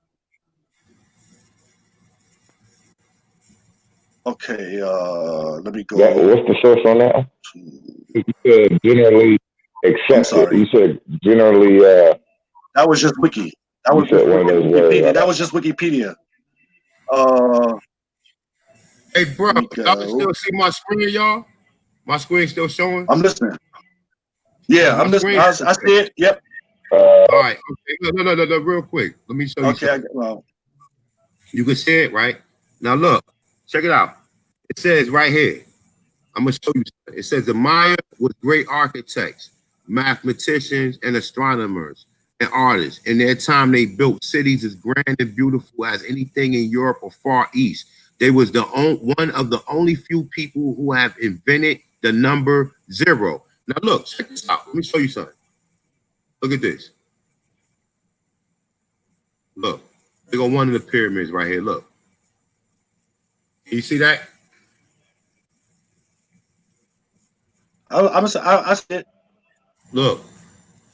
The pyramid, they said, I'm not saying it. They saying the pyramid of the magician, okay? In Mexico. Now, look. Let's see some more shit. It's another structure they found. This in Palenque, right? Now, look. They got another pyramid. They go ball courts that we got in Honduras. And you know damn well they don't look nothing like the pyramids of Giza. Listen, the pyramid. Look at this. This is an observatory. Listen, look what you see right here. This is an observatory, brother. Find me an observatory in Africa anywhere. Oh, come on, bro. Brother, look. You want me to show it to you? Look. What do it say? I'm looking. It's saying in Chichen Itza, Mexico. Right now, look. The top of this motherfucker swivels. The top of this shit spins around, money grip, and it tracks the equinox. It tracks from March 21st to June 21st to September 21st. Okay, this shit swivels around, my dude. What are you talking about? Look, they got another pyramid. Look at this. You see this one? Hold on. Hey, Robert. Is that a step pyramid right there, brother? Is that a step pyramid? It's not a step pyramid, bro. Look at the top. So, it's not a step. Hold on. Steps, my dude. Hey, Robert, do you know where that's at right there? Yeah, that's in Mexico, Mesoamerica. All right, so cool. Meso. Mexico. You capping. Okay. So do you think black people built that or no? Of course not. Are you out of your mind? Whoa. So African people have nothing to do with these. I just said, goddamn, like this is a problem. This is shit's crazy. Hey, look, I'd like to know what make him think that they built the pyramids in Egypt, because I got pictures of them building those pyramids with cranes. That is a motherfucking place. No damn pyramids with cranes. Yes, I do. I got the pictures. Hey, Robert, I got the pictures. I'm gonna stop treating you like you don't know, because you apparently know. So you're just acting kind of crazy right now. At this point, Chief, y'all can convince a lot of my hats off. Y'all we just having a conversation. Hey, no. You know, a lot of people are gonna watch this. To put Sis, a lot of people watching this in the middle of fucking desert, and you call that a pyramid? Reason why they put that in the middle of that damn desert, because it don't take nothing. If science started in America, how was they able to know the measurements of doing that triangle? Hey, Warren, did you show them the pyramid of the sun? Hold on. Did you see the pyramid of the sun, Robert? Because he knows that the pyramid of the sun exists, because he knows pyramid. Yeah. See, let me show him this. Look. My brother, hey, Robert. Who that? I see the drawing that you showing.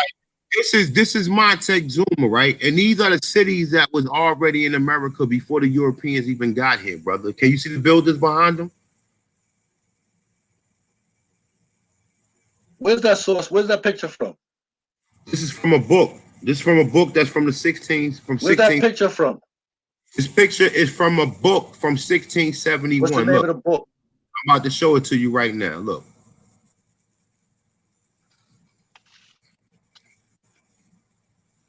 I'm listening, bro. Hey, I think it's always interesting when you ask that question, but you never offer that when you guys are pulling up these fake ass books from 2005, brother.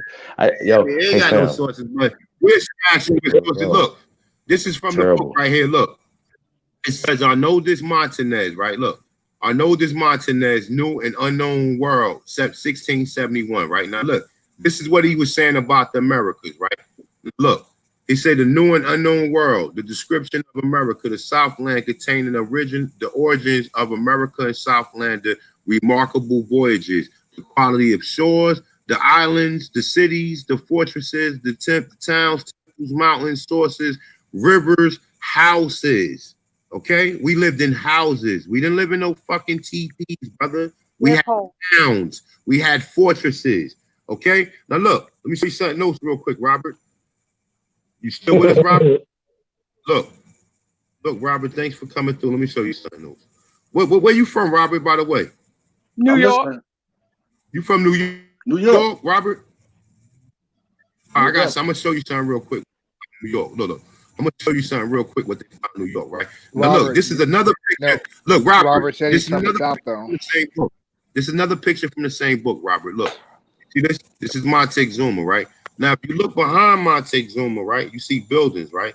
The European did not come here and build these buildings behind us, man. These are the buildings that we was already building. The source I just read that told you that architectures, here is the results of the architect that we have done.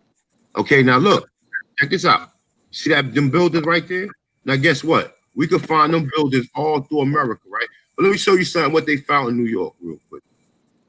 You ever heard of Cleopatra Needle that they found in Central Park, which is a fucking obelisk? Okay, you think they dragged the obelisk in the middle of Central Park in the 1800s, man, with a fucking crane? You honestly believe that?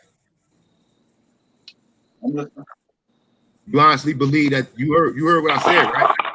They drug the obelisk. No, say that again. Do you think that they drug an obelisk to the middle of the 1800s, brother? Honestly, let's be for real. Or do you think that a fucking obelisk was already there by chance? Look at the pyramids. Do I think who was here already? I'm sorry, I didn't catch the last word. So they found. You say you're from New York, right? You know where Central Park is at, right? Yeah. All right. Okay. In Central Park, they found the obelisk called Cleopatra Needle. Okay. And they got in Prospect Park. If you go in Prospect Park, they got ancient architectures as well. You know what I'm saying?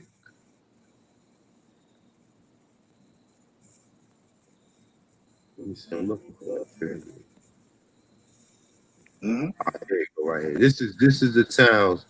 One of the towns we have. I want to ask a better question. Look, if that picture we just showed you wasn't a step pyramid, so yeah, the pyramid is still in the middle of the city, right? This is the pyramid. This is Tenochtitlan. These are the buildings that was around the one I showed you behind Montezuma. Okay, this is a pyramid right here in the middle of the fucking city. Okay, now look, this is how I looked at when they said they got here in Mexico. This is how Tenochtitlan looked. Okay, let me see something. This is the rest of, this is some other parts of Tenochtitlan.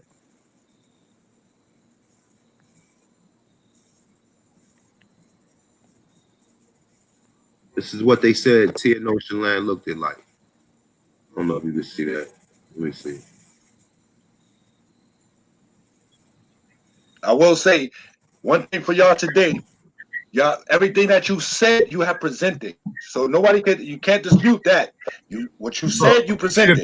Now the onus is on me now. The onus is on me. The book which I showed. Okay, you see the pyramid right here though? You see the pyramid? Everything y'all said, y'all believe in. Y'all showed what y'all believe. So You I see a gotta pyramid in debunk Mexico? everything that y'all put up. Okay. All right, that's a pyramid in Mexico, right? Let me see. I am telling you that those are not pyramids. Okay, well, I'm telling you I that disagree with everything that you're saying. So the onus is on me. That's So I'm great. saying, so tomorrow. Look. Do we do this tomorrow?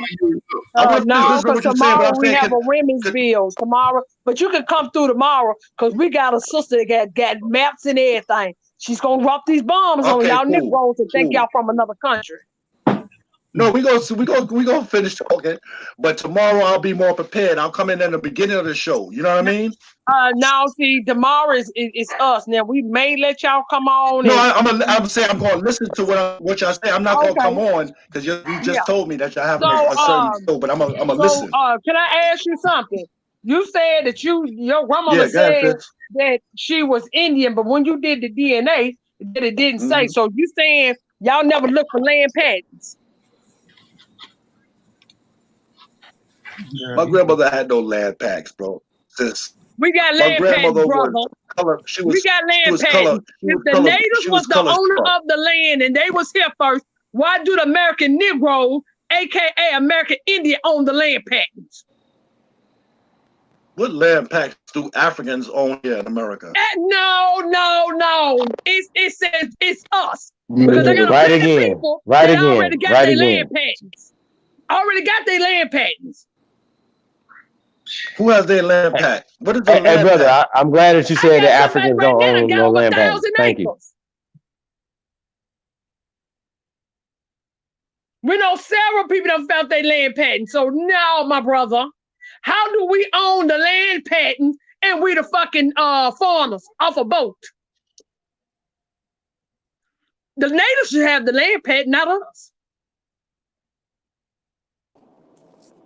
That can't be disputed. Peace, family. Can you show me your land pack? I got some people to be on here tomorrow, and they'll tell you about their land patents. Right now, I'm still researching, man.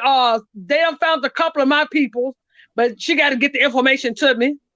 But like I said, now I know for a fact my granddaddy on my mom's dad's side, they own a plenty of land up in Franklin, but we have to find Franklin, Tennessee. We have to find the patents. My mom and them knew about that history because my granddaddy never told them about they owning Brown Station. Brown's their last name, and the land that they was on was called Brown Station. Hey, auntie, peace, love you. Peace, hey, man, peace, my brother. You ain't got to explain yourself, nephew. Dude, man. You ain't got to explain yourself. What up, True? Man, what's good, y'all, Phenom? Shout out to the panel, man. Shout out to the chat, man. What's going on? New York African Society for Mutual Relief, founded in 1808. The New York African Society for Mutual Relief was the first Black association to incorporate and among the. I'm not Googling anything, bro. I'm reading from this. What year was that, brother? What year was the African Society you talking about? What time period was that?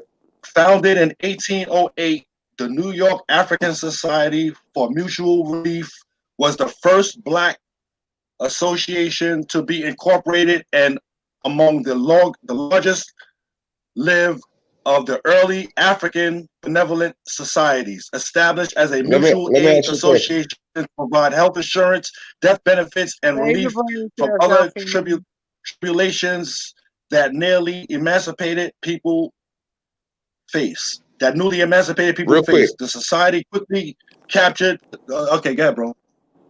1808. You want me to said? finish, or you got something to say? Yeah, that was 1808. Wasn't y'all still slaves then? Yeah. Right. But there were free Africans here also. You had free men. Wait a minute. So at a time where people were literally genociding you for being an African, they were allowing other Africans to just be straight. Roam free. No, to hold depending on what state you was in. We know that. That's what the Civil War was about. No, States' right. No, my brother. That's really what that was about. That's a long time after that, though, bro. That's a little bit after that, though. You said 1808. Right, but Right. You had free people. You had free people of color here in America. You had free Africans here. Do you You have had the people that book had bought their way 1491 and out of slavery, 1493? and you also had. I'm sorry, sis. Do you have the book 1491 and 1493? Give me 1 Because the second. first slaves didn't get here to 1619, and that's according to them. And that was only one man, I think, was up in Massachusetts. Nah, That it was was documented. No, sis. No, sis. What? No, sis, what? Hey, I got a question for him You're for wrong. real though. Because the 1491, 1493, you'll see pictures of us. Remember, we didn't get here to 1619. According to that fact, yeah, she right. According to your Hold premise, on. you on the The 1619 brother, premise. do you know what an African is? No, he don't. Yeah, that's me. What you mean I don't? Can't be serious. Hey, can I ask him a question? Give me a second. I'm getting some books. I gotta get them books. Go ahead. Go So ahead, you got to Truth. get a book to tell you that you're African and a DNA test to tell you African. I want to ask him a question though. I gotta And, get those books. Go ahead. Go Go ahead. ahead, Truth. I kind of wish Rob Bourne was here because, you know, I gotta would get love them for, books, baby. I would love for him to hear. We're gonna deal with the Underground Railroad. We're gonna deal with that. Cool. Oh Lord. Can I just ask you this question though, real We're quick? gonna deal with Indians of the North Coast.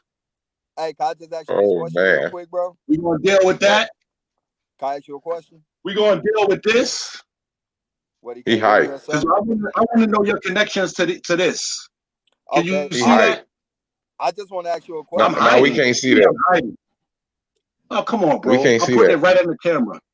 No, the brother can't trying to see ask what you a it say. question. Oh, the brother's trying to ask you a question. Native American spirituality. We're not Native Americans, but the brother's trying to ask you a question though. Oh, Yeah, I'm listening. Can you hear me? I'm listening, bro. You know, the whole time, you know, this is my question. You know, the whole time the brother was talking about the pyramids over in Central America. I'm listening. I mean, Yes, I I do. didn't ask you to listen. I was talking. 100% do. Okay. I'm an African. Can you let me finish talking? Because, like, we ain't Can gonna you get hear nowhere. Truth? We are the people. Can you hear me? I don't think he can hear you, Truth. I can't hear him. Can you hear the other brother Come speaking? back in, Truth. No, he Go can't out, hear you, Steve. Truth. I can hear original Copper Empress, but I can't hear Truth speaking. Okay, he gonna come back in. So what I want to ask you while they're waiting on Truth. So you got a bunch of books that you collected to tell you that you African? No, baby. No. Mm-mm. I know you said you did a DNA. We gotta study our history. We gotta know you yet history. in Africa? Have your people contact real you yet quick, in Africa to tell you that you're kin to them? Auntie, I don't want him to forget what he just read. I'm in contact with people now. I'm trying to locate people now on the web on a website. What did they give you your people here in America too? Yeah. They gave you their names. Yeah. I just gotta reach out to them. Hey, brother, can I ask you? Yeah. I just want to get on. I want to make a point real quick. You was reading something about the African Mutual something, and it was saying they was providing. They were providing insurance, I think, or benefits to these so-called people who were. Give me 1 second. I gotta find that page. I can hear him. That was I just heard the brother ask a question about the African Aid Society. No, that one. Right. Correct. Can you hear me? Can you hear me now? Hold on, Truth. I'm gonna let you right in. Just let me you said that was in 1808, right, brother? Yes, sir. Okay, now if you just do a quick etymology check of the same term that you say you are, right? You say you're African, right? Right? You say you're an African, right? Mm-hmm. Okay, so when we look at the definition of what an African is around the same time period that you're saying that you're associating yourself with an African, but this is what they're saying an African meant in this time period, okay? It says go on and read it. Old English, Africanus, plural, native or inhabitant of Africa, right? Bet you like that part, right? Now it says from Latin, Africanus of Africa, African from Africa, see Africa. It says used of white residents of Africa from 1815. Now you just read that source to prove to us that black people were African and they had instituted some type of union or some type of thing for their benefits, right? What we're telling you is that white people are the Africans, and they're the ones who came on boats. They're the ones who had to fight for their freedom. They're the ones who came and assimilated into the culture. And the narrative that you're pushing, there is no evidence other than conjecture and fairy tales to actually supplement what you're saying. We could, just like we've been saying for the longest, all of our statements, and we was able to pull it up like that, pull it up like that, pull it up like that. Most of the time when we talking to people who is Afro-centered, when y'all pull up some shit, it's some shit that everybody learned in school. And so that's not really I'm sorry to interrupt you. Did you intimate that the word African connotates a white person? Did you just intimate that? I didn't just wait. I didn't intimate that. Did you say that your according source? to online etymology? Hold on. According to online etymology dictionary online, you can go type it up yourself, right? It states that. Okay. And come on with your rebuttal, because we know y'all in love with Africa. So come on with your rebuttal. You basically proved to us that, or you were trying to prove to us that we are the Africans and we are the black people that are the people that they call Africans back at that time period. But I just put up a source that said they were referring to white people as Africans in the continent that you claim you're from at the time period you're claiming. You see what I'm saying? This doesn't make sense. They're referring to white people as Africans in where? In Europe? In Africa. Wait. In Africa. Use of white. Hold on. I got another question for the brother. Hey, brother. Do you believe in Darwinism and the theory of evolution, brother? Okay, Darwinism and the theory of evolution are two different things. Do you believe in Darwinism? Darwinism and Charles Darwin's theory of evolution is two different things. Okay, do you believe in those two different things, brother? I believe in evidence for evolution, most definitely. Who documented it? No. So is the theory of evolution a fact, brother? Yes, 100%. Oh God! All right, hold on, whoa. And is Darwinism racist, brother? Yes. Yes. Thank you. So you. I said, now remind you, I told you Darwinism. Hold on, time out. Hold on. Let's start one at a time. So the theory. Hold on, one at a time. Because you said they're two separate things. We're gonna have. Hey, True. You want to get him on the? You want to get him on evolution? Bro, get him on evolution, True. Go ahead, brother. He just contradicted himself, bro. No doubt. See, I actually have Darwin's books right here. You see this? You see that? I got Darwin's book right here. No. Hey, brother. Hey, I want you to read something out of it. I want you to find something to read out of it. Hey, while you find something to read out of it, hold on. Let Brother Truth go, and then you come back and read something. No. It's fine. It's absolutely fine. It's truth time. Then you can go. Researches by Charles Darwin into the natural history and geology of the countries that visited during the voyage of the HMS Beagle. Hey, you know. Hold on, brother. That's not. Hold on. Let's say we striking that from the record.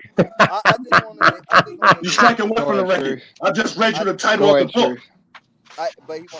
The Journal of Researches by Charles Darwin into the natural history and geology of the countries visited during the voyage of the HMS Beagle under the command of Captain Fitzroy R.N.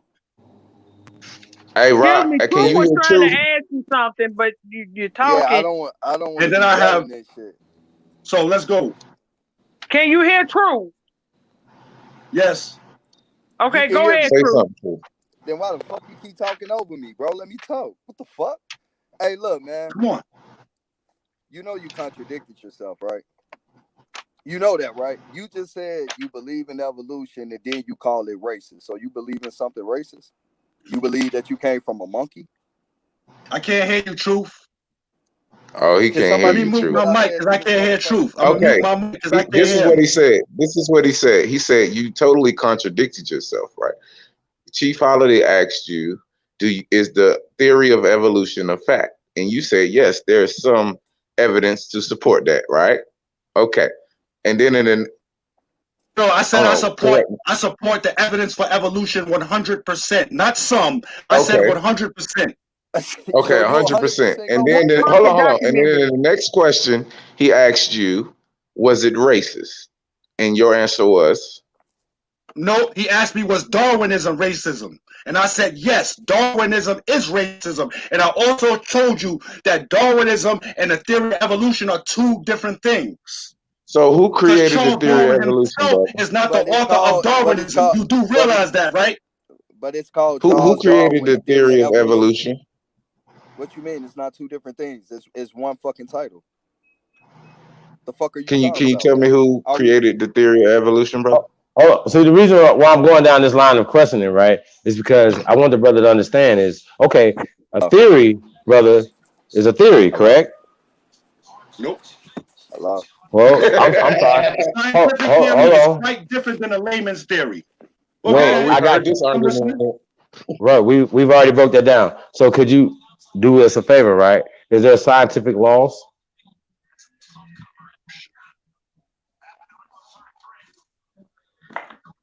Damn. Okay, so we have scientific theories, and I just wanted to be known that a scientific theory is not a scientific law. Correct? You can't, because see where they try to play the Bro, he go semantics, mute every like there's a time you drop different. a bomb. I mean, he's gonna drop it, but you know, this is baby work right here. Come on, Rob. You in there? I don't. Okay, You can hear what me? question are you asking me? I'm I'm not asking you clear a on your simple question. question. It's shit, bro. It's super simple, bro. Okay, listen. The theory of evolution, right? You said Mm-hmm. it's a scientific theory. I asked, was there a I scientific know. I law? said I said the theory of evolution is fact. It's fact. Right. I got you. Backed by But evidence. Backed by evidence. oh, okay. So there is what's the difference between a scientific theory and a scientific law, my brother?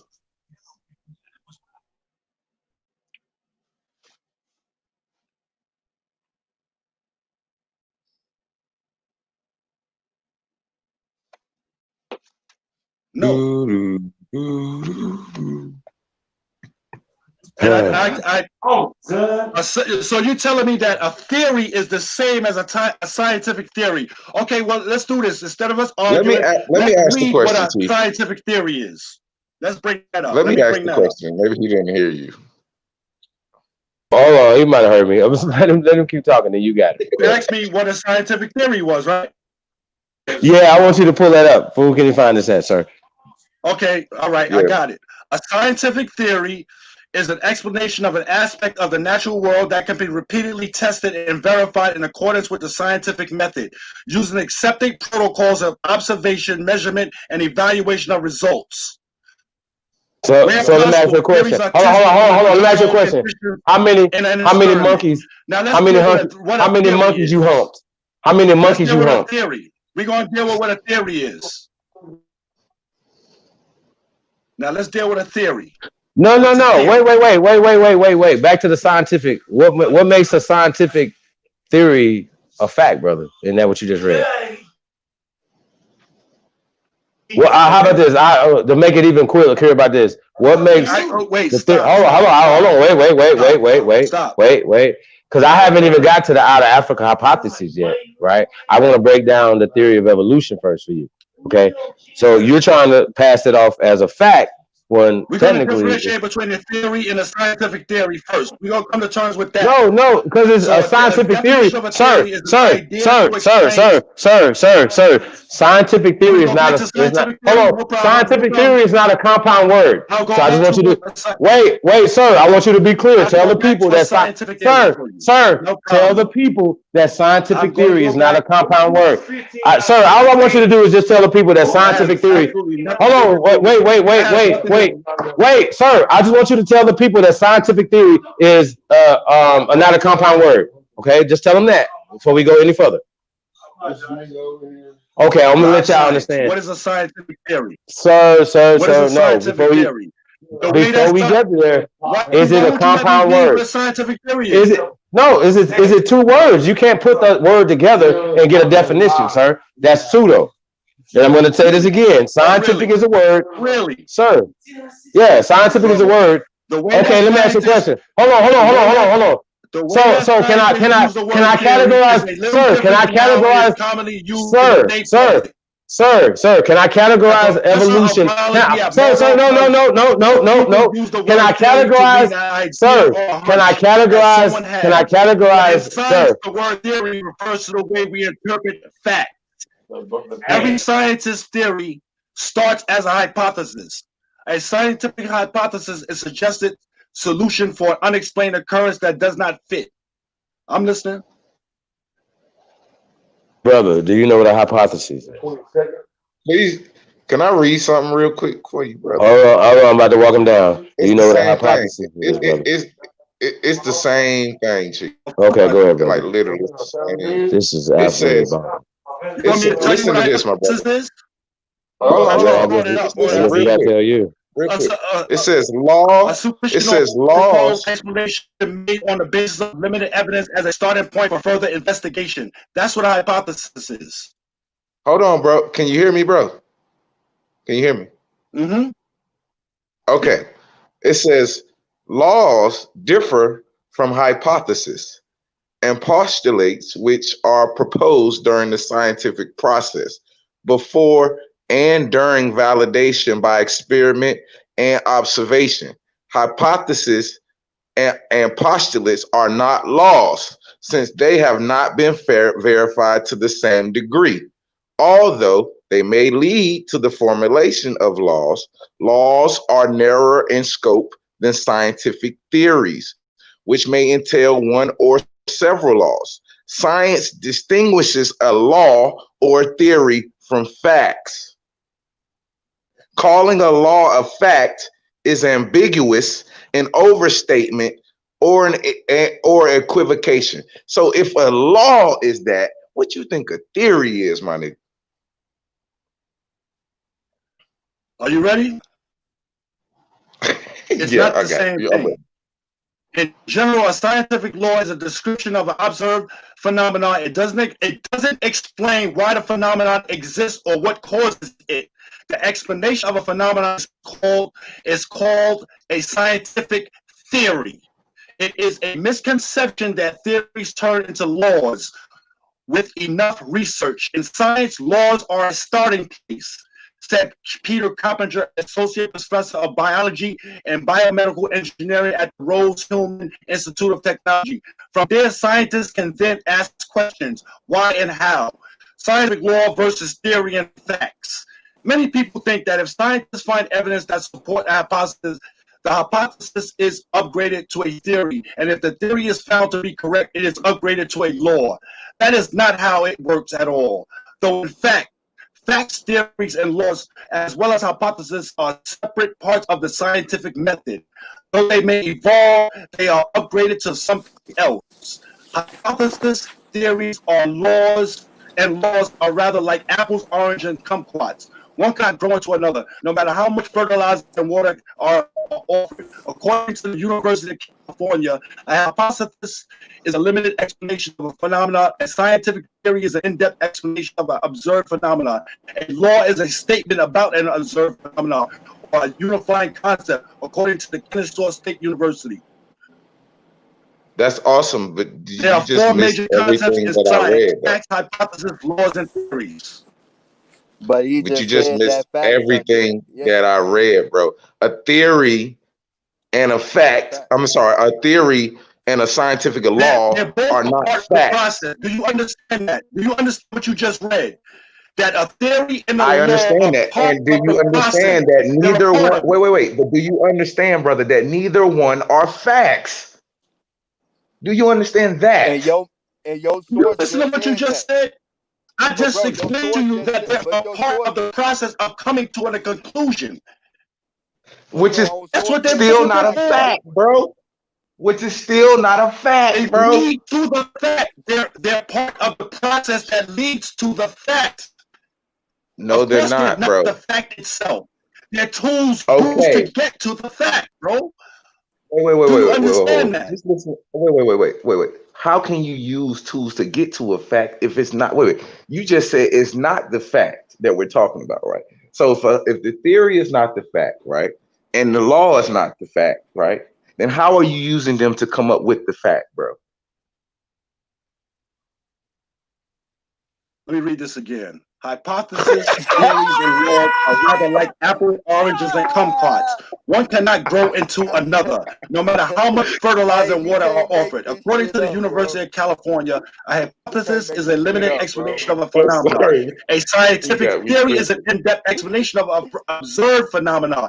A law is a statement about an observed phenomenon or a unifying concept. Do you understand that? Hey, Rob Boy, you That's I that's a understand. process. You just It's a threw process. what I said right to the side and started reading. I understand that. Yeah. Okay. I Laws just are want descriptions.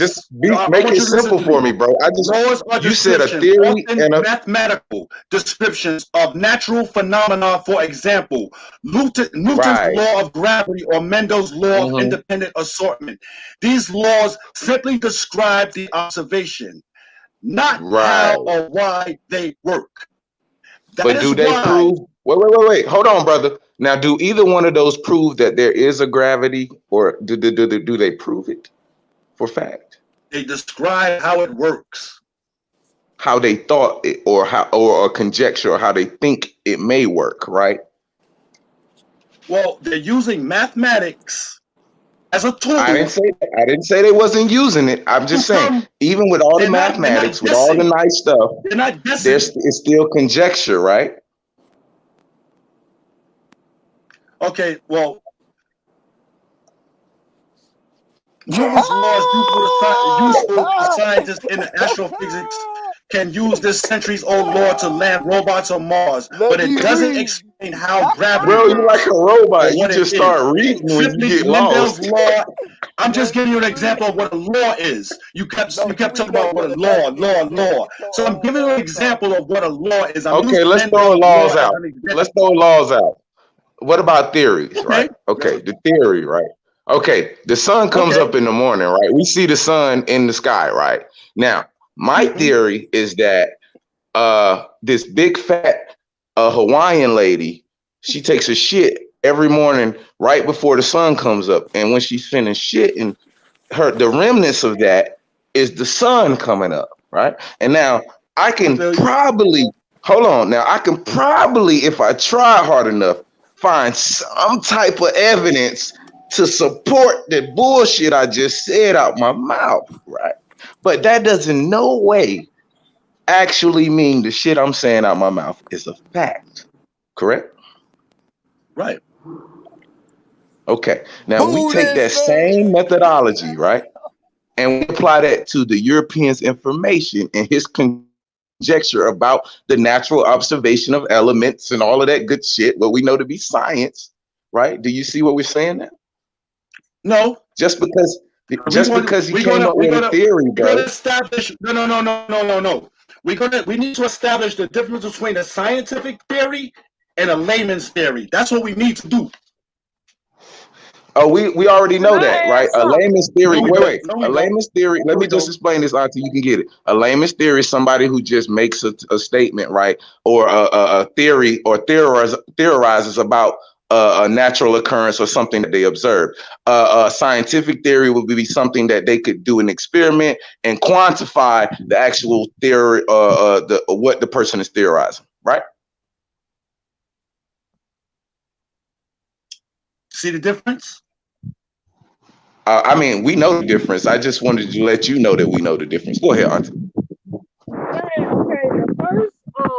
So when we're talking about science, I believe we're on the same page now. That we're not talking about speculation. Definitely talking about speculation. Definitely not on the same page. Go ahead, Auntie. No. You since you I'm listening. The science is observation, right? Hello? I don't remember his name. He didn't invent it. Can you hear her, bro? He Can didn't you invent hear the her? natural observations of the world. He inherited from other cultures. The European inherited the knowledge from older cultures. So he's not a progenitor of charting the universe. You have to.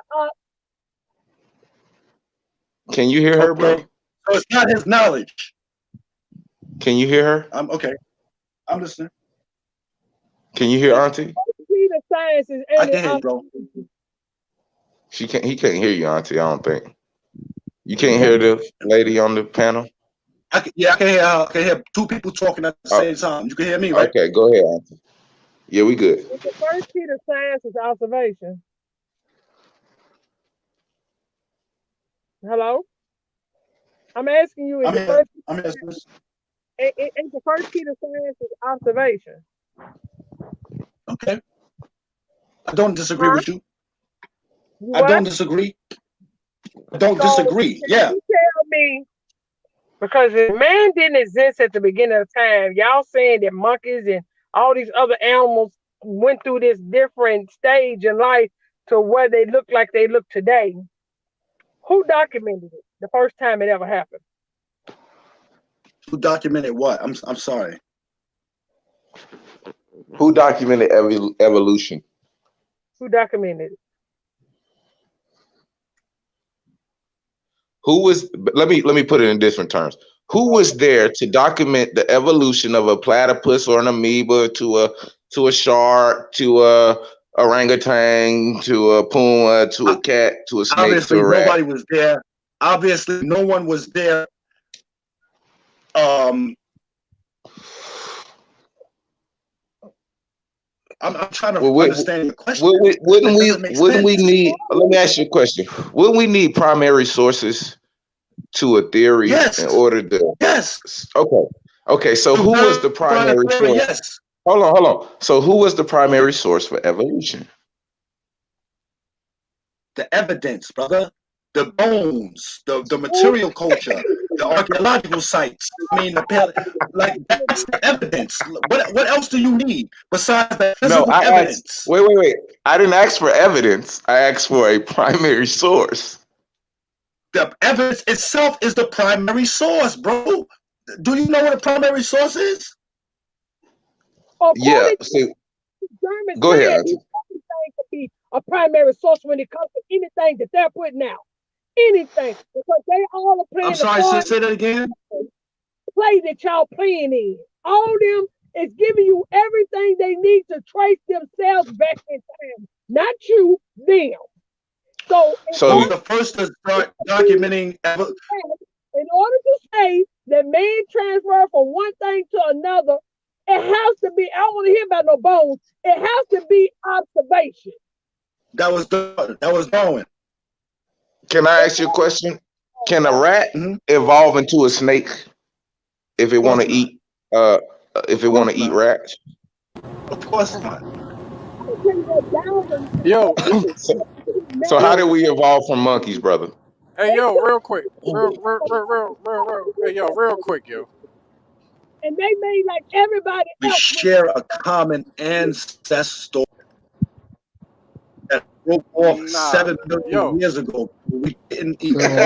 Wait. What's the primary source for that? Let me ask you a question real quick. So, Brother Robert, is the primary stock, does it come from an animal or does it come from something else? Yo, he just debunked himself. You do understand that we share 98.9% DNA with the great apes, right? You do understand we are classified as great apes. No. Okay, so Hey, yo, can y'all hear me? Yeah, we can hear you now. So Brother Robert, let me ask you this. You realize you evolved from fish. You do realize that, right? Fish. Yo, hold on, yo. So let me ask you this, you do realize that, right? So before you said you did your genetic testing. All right. I see where we're going. I see where we're going. Let's have this talk. Let's do it. No, I just wanted to ask you something because you were no, we ain't got to do it because no, Brother Robert. Everything you coming with is Darwin. Can I just ask a question? Yo, you know he debunked himself. Can I say something? You asked me a question, right? Okay, so Brother Robert, so you were asked me a question. You said, okay, this is the I'm reading from the Introduction of Anthropology, This is from Robert German Lincoln Wendell.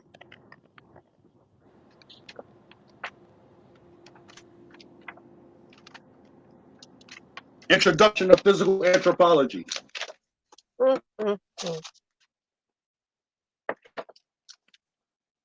gonna show you. Don't worry about it. So while you're doing that, can I ask you a question? You showed some books before, and some of the books, bro. Can I just get a question? Can I just get it? Damn. Yeah, I'm listening, bro. Yo, he the police, yo. I'm police. Are you nuts? What the hell are you talking about, police? Yo, you the police God, because yo, look, y'all niggas you crazy. I'm keep capping. police. Yo, he keep capping for the motherfucking Catholic Church, yo, and that's police shit. The Africans be capping for I'm capping for the Catholic Church, patriarchal nigga. Do you see bullshit. what the fuck is on my chest? You see this motherfucking unk? The fuck is you talking But the about? Some evolution motherfucking shit come from Catholic the Church? Catholic Nigga, you Church, crazy though. out your motherfucking mind? You see this motherfucking Black Nigga, Panther? you crazy out your Fuck out of here. motherfucking mind. You Because see you this coming Black with the Panther, evolution nigga? bullshit, and See this that shit come from motherfucking the Catholic Church patriarchal Y'all niggas shit, is bitch. crazy. So what the Nigga, you fuck see you Kappa talking right about? here. You don't see no motherfucking Nigga, Catholic Church. What that's the fuck you because you talking low about? key. You You low bugging. key You with it. see Nigga, this? you a private You see this is nigga, you an God, nigga. agent. Nigga, This you an is agent. God. You see that? You coming with that agent patriarchal, you coming with the Hold Catholic on now. Church Hold on now. fucking Let's bring Yeah, you where evolution in. this crazy bullshit. dude come from, bro? Only He just fucked up agents all the come with conversation. We evolution having a nice because conversation. He come talking some Are you a crazy shit. college no educated nigga, brother? you the police. You the police. Are you a college I'm the educated police, brother? really? You dumb fuck. I'm the police. Hold on Sitting now. in my Let me ask bedroom. you a I'm the question, brother. police, really. Hey, brother. Nigga, Hold on, brother. evolution. If you Let's talk rein that back. evolution, Let's that's the rein it back police, in. nigga. Are you a Say that college again. educated brother? I did 1 year college. I would hardly call myself college educated. I stayed in the student union building that whole year. Back in Oh, okay. 1986. Okay. So where did you procure this information that you have downloaded into your consciousness? I've been on this journey. I've been on this journey basically all my life. When I was coming up in the 80s, right? There was a lot of pseudo shit going on in the community. Now, mind you, in the 80s, we didn't have access to social media. We didn't have cell phones. You know what I mean? We had to actually go to books, so we had to actually ask people for information. And whatever they told us is what we took. You know what I mean? So it was a total different era. So who told you about evolution? Who passed that down? Actually, I started studying evolution. I say a good 7 years ago, about a good 7 years ago, because I had no knowledge of it. I had no knowledge of science As you prior to got the maybe like police 10 years ago. academy and shit. I didn't know shit about science. I didn't give a shit about science. I didn't know how important science was. I didn't realize that science was an African invention. No, it's not. Okay. What he Wait a talking minute. about, bro? What he Wait talking? a minute. Yo, that nigga the Wait a minute. police, yo. I don't care Wait. what nobody Let me say. ask you a question, brother. I'm the police. So let's go Talking slow. stupid, bro. Hold on, y'all. Let's go slow. Let me man? get my Chief Holiday on. Let me get I my got Chief my Holiday camera on. on. I'm in my room. Like, what the Hold fuck on, are you brother. talking Hold about, on, brother. police, man? Hold on, brother. Now, is it from your understanding that everything started in Africa? Yes. Which means every well, now 100%. hold on. Does that mean every man, woman, and child is a descendant of African people? Yes, 100%. Does that include That's a lie. King Asian? Kong ain't my daddy. Does that include Asian and Yes. Caucasian people? Yes. Okay. Now now let me bring this home They're for all you. So when I read to African you, gene. hold That's on. That's When I read to you, hold on, brother. Now when I read to you the etymological definition of African, and it said use the white residents of Africa, you jumped out your skin. But now you're telling me No, I didn't. that I just ignored it. I didn't jump out my seat. I ignored it because it's a pseudo definition. Ain't no way it's a hell pseudo. Africa means Wait, hold on, white hold on, hold on. people. Wait. Listen to what you're saying, brother. You just said it's a pseudo Can you show definition, that but in the source, bro? same. Yeah, Hold because on, hold you on, said bro. it, but you didn't Hold show. I on. need you to show me that. And as a Okay, matter of fact, let me go on it's simple. etymology online Just myself. online I etymology. tried to let you go with that, I want but you you to do really it. want to I deal want with you to that. do it. Hold on. I want you to type it in. So you can't say that nobody No, but messed you with gotta the show main that, bro. claim. Show that. Hold on. I want you to look on your Show that. phone right now. I'm on my phone, so I can't show you. Don't worry So about it. just while we can see you looking on your phone, you can just look it up real quick. But listen, this is what I want to point out to you, brother. This is what I want to point out to you. Hold on. This is what I want to point out. You just told us that is pseudo, that it said white people were Africans, right? But in the same breath, you just told us that white people come from Africans. I said they are our genetic mutated children. No, you didn't say all that. Come on now, you ain't say all that.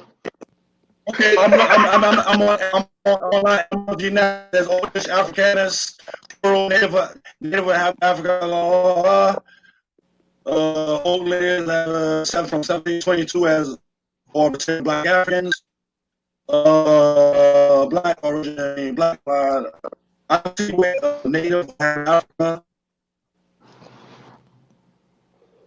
You know where it says white people?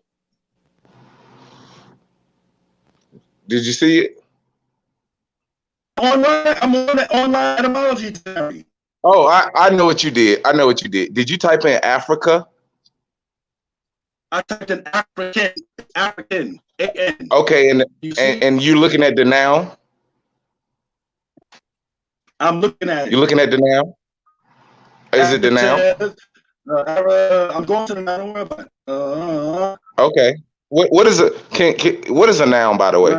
That's a person, place, or thing, right? Person, a noun is a place or thing. Are you serious? Okay. Are you serious? Okay. Okay, I just want to, not for you, for the people, right? Not for you, for the people. Okay. So what does it describe? What is this person, place, or thing? Or inhabitant of Africa. That's what it says in the noun. Am I right or wrong? It says it right here. Native of Africa. An African, keep going. Native or inhabitant of Africa. That's the noun. Keep going. Keep going. Of relating to the nations of Africa or the peoples. Keep going. Okay. Dictionary entries for African. Well, you looking hard to jump over that damn etymology definition. I'm trying to You looking hard. What kind of glasses you got on right now, dude? You got the right medicine in the motherfucker. It's fucking $700. I'm fucking with you, OG. So you saying you don't see? So you don't see anything? You don't see anything on online etymology that's for the Africanus, plural, native or inhabitant of Africa, from Latin American, from Africanus, adjective, or Africa, African, from Africa, see Africa, use of a white residence of Africa from 1850, use of black residents of the U.S. from 18C. Don't throw up now. I just read that part, what you just said. Okay, I see it. It says use of white residents of Africa from 1850. Now, the only reason I showed you that, remember, because you was talking about some all the way down to where it says about the star the planet. Oh, keep going. Yeah, don't stop. Don't stop. Keep going. Let's read the whole definition. What else does it say? Say it again. Say it again. What else after it says use the white residents of Africa? What else? From 1850, use of black residents in the U.S. from 18th century, when it was especially meant one brought from Africa, and sometimes was contrasted to native-born Negroes as an adjective, like 1560, pertaining to Africa or Africans, or English Africans sick from 1722 as of or pertaining to Black Americans. What's your point? Let me ask you a question. Who are the native-born Negroes?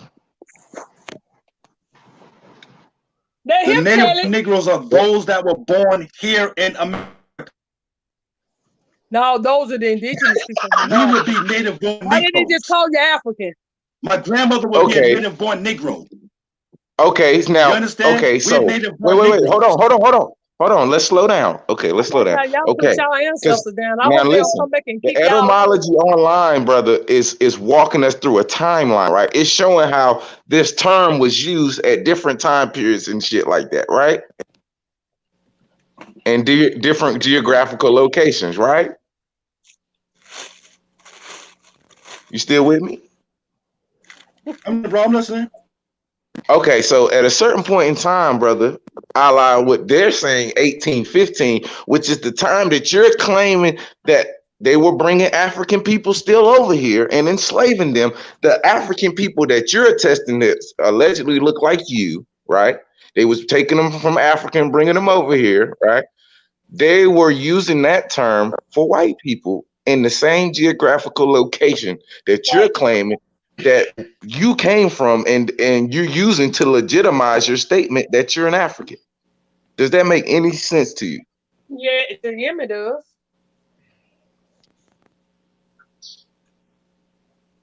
This is like trying to take Mary Magdalene away from Jesus.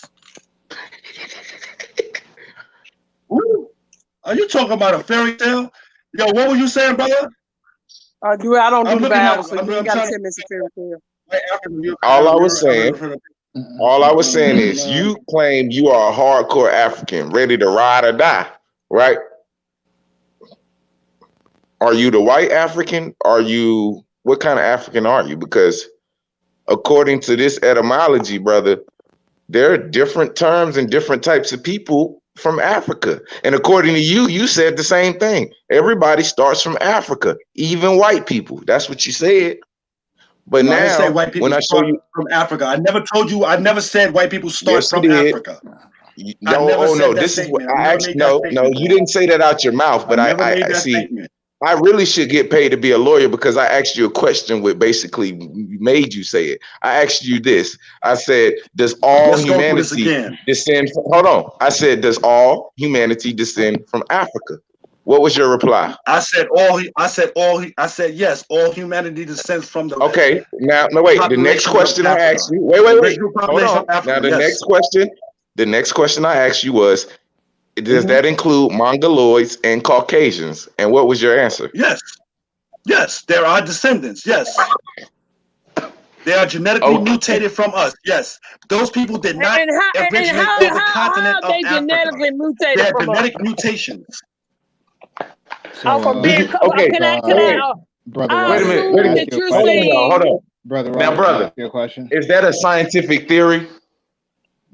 That's a science. Yes, it is, and we can go through that if you like. I have that. We can go through it. You still Now, pulling out German just science for the on people. us. Hold on. Just for the people. Now, scientific theory, just for the people. So we on the same page. Does that mean that is an actual 100% guaranteed fact? Say that again, brother. It's a scientific theory. Is a scientific theory a 100% guaranteed quantifiable fact? What? Is a scientific theory a 100% quantifiable experimentational fact? Of course not. It leads to that. It's part of the tools that it leads to the fact, or leads to a conclusion that is based on the evidence.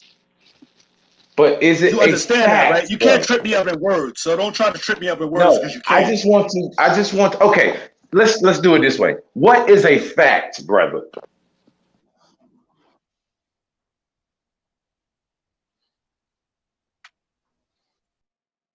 Watch it, ass, because he been upset a monkey turned into a human.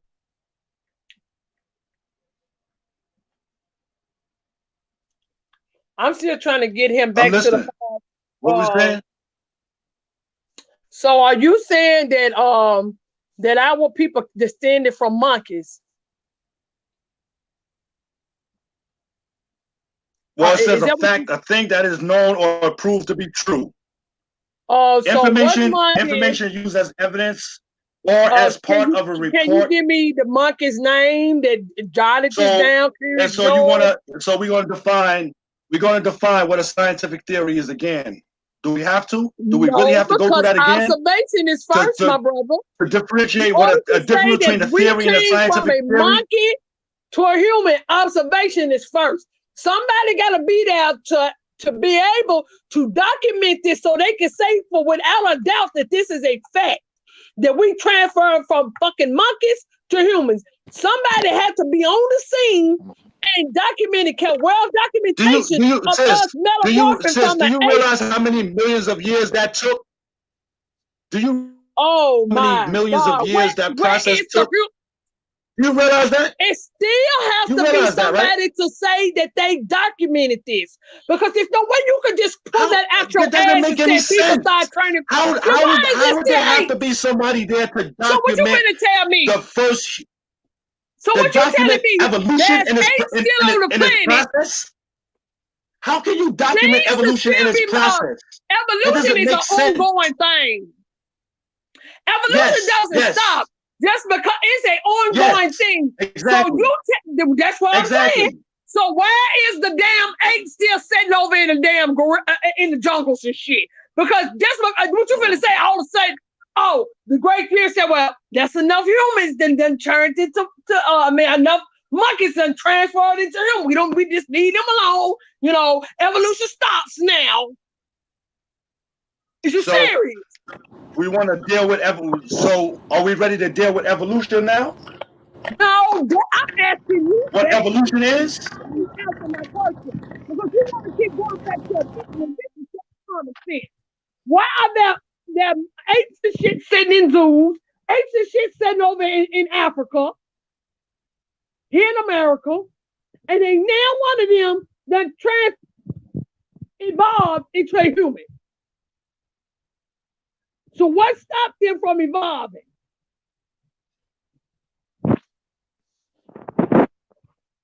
I'm waiting on your answer. What stopped them from evolving?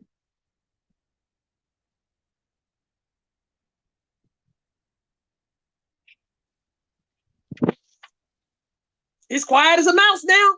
What stopped them from evolving? I'm hearing an echo. I can hear you still talking. I said, what stopped monkeys from evolving, apes, whatever you want to call it? What stopped monkeys from evolving into humans? Because evolution is an ongoing process. And what I'm saying is that let us understand what evolution is before we ask questions like that. I don't think you understand what evolution is and how it works. My brother.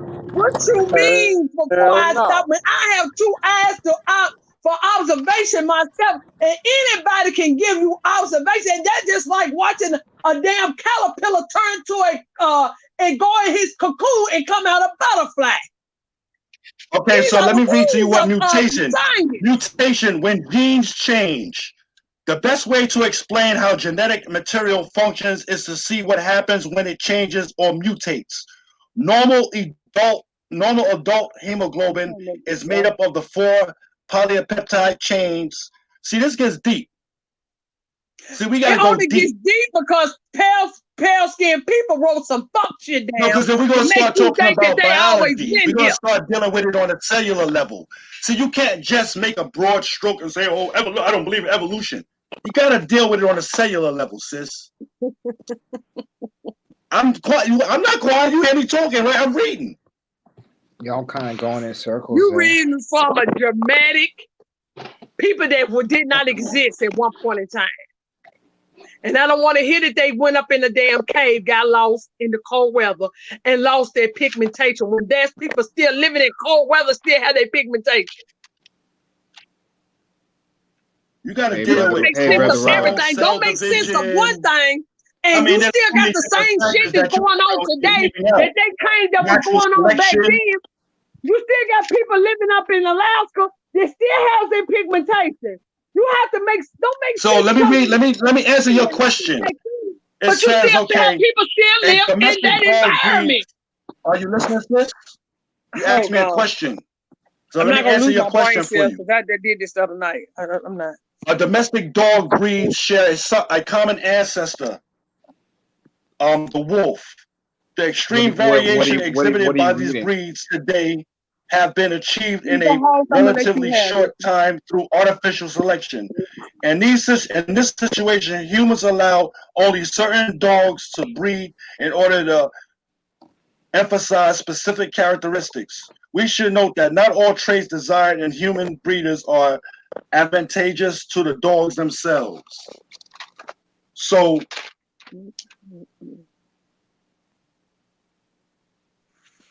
And again, I'm asking you, why monkeys have not evolved? The ones who still in jungles and still in zoos and shit. Why they haven't evolved? Because evolution means to continue. because So sis, that means you have a thing called natural selection. That's one of the mechanisms. Then you have another according mechanism to called what science mutation. told you that. Hey, brother, can I ask you a question? I'm not gonna do this While you have those I'm books listening, out, bro. tonight. brother Robert, can I ask you a question? While you have those books out, you I'm were showing listening. some books. You were showing some Native American books before. What are those about? I'm sorry, I didn't hear what you were saying. It says standard chromosomal complement in various organisms. Chromosome number and somatic cells. Humans have 46. Chimpanzees have 48. Gorillas have 48. Dogs have 78. Chickens have 78. So on and so forth. Chromosomes number and gametes. Humans have 23. Chimpanzees have 24. Gorillas have 24. We share genetic material. But what was the question that you asked me? Can I show what? I was asking you while you had your books out and you were showing some Native American books before. I was asking you what's that about? Why do you collect those? These to debunk your claims of the abos. This is a big problem for our people. To try to adapt or try to pretend that you're something that you're not. It's a big problem. So we Hold got to on, make sure that we now, have all first of I was that gonna leave your information. ass alone. But since I'm doing my damn genealogy, Nick Bro, since everybody ain't the same, cut from the same cloth. You can claim to be African because you went and did a motherfucking DNA test that took you back to where they took our damn people from America and placed their ass on the corner of fucking Africa, and ain't no goddamn pyramids over there. Those are Do you know pyramids how over in absolutely Egypt. that Not makes your absolutely shit. no sense? Okay, so That's not your shit. okay, That is two different cultures. okay, So so go find me something that you okay, built over in so West Africa. Quit taking me to Egypt. And another okay, damn thing, so those white chickens ain't y'all's either, because those are Dutch. Egypt, I ain't from Egypt, baby. I'm from West Africa. Sierra Leone is in West Africa. That ain't in Egypt. What you talking about? okay, so can I just jump in here real quick? So you were talking about your Yeah, we DNA can deal with test, the right? Africa theory. We can deal with Look, that. We can deal with Which one that. of your people, can I just jump in what's here? your people build over in West Africa? Because that's I'm sorry? poverty stricken. What did his people build in West Africa? That's poverty stricken. But I can tell you what my people built right here in America. And if they Oh, good why God. they ain't got All the right. same shit in You said Africa? Africa is poverty stricken? West Africa is mostly poverty stricken. Okay, so can I just jump in real quick? So before you said you Really? did your genetic testing, right? They have no. You, So you telling me West Africa has no natural resources? so you did your genetic testing, right? And you feel Yeah, the that one of government your is corrupt, ancestors goes back to Africa. but the Then you land is said you, not. The land is rich.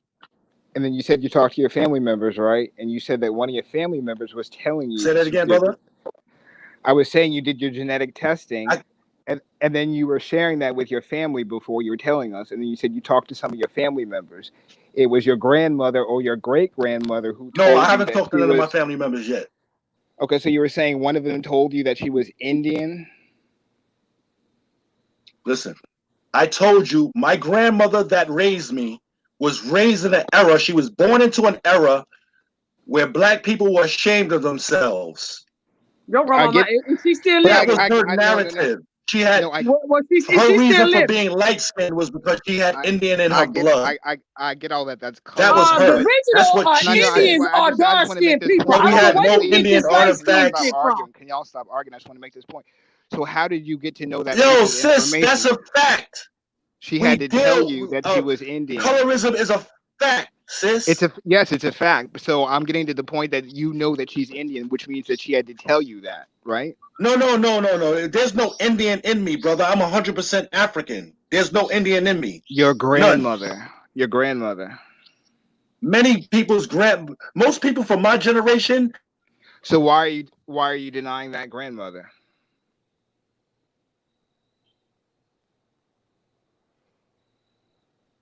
Because he took a DNA test and he said that his grandma didn't know what the hell Culturally she was talking connecting about. us to the Native American population here in America. There's That's absolutely what he's nothing. doing. So you have one grandmother telling you that she's from Africa, and you have another one that's telling you that she's Indian. Why not listen to the one that tells you that she's Indian? No. I don't even think the grandmama told him that. We didn't need anyone to tell us that we were from Africa. Africa is born in us. I mean, all right, you got it, sis. I got my question in. There's okay, absolutely this is what I got to say that to the fuckery and the foolishness. I experienced This that connected me Negro to just the sitting there Native American disrespecting his cultures grandmama. of North America or South America. Are Absolutely you nothing. telling me because your grandma was light skinned, she was mixed with a native? Is that what you're saying? No, I did not say that. I said because my grandmother was light skinned, she was color struck. She was born into an era where black people were ashamed of themselves, much like y'all are ashamed of yourselves of being African. You want to be everything other than African. That may have been, they may have went on in your family, but that didn't go on in my family.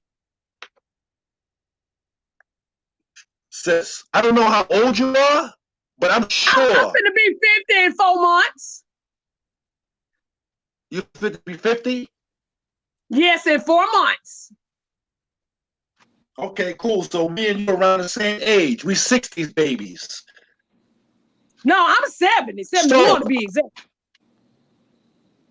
All right. Well, I got a brother 73. So we around the same age. We the same. And I am telling you,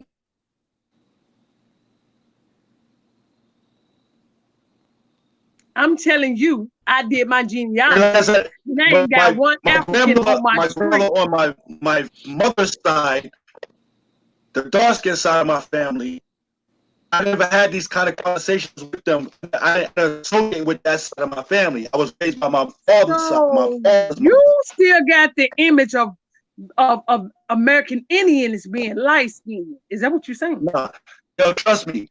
The names that my grandmother used to call me, you couldn't even imagine.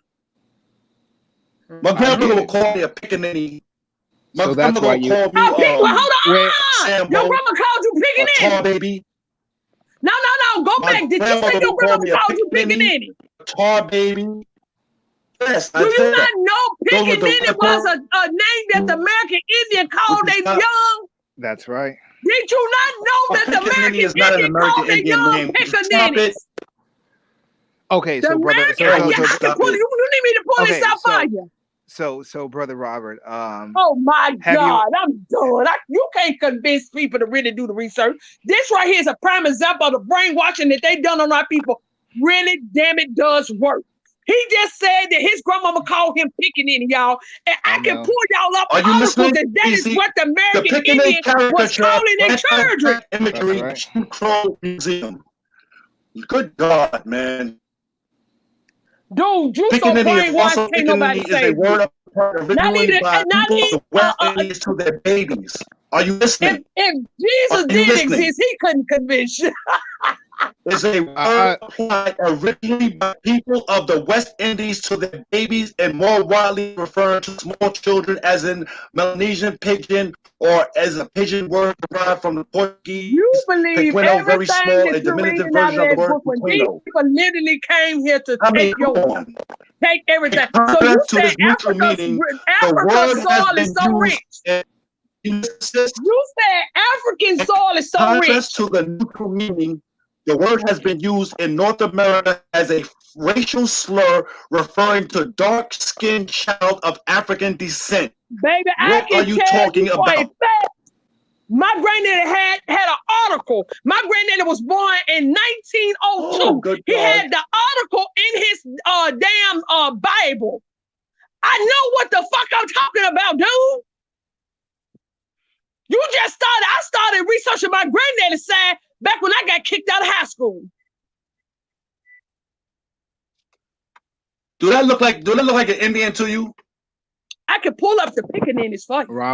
Robert, while you're Do that look like a damn Indian to you, or do that look like nigga? Is you using damn Google? We can't see that. Are you using Google? We can't see that, but I got something for you. All right, I'm sorry. Robert.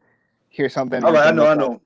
Look up Agatha Christie and the story of the 10 Little Niggers. I know about that. So wait a minute. I know about that. So wait a minute. You know about Agatha Christie and the 10 Little Niggers, and you know about your grandmother who told you that she I've was heard about. Indian. I've never read the story, but I've posted that. Right. On, okay. And you live in New York, and you have family that's rooted in the South. Right. I'm just putting it all together. Right.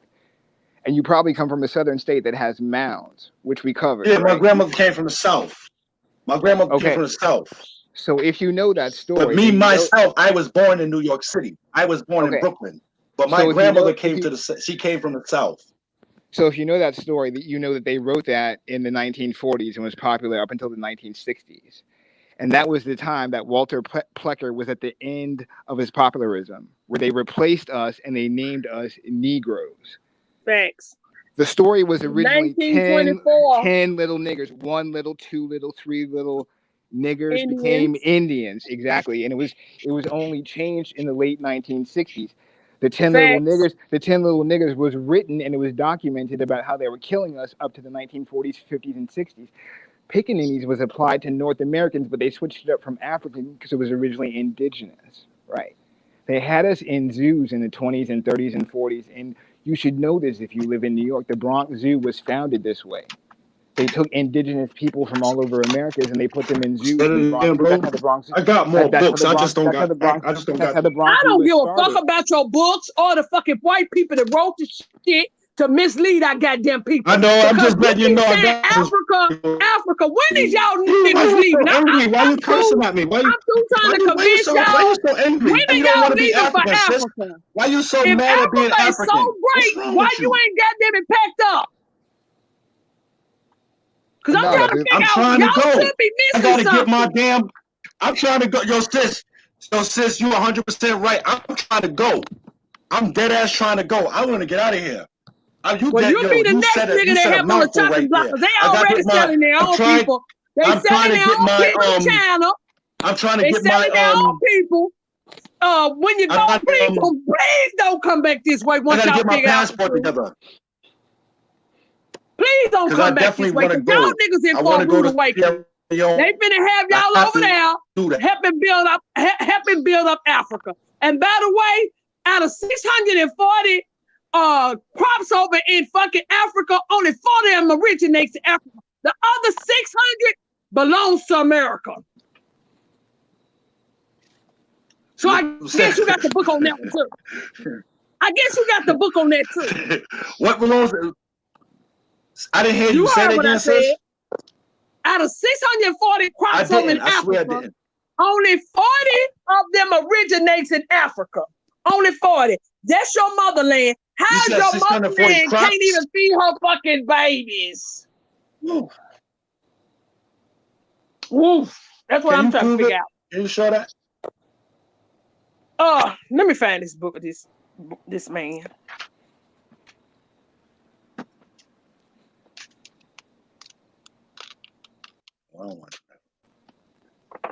Yeah, this right here, I don't even have the patience no more for this shit. I really, really don't. Because I'm at the end there. It's been too many years. If niggas think they came off the bottom of a slave boat, God damn it, let's make it. Get your ass back to the shores of Africa. This shit done got on my last motherfucking nerves. That's what we need to do. We need to go home and take over No, Africa. I'm That's because our I only got land. chance. I got land. That's salvation. Y'all niggas are I'm scared. See, telling you you, know what they say about scared niggas. you ain't got no land here. You ain't got no land No, here. I got plenty land here. You ain't got no land You here. ain't got no land here. And you ain't got none in Africa either. So, nigga, you got a lose-lose situation. So, Robert, you said you live in the Bronx. How is it that you live in the Bronx, but you Say that don't again? know that? I was just I don't wondering live in how the you Bronx. did. I'm in Manhattan. I'm on 59th Street, 60th Street. I'm right in Midtown. Okay, so how do you live in New York City proper in Manhattan and you don't know the history of Manhattan? Say that. No whole history, but I know I'm learning as it's a lot to learn. So what if you learn that your family came from indigenous stock? What if you learn that the land that you're There's sitting no on right indigenous now stock in my family. You said what now, There's brother? no indigenous stock in my family. We're all Africans, black How do you know? Africans. How do you know that? Did you test all of them?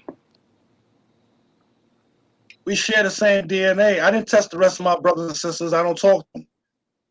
So how do you know? You're just guessing. How? What do you mean? How do I know what? How do you know that you're all African? You just said you don't talk to your family, so how would you know? I know, but I have it's on my paperwork. It lists my family members. A paperwork that is not scientific and can't be held up in court. You said a paperwork. Say that again. A piece of paperwork that is not scientific and can't be held up in court. You know that document's not scientific, right? You can't take that to court as an official document. Why would I be going to court? What am I going to court for? To prove your Black identity. loyalists in Nova Scotia and Sierra Leone. Because you would prove your identity that you're 83 with the related back to American Sierra Revolutionary Leone. victory. Y'all, And so I'm once done. you Y'all have a prove good that night. you're I related can't to even, Sierra I can't Leone, even deal with the dumb game. Well, so supported the you asked British why would war you effort. prove your you said why would you prove your identity to prove that you're a member of the stock from Sierra Leone, and then you would let the official government of Sierra Leone know that, and then you would drop your citizenship here, and then you would repatriate yourself, and they would give you land, they'd give you money, they'd probably fly you over there for free. Exactly, brother. This is what I'm talking about. This is one of the purposes of me tracing my lineage, so I can do that. You are 100% right. You can do that. So are you prepared for the fact that they may tell you that you have 16 different grandmothers, and at the same time that you have the option of being from Sierra Leone, you also have the option what? If you actually do your family tree, you see you add 3 every time you go back in the matriarchal line, right? So you have your mother, but your mother has 2 parents, so that's your mother plus her parents. Yeah, right? right, and it all goes back to Africa. Yeah. So it all goes back to Africa. Okay, but it all traces back to Africa. Okay, I'm not arguing that. This nigga worse than Sinetta. Okay, so regardless of where it goes, though, you have to add 3 for every. I can't hear you because what happened. Say that again, brother. I was trying to explain the numbers for you. So every generation you go back, you have to add 3. You see, the woman, the matriarchal line, plus her 2 parents, right? Then you X out the father, and then you have another one. You go through the mother. That's what you said you did, right? Do you see how the number increases every generation you go back? So how could they tell you that you are traced to Sierra Leone 500? And this is what you read to us: 500 to 2,000 years back, when Sierra Leone didn't even exist 300 years ago. Yeah, exactly. Well, we do it like this. I mean, this is what you told us. I can't hear what you said. This is what you told us. You read the paper and it said that it told you that you came from Sierra Leone, right? Out of one of the matriarchs in your family, and that this is dated from 500 to as far back as 2,000 years ago. So I'm asking you, how can that be accurate when Sierra Leone didn't even exist then? mtDNA Sierra Leone to the people that are currently living in Sierra Leone today. So what was their original name? Because they should know that. They should be able to track you back to a specific ethnic group. Yeah. Hey, peace to the panel. Peace. You said they were tracking me back to a specific. Can y'all hear me? You really can't hear you. Peace to the panel. This Nick, man. This Nick. I didn't hear. This What's Nick, good, brother? right? I just want to, man, my boy Now, looking like can you please Dragonfly repeat that Jones and up trace here, me back to man. what? Boy looking like Dragonfly Jones up Sierra Leone was Yeah, founded in man. 1961. So where your people from? I mean, that's what I'm talking about because it was traced back You to said what Sierra Leone founded when? In 1964. That's what they were trying to get you to Oh, realize, come brother. on. Because They all want to address that. all You it know What better. year? Like, Hold you on, just y'all. Just be shit quiet right for a now. second. Just be quiet for a second. I'm gonna let them tell you. What year was Sierra Leone founded? The founding date of Sierra Leone was April 27th, 1961. Gosh.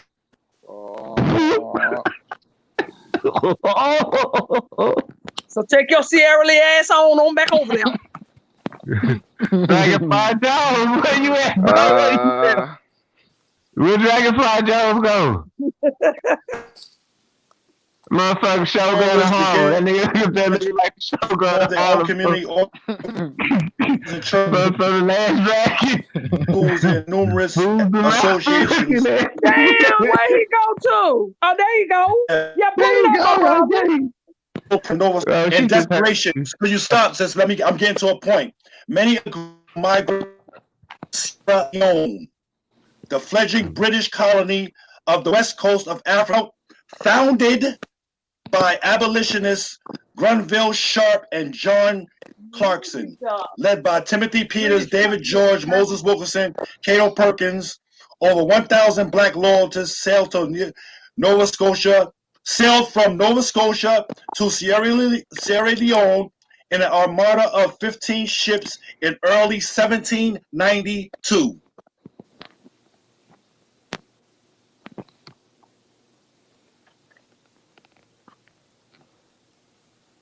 Did you not understand the part where it said that black loyalists sailed from the Americas to Africa, which would not make them African, right?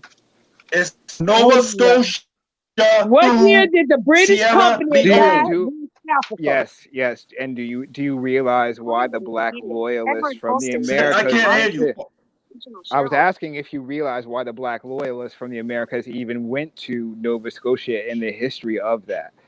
Because they were black indigenous. Since you like Google, look up the word black Indian, and it will define for you the Eastern Woodland Indians, right? Yes. I don't know. Those same black loyalists, all they did was they went home, brother. Country in West Africa, the country owed the name to the 15th century Portuguese explorer Pedro. The British company bought West Africa. Edward Clinton transferred a large segment of his original shareholdings to William III at the beginning of 1689, and securing the new regime to maintain the company infrastructure that ended Let's go with the history of Sierra Leone. Let's deal with the history of Sierra Leone. We're dealing with the history of how that part of Africa became to be. Yes. You can't just deal with Sierra one. Leone was first colonized in became 1787 by freed slaves. Arriving from New England, the other groups followed from Nova Scotia in 1792 and Jamaica in 1800.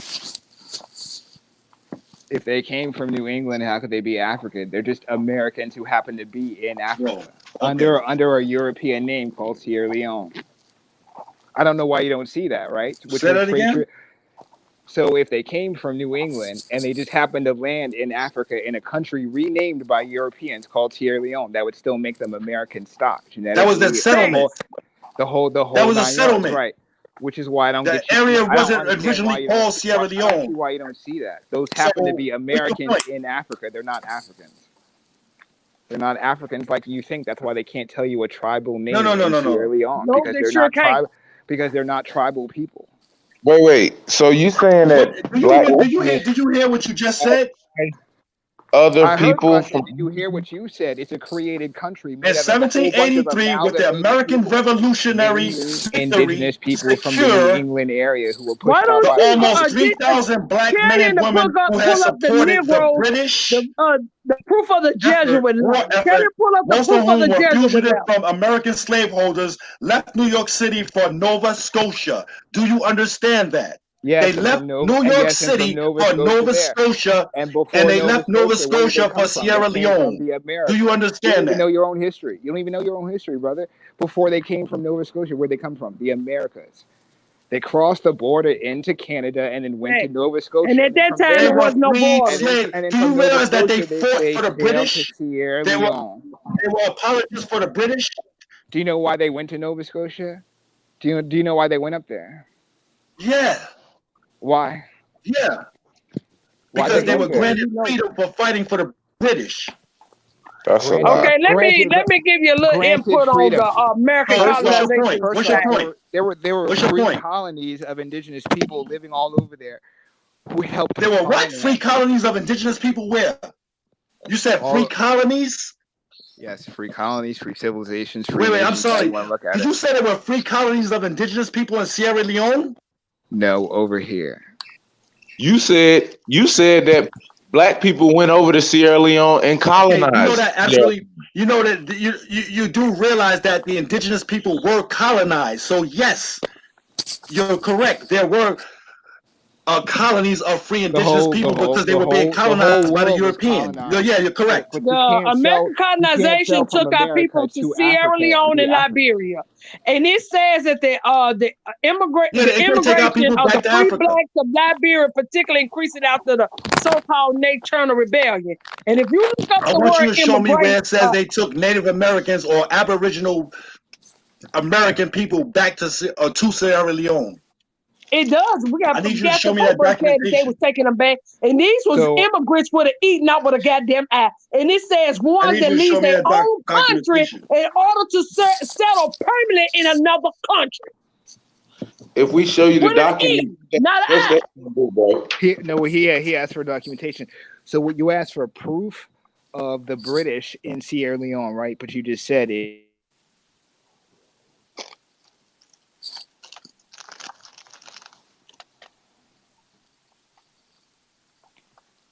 Yeah, I'm getting ready to get off here because I can't deal with the dumbing down. Our people been dumbed down enough. He keep pulling up books that literally because he wants to be African so bad. And my whole thing is, y'all know I how I don't feel want to about be those African, who baby. feel I'm like born they African. Yeah, you do, hippie. because you went and spit in a tube. Negro, You you want to spit in a be tube for them to tell you that you was What African? culture do you have? I'm trying to figure out. You don't know What culture? I what live is your my culture every language? day. What language do you You speak, think soul food came from Africa? sister? What is your Native American Sister, language? What is your indigenous language? What is the what's name of your it? indigenous name?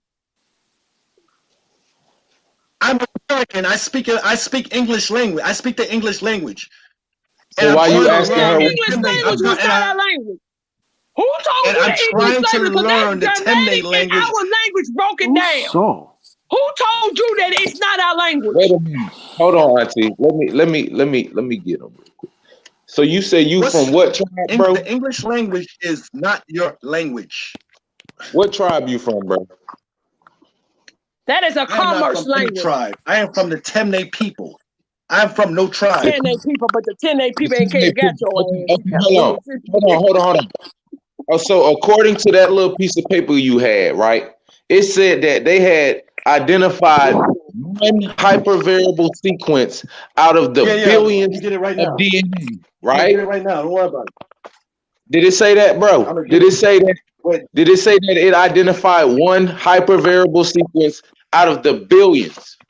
Is that what I'm you're sure saying? It says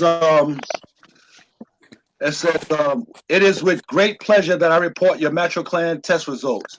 We have determined that you share maternal genetic ancestry with Temne people in Sierra Leone today. We compared parts of your maternally inherited DNA, Ain't mtDNA, that to that funny? people Everybody they from get around their spit from to go there. from around the world. You look for matches using the largest set of mtDNA samples available today. We found identical 100% matches for you with the mtDNA of Temne people. This means that at some point in the 500 to 2,000 year history of your maternal lineage, mother to mother to mother, For there was a 2,000 years, Temne get the woman. fuck out of here. It says the hypervariants, the hypervariants one are, and I got do you want to? Bye, Keep y'all. going.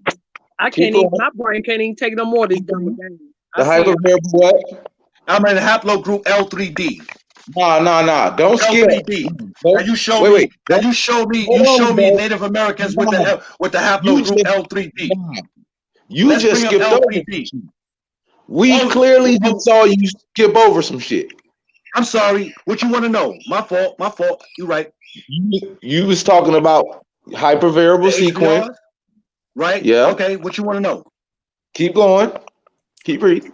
What you want? My 1, 2, or 3?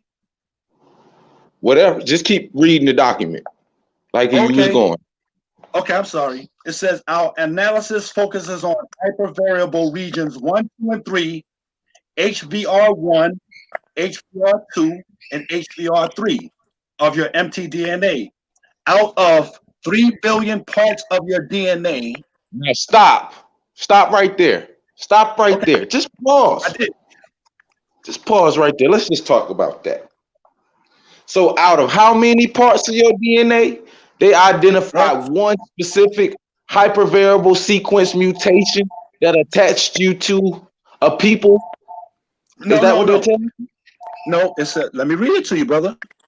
Okay, read it to me. It says out of 3 billion parts of your DNA, the variants, S at the end plural, below are unique to your maternal lineage and determines your membership in haplogroup L3D.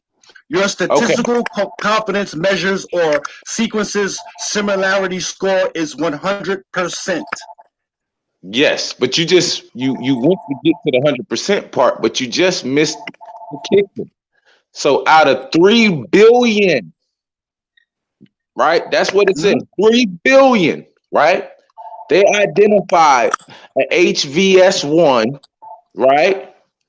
That tells HVR, you. no, it's not HVS, it's HVR. HVR1. HVR1. Okay, sorry. HVR1. That tells you. So out of the 3 billion, whatever they was looking at, right? They found one.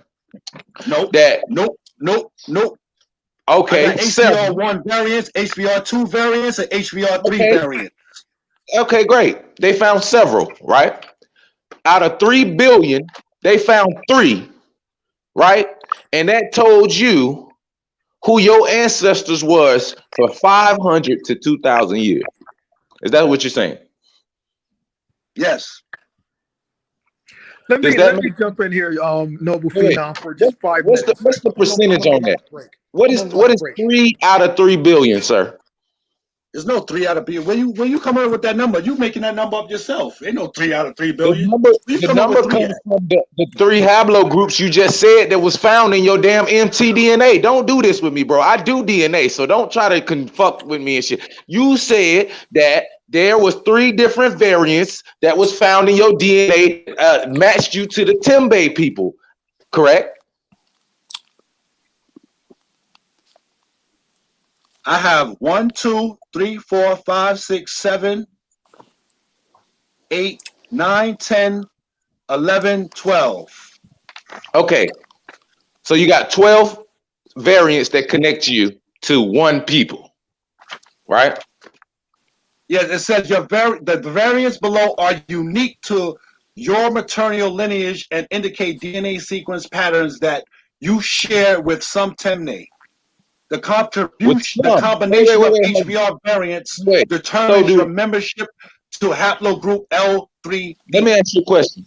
So is it making reference that what it says, right? Well, hold on, bro. Combination. Okay, go ahead.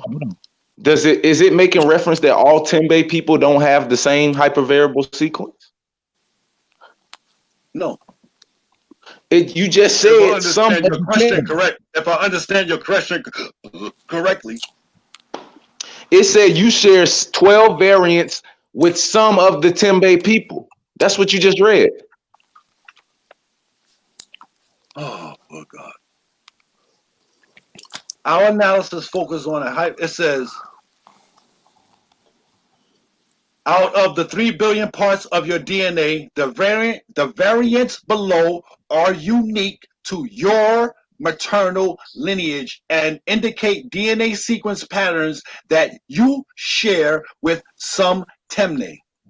The Okay. combination So of now all HVR Tim, wait, variants determines wait, your wait, hold, membership to we, haplogroup LT. hold on now. So we got to We focus all on went, that. Okay, go ahead, go ahead, we go all ahead. went, we all went to school, right? We all learned basic grammar, We're right? gonna do it like this. I'm Some with you. I'm with you. Timbe, but I'm wait, with some you. Timbe, right? Which means that these hypervariable sequence they claiming that they identified, right? To identify the haplogroup of the Timbe, right? All Timbe don't even fit in that haplogroup. Do you understand that?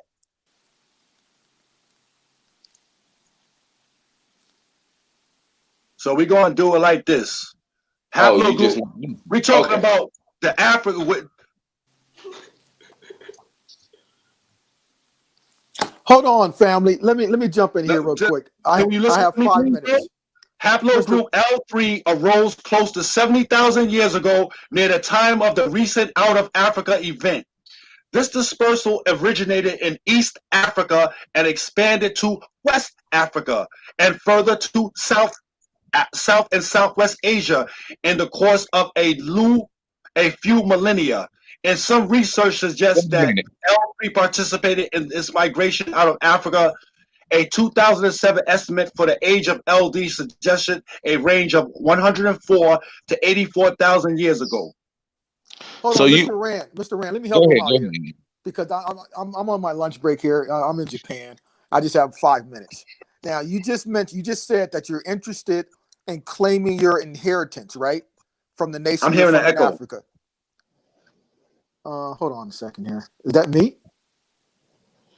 I'm on mute. Hold on. Can you hear me, Mr. Rand?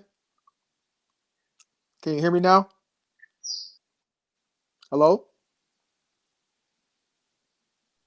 I don't Robert? think can you hear him? Yeah, Can you hear him? I'm listening to you.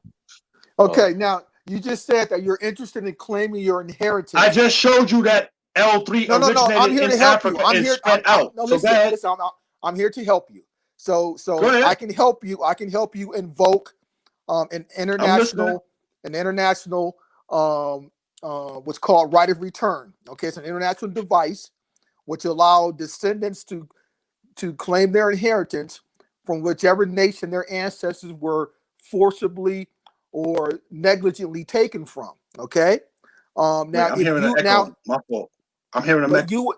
what you need to do is to get your genealogical records, because unfortunately, in the international courts, we can't use that DNA letter you got. So you need to. I can help you with this, but you need to trace your maternal and paternal side genealogically with those records to the African nation and to the family you descend from there, and then I can help you invoke right of return, which with that nation will have to give you land and millions of dollars and back your nationality. I can help you do that legally. So, do you have your genealogical records in conjunction with what you just read on that letter?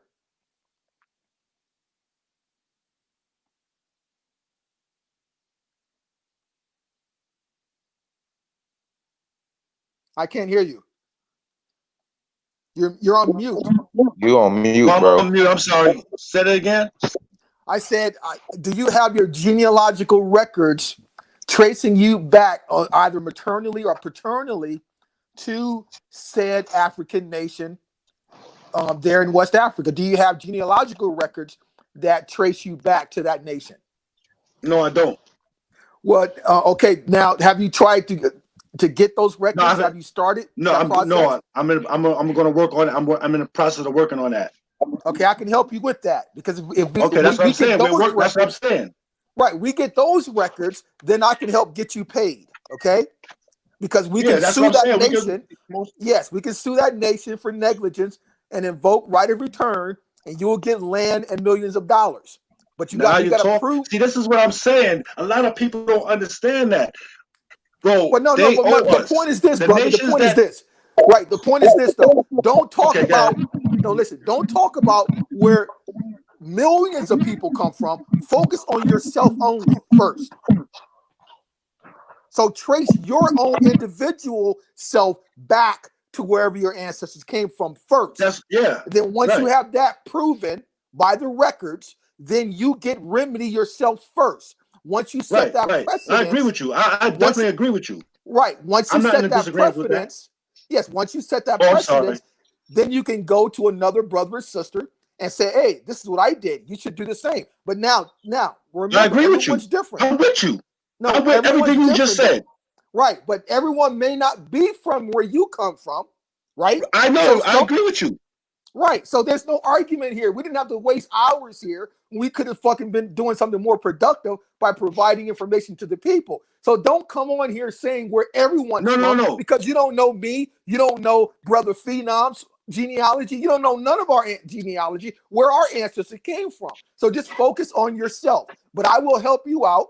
Leave your email. No, well, basically why I did that, because I can,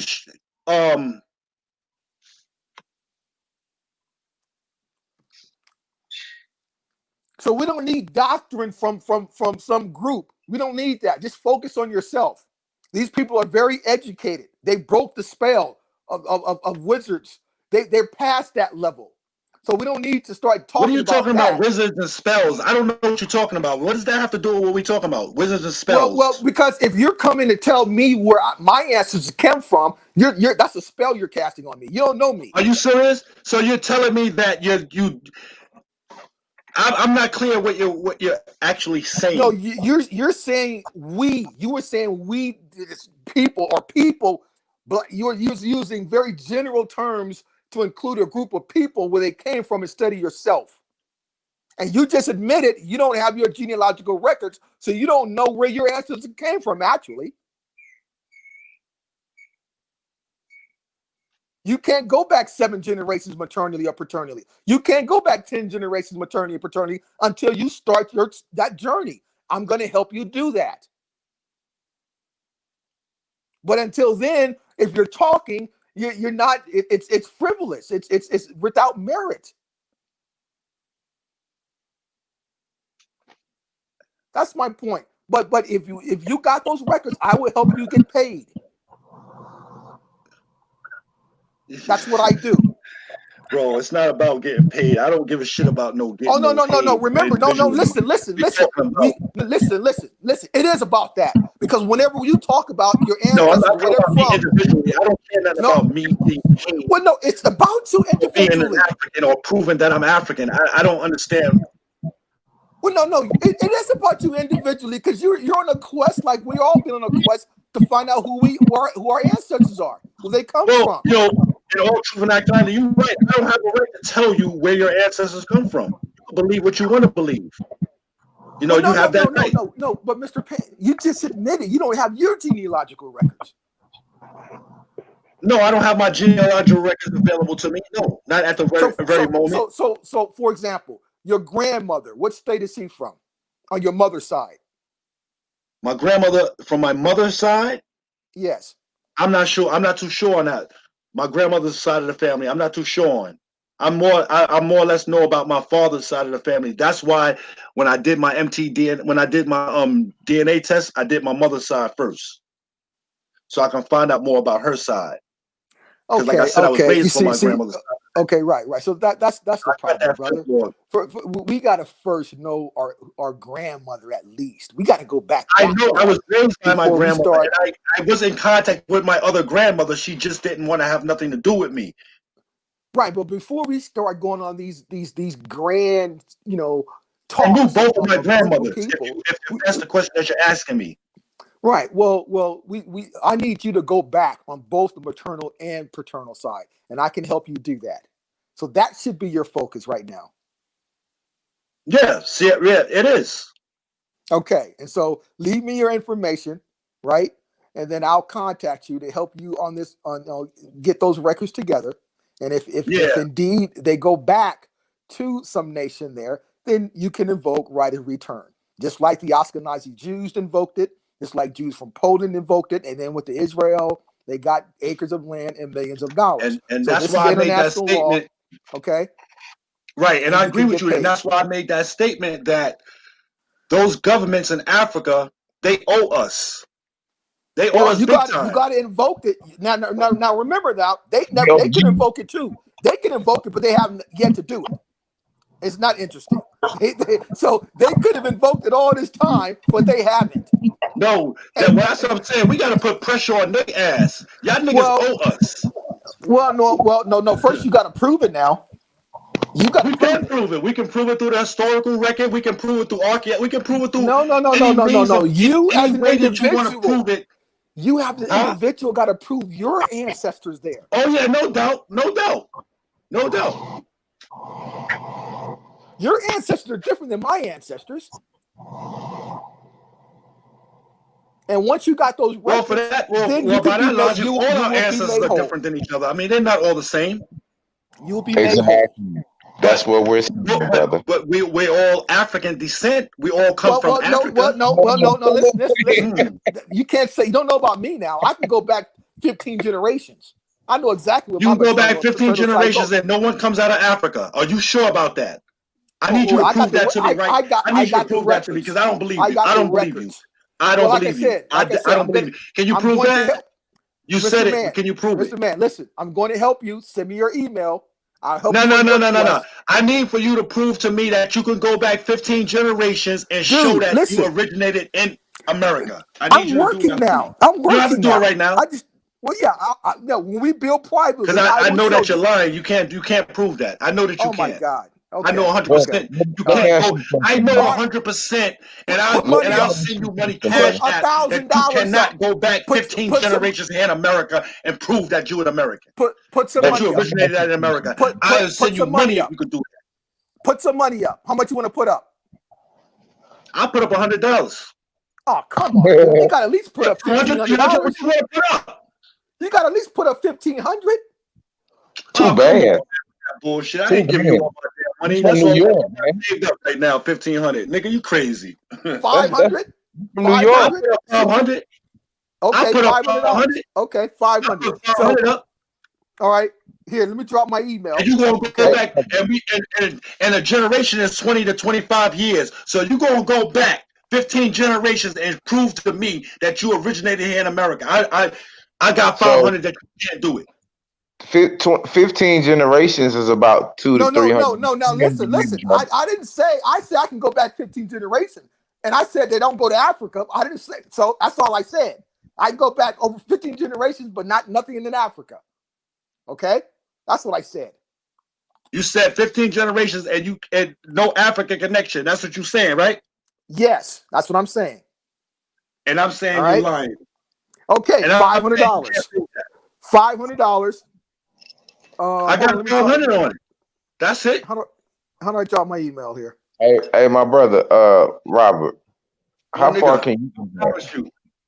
He can't go back. I gotta help him. He hasn't even I send the shit on Cash App. It's not a problem. I'll send the shit on Cash App. I don't have no Cash App. I live in Japan. I send a Cash App. I said I'll send a Cash App, nigga. I don't have any of that. I don't have any whatever the fuck. Let's do this. However you want the cash, I got it. What? Because you need the education. You need the education. You go back, Rob?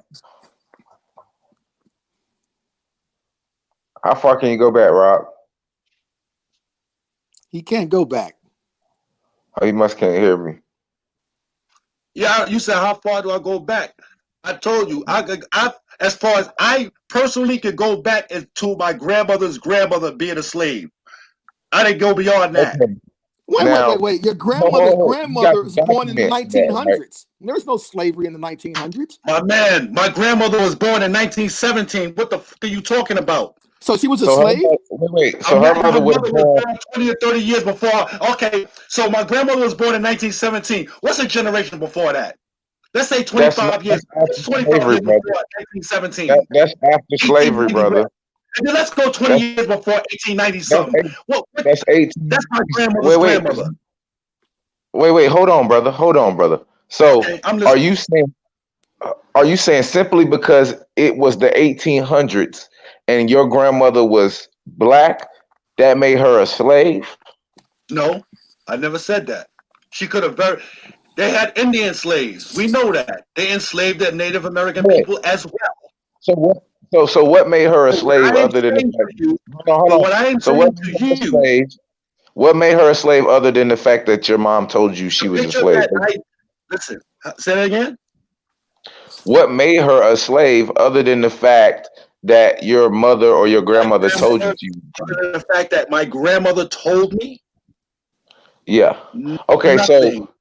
Other than your other grandmother than was my born. grandmother Your told me. grandmother. Hold on. So your grandmother was born what year? 1917. Which means she would have been old enough to go to school, right? Yeah. Okay, so which means she would have been indoctrinated like everybody else, right?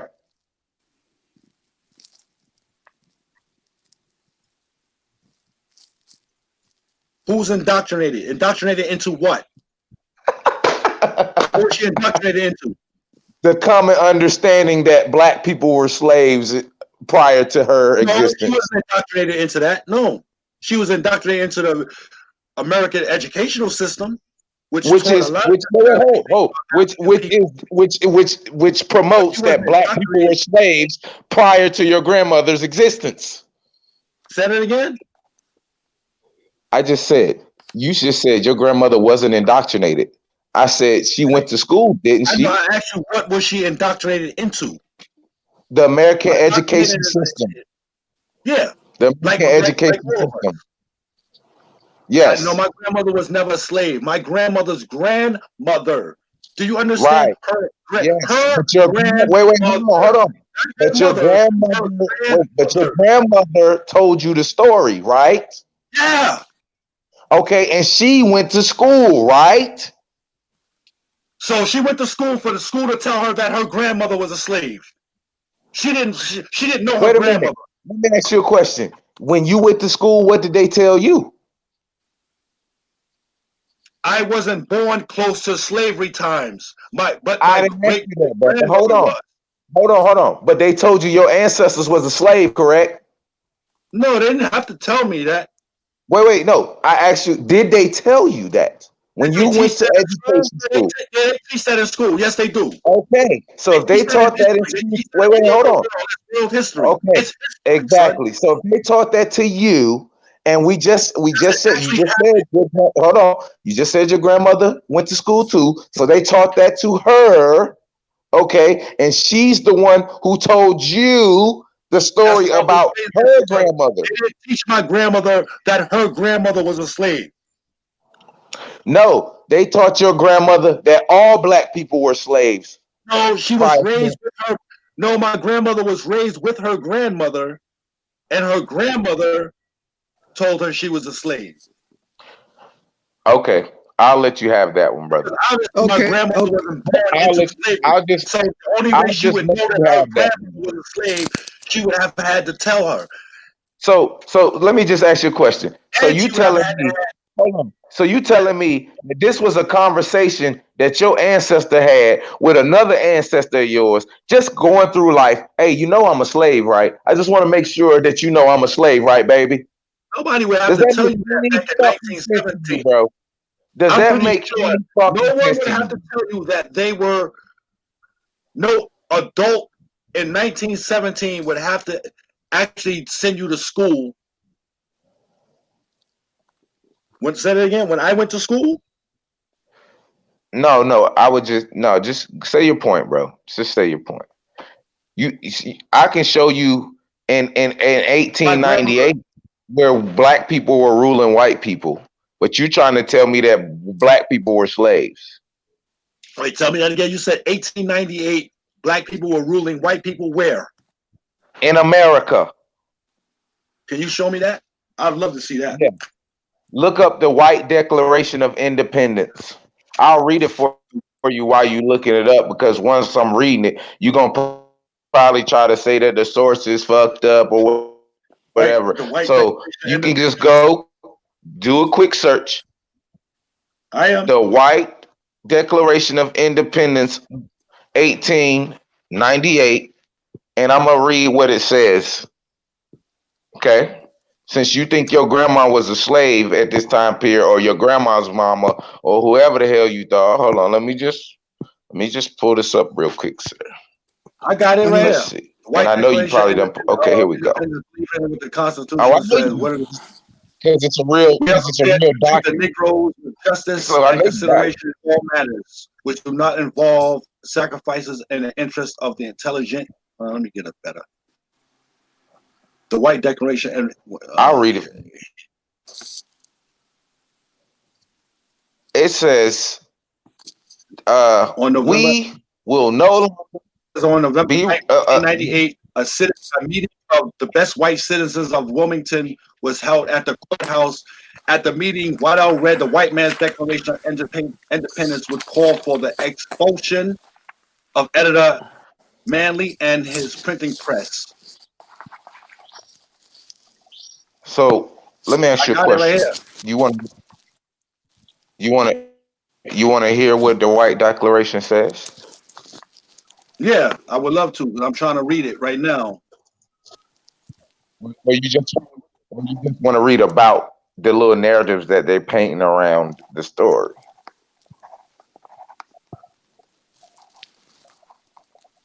You got the actual document? Hold on. I'm trying to pull up the actual PDF. I don't want to read no story. I got you. I got the White Declaration of Independence. The day after the elections, the victorious white Democrats took the next step in the campaign to end the black rule in Wilmington. So you're talking about the Reconstruction era. Wait. The Reconstruction era. Hold on, bro. Don't go into your Pan-African spiel, okay? Hold on. We know about the Reconstruction, and we're okay. We're very well versed in history over here, okay? So anything that you think you're gonna throw out there evidence, we already know, bro. We already know. Giving you any evidence. I'm just saying, every point that you've came to make, we've already learned. We already know this point.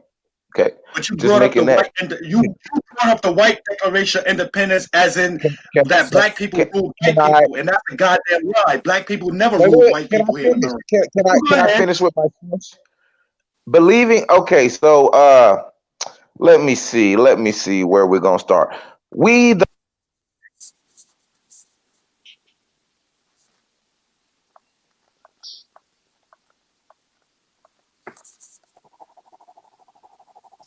Hey, you just cut out.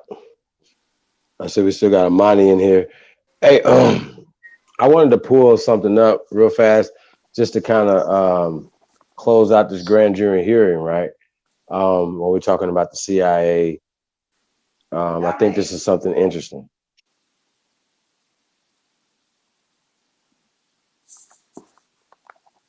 So yeah, 1 second, yeah. Pull this thing. I'm not going nowhere. I'm right here. Drop your email for me, Mr. Robert Rand. Drop your emails for me so I can help you out.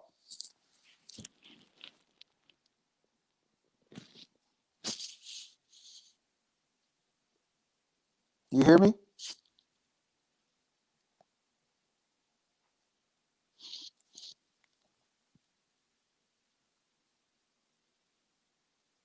You're not going to give me your email? Thought you want to get paid.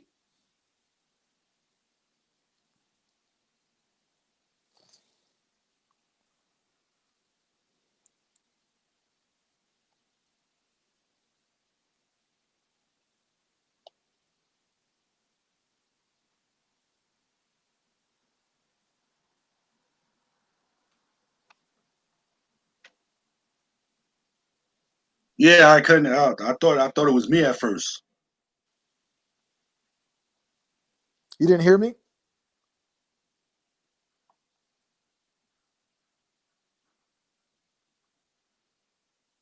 Hello?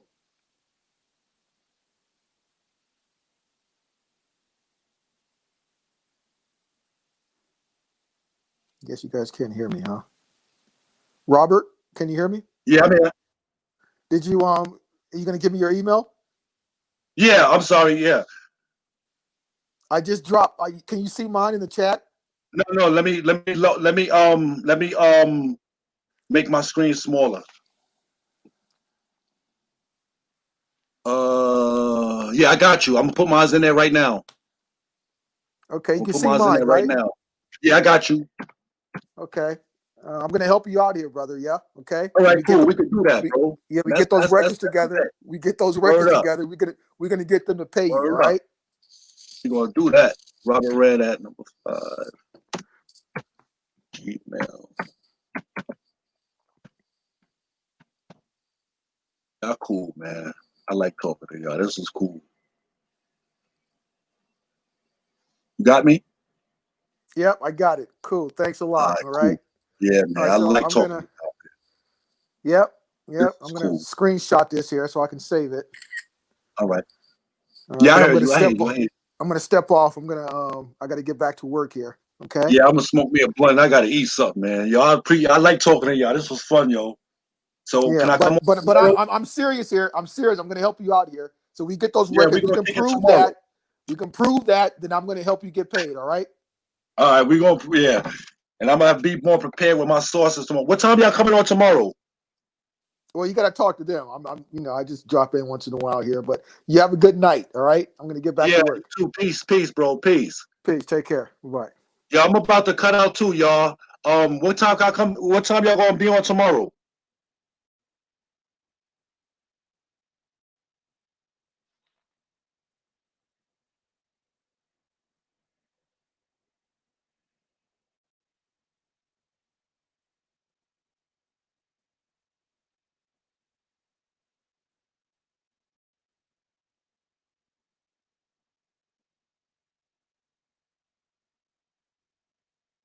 Show still going?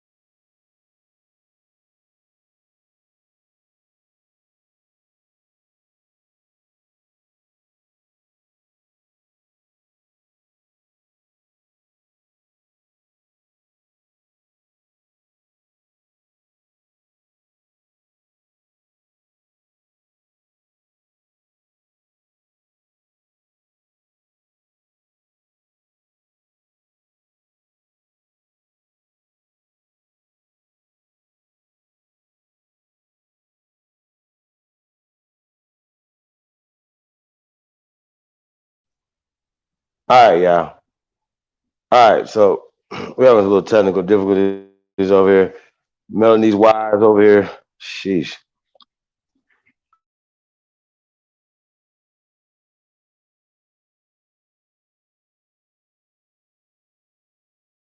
Hey, you know what we need to do before we go into this black budget? Let's get a little music break. How about some Trey Ali, Status? We're gonna get back to this black budget. Let everybody get back in here. Yeah, man, it was a very interesting conversation we're having with the brother Robert Rand. And shout out to the guy on the list. Peace to all the great ones tuned in, man. We definitely appreciate y'all, man. I know sometimes, man, this gets a little tough, man. You know, talking to these guys, but that's the work. You know what I mean? Some of y'all were just Pan Africans not too long ago. So somebody gave a fuck, reach back to convince you. You know what I'm saying? Well, while we doing this, I'll just get into this black budget. All right, so check this out, right? This is called black budget. A black budget is a government budget that is allocated for classified or secret operations of a nation. The black budget is an account expenses and spending related to military research and covert operations, right? The black budget is monthly. I'm sorry, excuse me. The black budget is mostly classified due to the security reasons. The black budget can be complicated to calculate, but in the United States, it has been estimated to be over 50 billion a year. Okay. Scroll down a little bit. Keep going, y'all.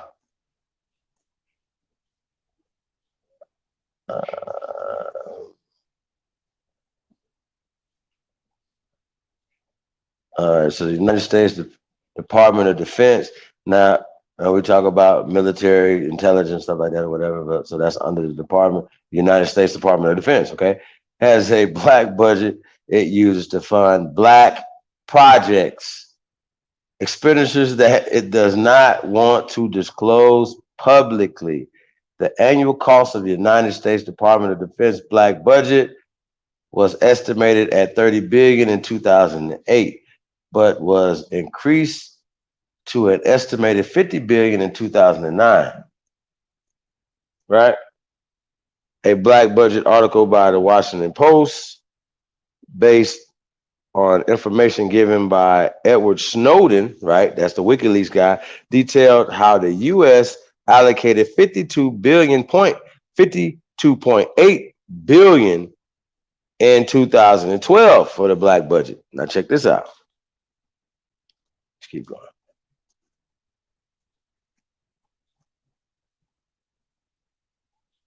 The U.S. government claims that the money given to this budget investigates advanced sciences and technologies for military issues. This kind of research is responsible for the creation of new aircraft, weapons, and satellites. Now, some of the weapons that they're talking about are biological weapons. So they experimented with some of these biological weapons on us here in the Americas. So just to be clear on that. In 2018, some newspapers reported that the Trump administration, hold on, y'all, I got to go back. I think I skipped some. Okay, so this budget, I'm sorry, y'all. The black budget has been known to hide multiple types of projects from elected officials, right? So they hide this from elected officials, okay? With secret code names and hidden figures. The details of black budgets are revealed only to certain people of Congress, if at all. The budget was approved by the U.S. National Security Act of 1947, which created the Central Intelligence Agency, the National Security Council. Some military bases help the Department of Defense. Hold on. The U.S. government claims that the money given to this budget investigates advanced sciences and technologies for military issues. This kind of research is responsible for the creation of new aircraft, weapons, and satellites, right? So when we talk about weapons, like I said, they use biological weapons and stuff like that or whatever on people. So it's kind of interesting. Hold on one second, y'all.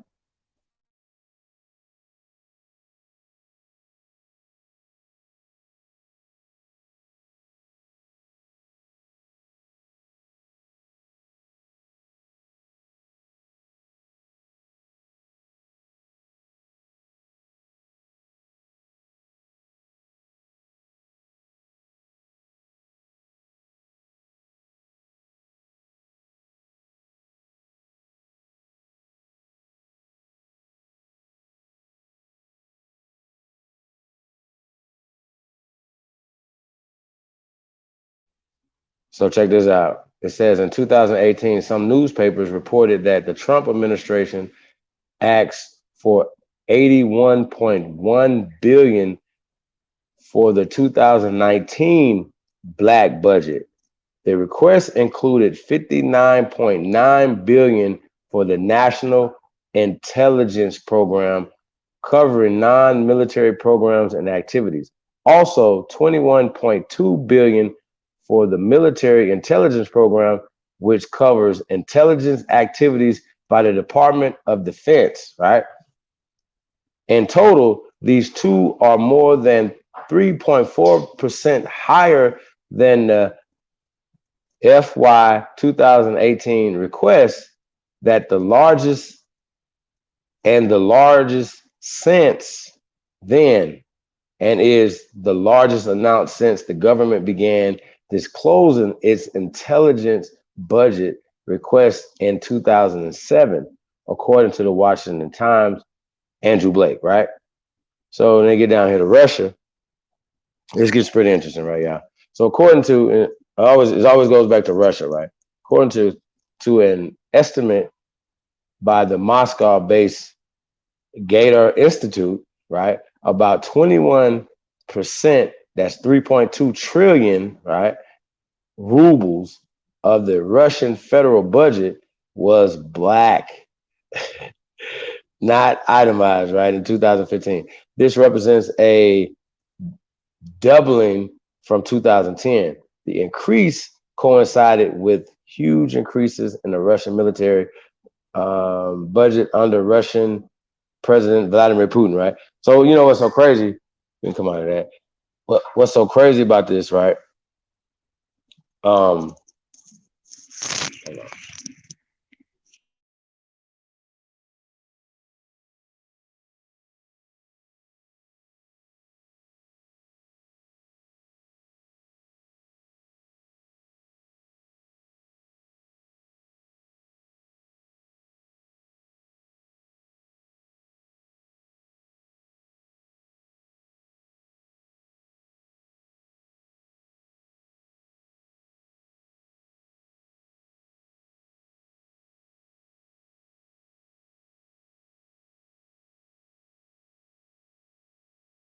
I think it's interesting, right? You know how Russia is still in the headlines. You know, so you have Biden working with these guys, and then um, they're blaming Trump for working with him and stuff. You know what I'm saying? And it's just crazy that we're used as pawns in these little schemes that they got going on. Peace, brother. Shalom to you. What's going on? Just reading over these documents with your teeth. On point with that. Also have to take in consideration a lot of these so-called agents, entertainers, informants. They all are issued black cards. That's right. So I guess the card matches the bank budget, right? Or the black budget. So yeah, I mean, absolutely on point. Okay, so do you think that the Iran Contra scandal is attached to the Black Budget Brother? Oh, always, it's all intertwined. And that's why I say the pushback has to come from different fronts. If there is going to be any type of resistance, um, it has to come from a social, a economical, uh, a militant. Um, I mean, from every strain, from religion to. I mean, that's the only way I see success happening. Um, for our younger generations to come. Um, there will be some bloodshed, and there will be uh the I look at it like this: if there was a way, right? If there was a way or a different way to counter these in particular situations, I don't think that the establishment right now would have as much control or authority as they do. I believe that the world courts answers to them, um, i.e., being the police of the world. Those are what we know as the U.S. government, right, or the U.S. military through co-ops and secret agendas, right? That's they push the line at the UN. You know what I'm saying? Somebody get out of line. Muammar Gaddafi, what's his name?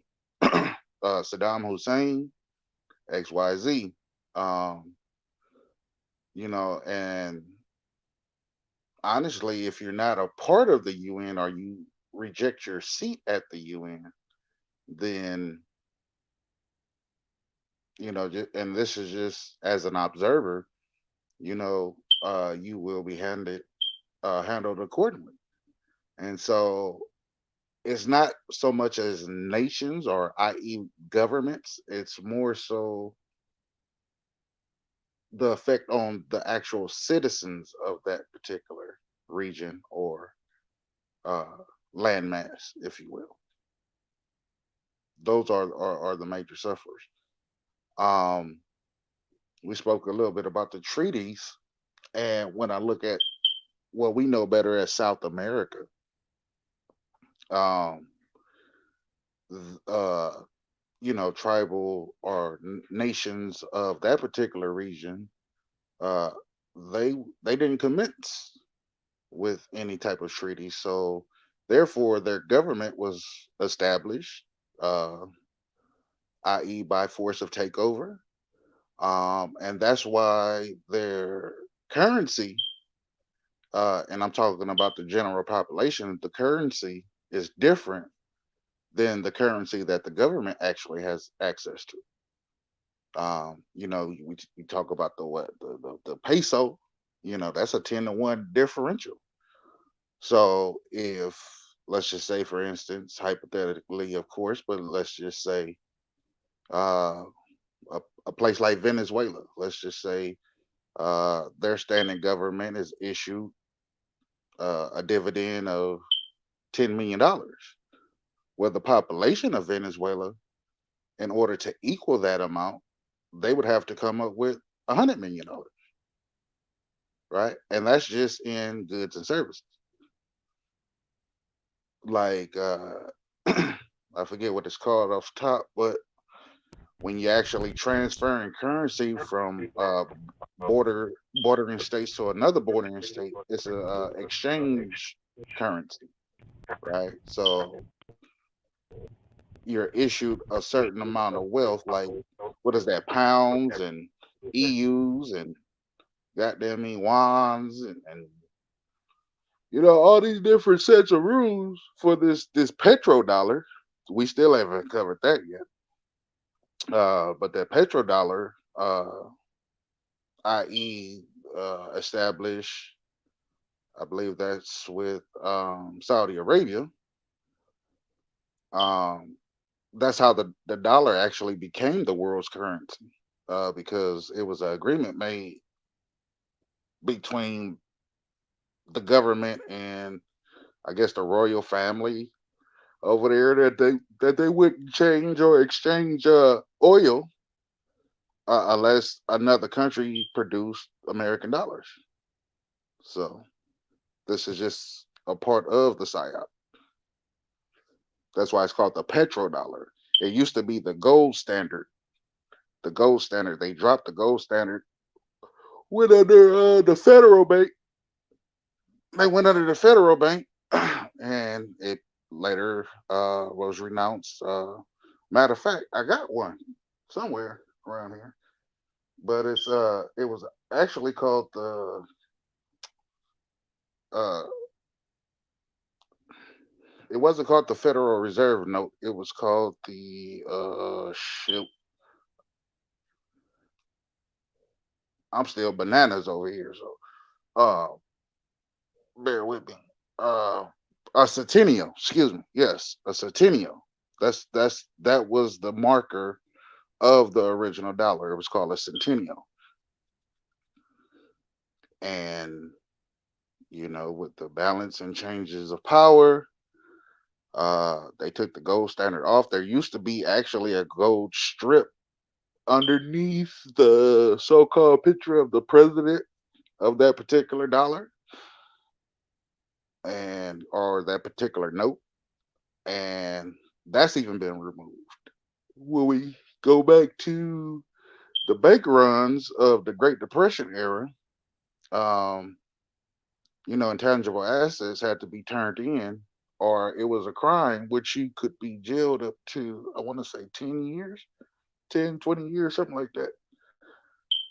But the bank runs, uh, yeah, so you turn in your gold and silver. In return, they gave you IOU uh, dollar bills at the time. Um, they wasn't worth much,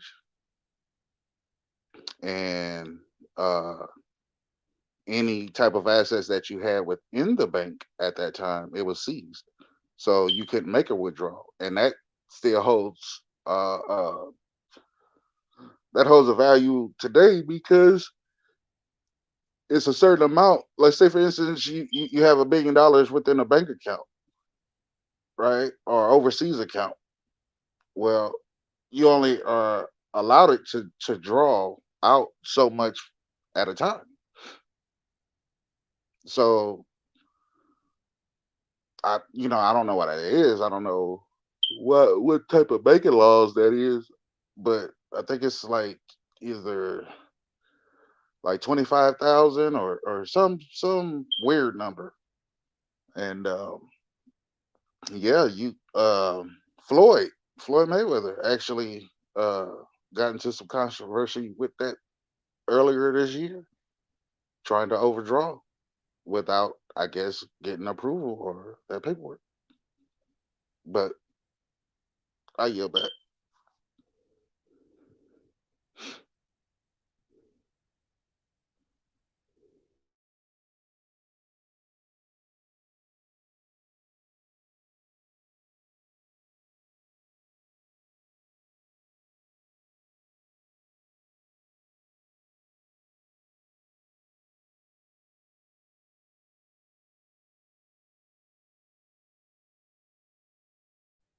Hey, Chief, can you blow that up just a little bit?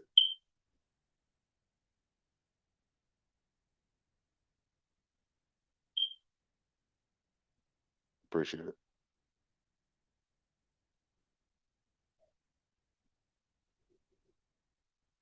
Uh huh.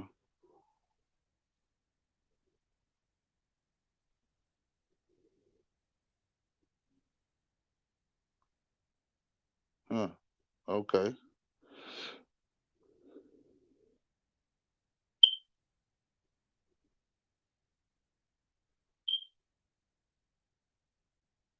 Espionage. Wow. Okay.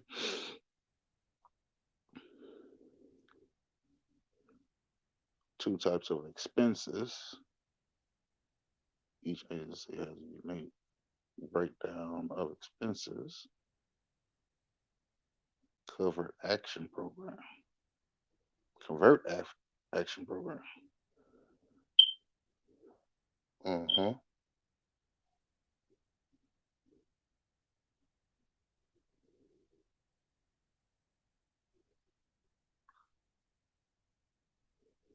Uh-huh. U.S. spy network success. What? Failures and objectives. Details in the black budget somewhere. Okay.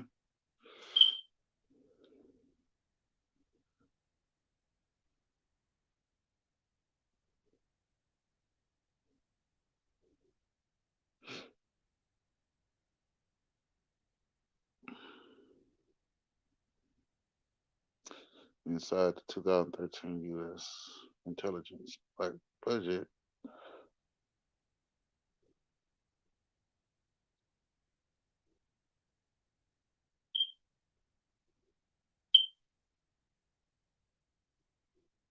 Uh-uh. Yeah. Okay.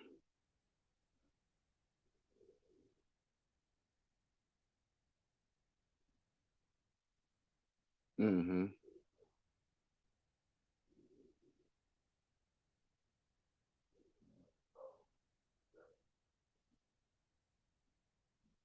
Mm-hmm. Afghanistan, the Arab Springs, right? Weapons of yeah, right. Yeah, right. Uh, okay, now we talking. Oh yeah, yeah. That's yeah. That's benefactor. I thought it would be more than that. U.S. intelligence community worries about anonymous behavior of employees, contractors with these classified materials, and NSA plans to ward off any potential insider compromise of sensitive information. Right, that's the shit that was going on with Hillary.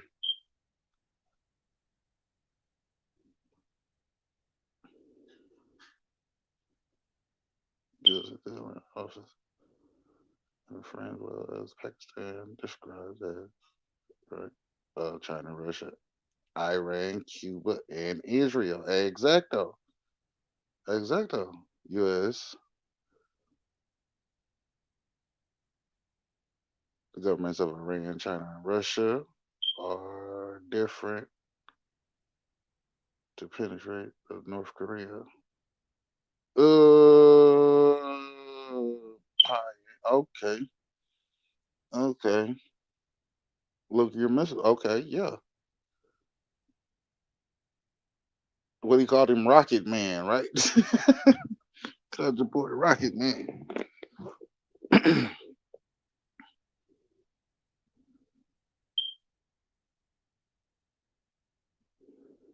Mm-hmm. Mm-hmm. The Washington Post. But that's the see that's the shit though, because this is the shit that they want us to know, right? It's not the stuff that they don't want us to know. It's more so of the shit that's still under wraps that they don't want us to know shit about. Like that's been Commonwealth or public information for shit some time now. I mean, ever since the invasion, what was that, 2003? Yeah, a lot of that shit came up. Eric Snowden ass is over there in Moscow, scared to come on trial for his shit because again he's scared that his plea won't get heard.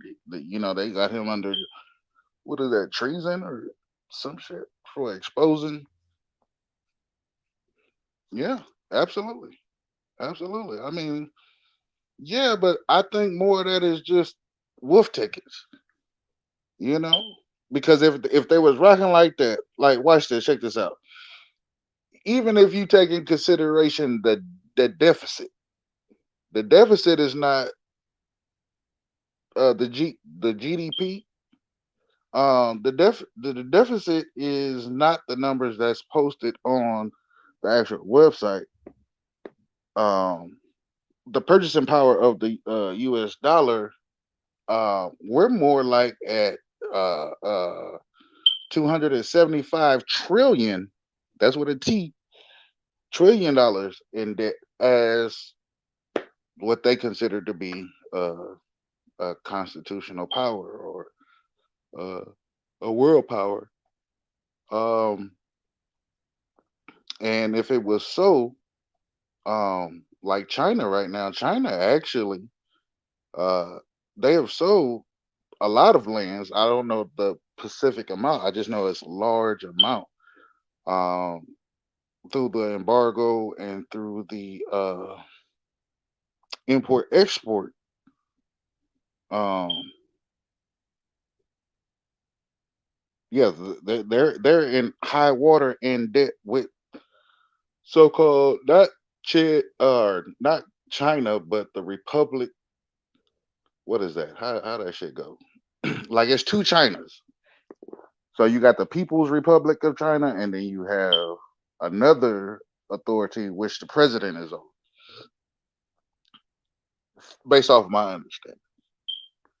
And so, um, but all the currencies, it's not just the U.S. currency.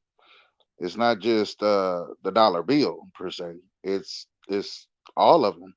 That's why they purchased what was that? $200 billion in gold. It is in a reserve bank, the Republican Bank of China or some shit. And then we still got that gold problem with Venezuela. Supposedly, it's supposed to be a gold problem. But that's what they're trying to do. They're trying to get a stronghold on all intangible assets, um, gold, silver, diamonds, minerals, um, even water. Right, right. The bridges, the infrastructure. They're getting a stronghold. Um,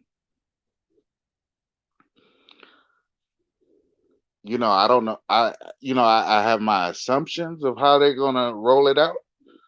I never wanted to jump to conclusions, but I really believe that they're going to use a foreign army. Uh, because even though people have different thought processes or a lack of education of some sort, I I still believe that people.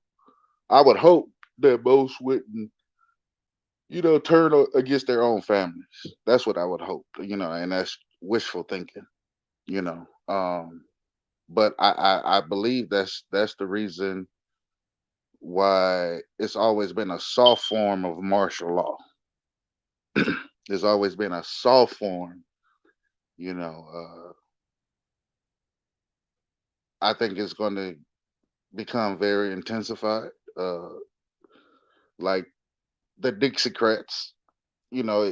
If they do maintain the chair of presidency, um, we up shit creeks without a paddle. Um, Firearms, the sale tax that took place, or the increase of the sale tax for firearms that took place mid this year, and ammo.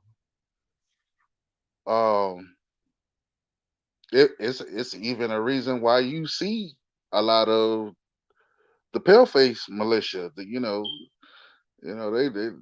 trying to rock some protests too because they like, well, wait a minute.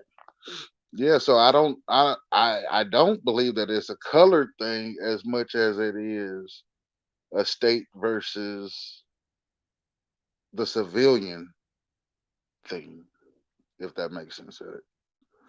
But I yield that.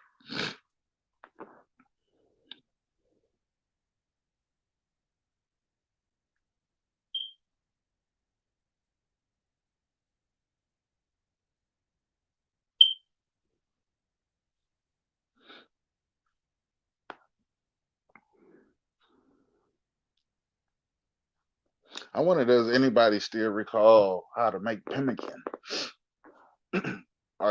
or is anyone aware of what is pemmican? Um, how to can, how to preserve food, um, how to preserve eggs.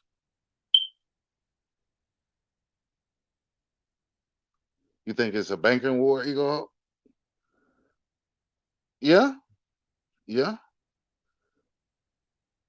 I'm with you on that. Partially, partially.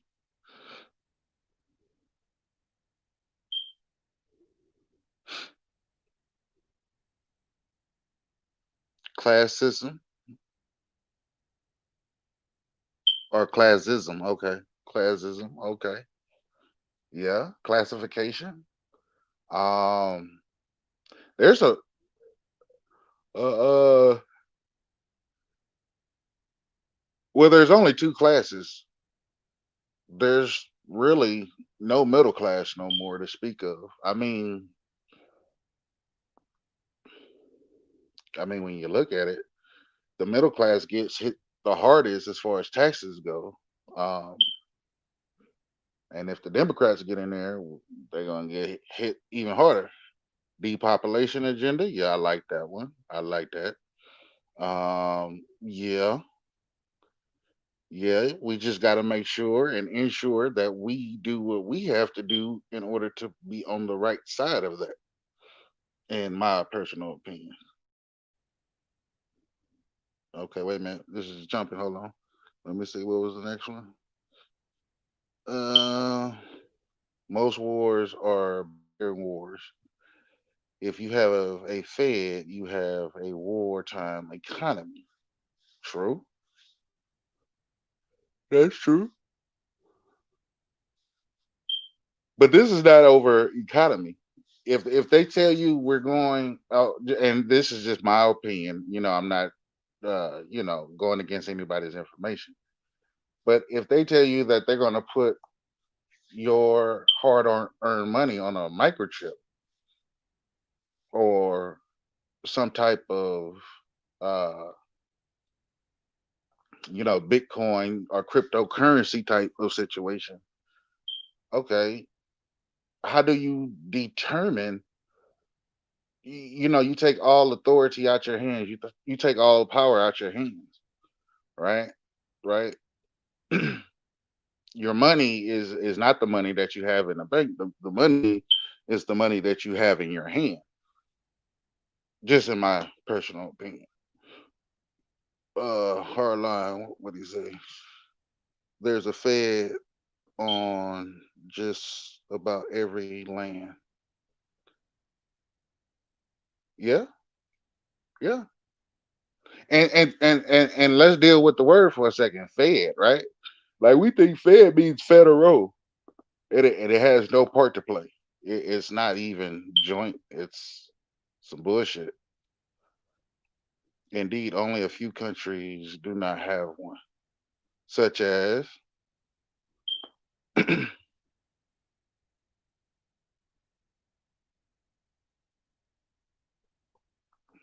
I can't think of one. I can anybody fill me in with that? Like, who don't have a Fed?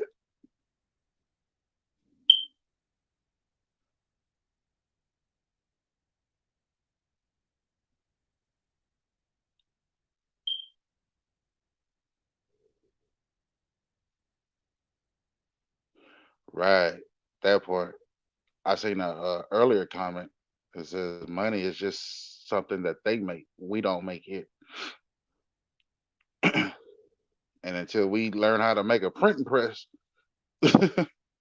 cyborgs AI will be working. So, what is human labor at this point when they got everything chipped and running automatic? That's a fact. That's a fact, doctor. That's a fact. Um, yeah, very spooky, very interesting. Um, very, very disturbing point. Um, yeah, I'm gonna just leave it at that. North Korea doesn't. Oh, okay, but they under dictatorship, right? Or no? The Ivy League schools are saying by 2030 most jobs will be automatic. Hell, they already are. I mean, the ones that's left anyway, right? I don't. What's this? NK. North Korea doesn't. Neither does Iran. Iran. Well, hell no. Well, no, I take that back. Oh no, they don't have a Fed. That's right. That's right. They got a parliament or something, or no? What is that? The Muslim Brotherhood or some shit? Some crazy shit they got. That's why they are after Iran. Well, honestly, I think it's too. You know how the divide and conquer type of situation. Well, if they always putting like we think of Democrats and Republicans, right? And we think that they're against each other, but they actually have the same agenda. They're just coming from two different points of view, right?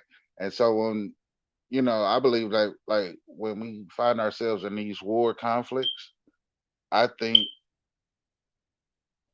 the conflict has an overall agenda. Like you have the new world order over here, right?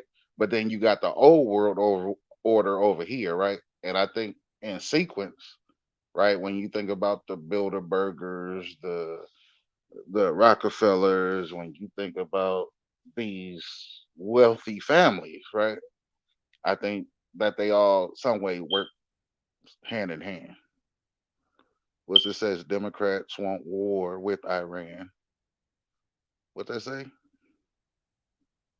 Now they would get it, and of course, will leave central banks behind for them to. Okay. Heartline 100. Eagle Hawk. Let's see. Yep.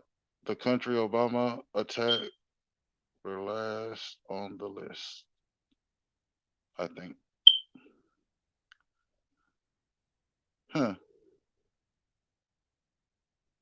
Backstage. Libra Sun's backstage, Chief.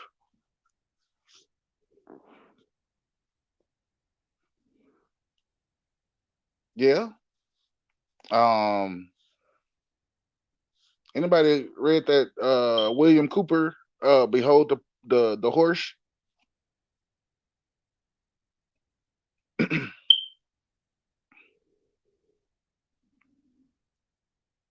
The Pope gave them the power and the doctrine.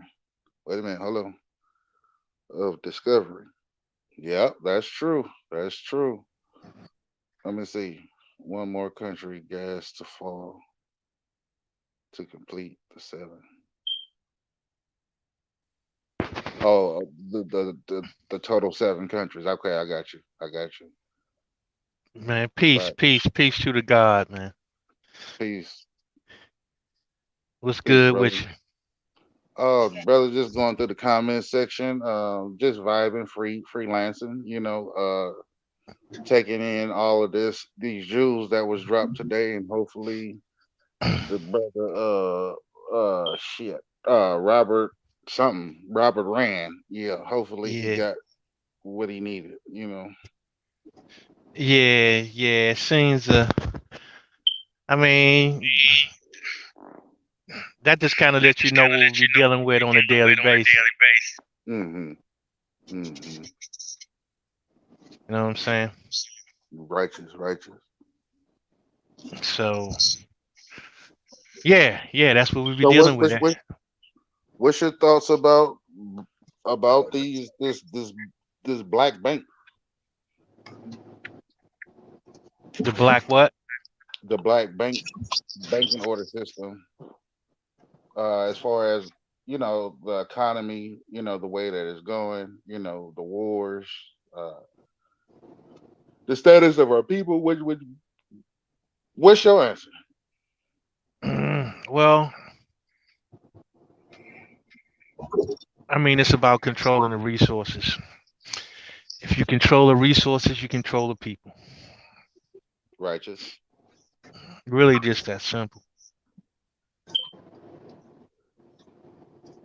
Now, when you say resources, right? Because as it currently stands, it's under their authority. So, how do you I guess regain control over those in particular resources?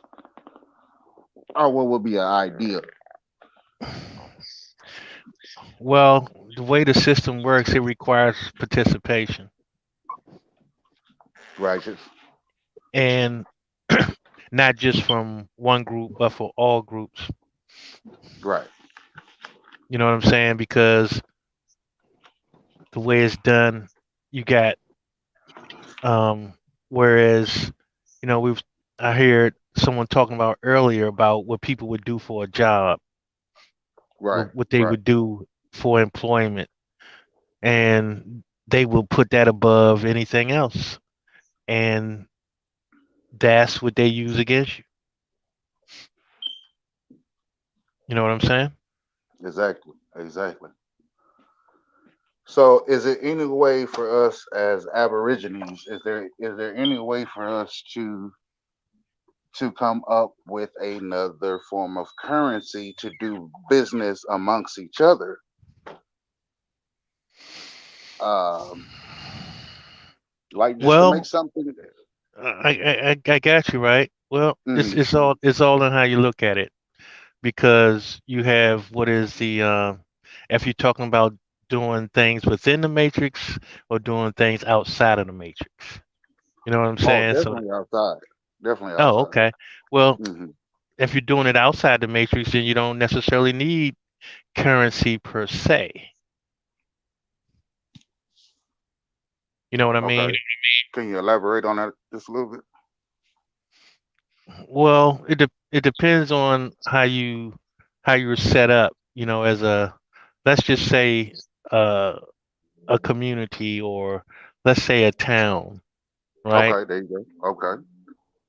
All right. Now you can have a town set up whereas everyone contributes um, in some form to the operation of the town, Righteous. Righteous. right? And by doing so, you don't really have to have any type of currency because, say, for an example, if you were a teacher, your job would Hmm. be to teach, right? Right. Right. And you don't have to worry about room and board. You don't have to worry about food. You don't have to worry about clothing Exactly. because people that do other jobs will provide that service. You know what I'm Correct. saying? Correct. You will have people that grow food. You will have people that cook food. You have people that can make clothing, shoes, etc. Hmm. Um, Hmm. but the only thing is that you have to create an industry that you're going to trade with. You Exactly. know what I'm saying? So But we say have like, that industry. We have that industry. Like everything that we need as far as natural resources. Now we don't have the agreement per se, but like i.e. Canada, right? There's Aborigines in Canada, right? Right? yeah, South yeah, America, right? Right? yeah. There's companies in South America or what's considered to be Mexico and further south, and you know, I yeah, continue. Well, I guess what I was trying to really say was that you have to be able to have something to leverage. You know what I'm Right, saying?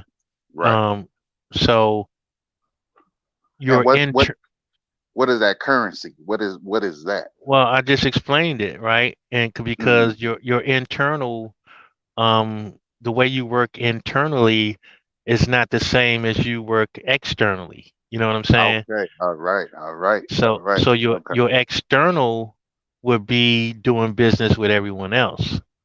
You see what I mean? Okay. So Okay. that would be your external component.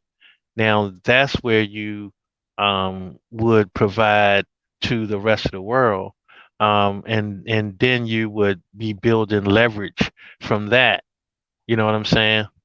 Whereas you can make sure that you have enough resources to do whatever your industry that you decide to do. You know what I'm saying? Say for an example, if you have an industry making underwear, right? Right. You providing underwear for everybody in the world. I mean, that's your market anyway. Right. So by doing so, you're interacting with the world and you're taking in the world's currency, and then you can use that and you can exchange it for something else. You know what I'm saying? That's going to Right. give you the leverage you need to keep your industry going. Now, let me ask you this: based off of that intelligence, okay, I have a common currency, right? And the common currency is, and from a business aspect, it's food and water, right? Fresh drinking water, fresh Okay. bathing water, right? Okay. And uh, anywhere you go, and anyone who walks this in this world, right? They need to nourish themselves. They need to eat, right? Right. Um, everyone needs water, right? Um, so that returning back to that or getting a business established out of that per se would probably be more economical and what is it? I had it earlier today. Advertisement. Advertisement is a big key. Um, networking, communications, transportation. That's a big some major factors. Um, but just to get a foot off the ground, as far as you spoke of community, right? um, like I've said, I've been doing some extensive research, and I've seen what they call ghost towns in pretty much every region of the 48 states within, I guess, the mother hub of the North Americas. And with a little bit of work, a little bit refurbishing, a little bit of construction, right? Why not take over a town with structure? Um, you know, uh, trades as you spoke of, um, electricians, plumbers, carpenters, framers. Um, yeah, I mean, and then you also have to, like, in my sense, I've never told no one you couldn't build anything. I just said you have to have something around that to protect that you're trying to build. And it can't be just anything that's made up. It's a reason why, the US, in my opinion, the US is feared by a lot of establishments. You know, even if we go back to what is that? Uh, to I think it's called Tulsa, Oklahoma. The Black Wall Street. Um, they admitted that they dropped bombs on our people. So if we could get a couple of pilots, uh, maybe a air base or something like that, it doesn't take full out a declarance of war, but based off of how they treated us, with their workings, we got to outmaneuver them, and that's just in my personal opinion. I yield back. I mean, yeah, I mean you absolutely correct, but it's like this. Um, those days are gone. You know what I'm saying? The those days of them having that ability to do what they did to those people, that shit is over. They can't. They're not about to do that shit no more. You know what I'm Okay. saying? Because it would be it would be adversely different to try to do some shit like that now. And I know that they've done that in the past, but it wouldn't be advantageous for them to try some shit like that now. You know what I'm saying? But as long as they have our minds wrapped up into that type of shit, be too scared to do anything, Right. then this is what that is what that was all for. Mm-hmm. It's all to build that psychological effect, to have that psychological effect on our people. Mm-hmm. And that's it's called psychological genocide. You Right. know what I'm saying? Where we in a position where we feel that we can't build and we can't um do things that we used to do in the past based on um them doing something to stop us or trying to stop us and all that. You know what I'm saying? Right. It's more psychological than anything. You know what I'm saying? So true. So true. I think that they their bark is much louder than their bite, or their arms don't extend as far as they want you to believe. Um, I even looked at what they called the census, right? And of course, they got us down as minority, right? And they said it was what, like 60 mil, somewhere in there. I'm glad you even mentioning that, bro. Mhm. I'm glad that you mentioned that, right?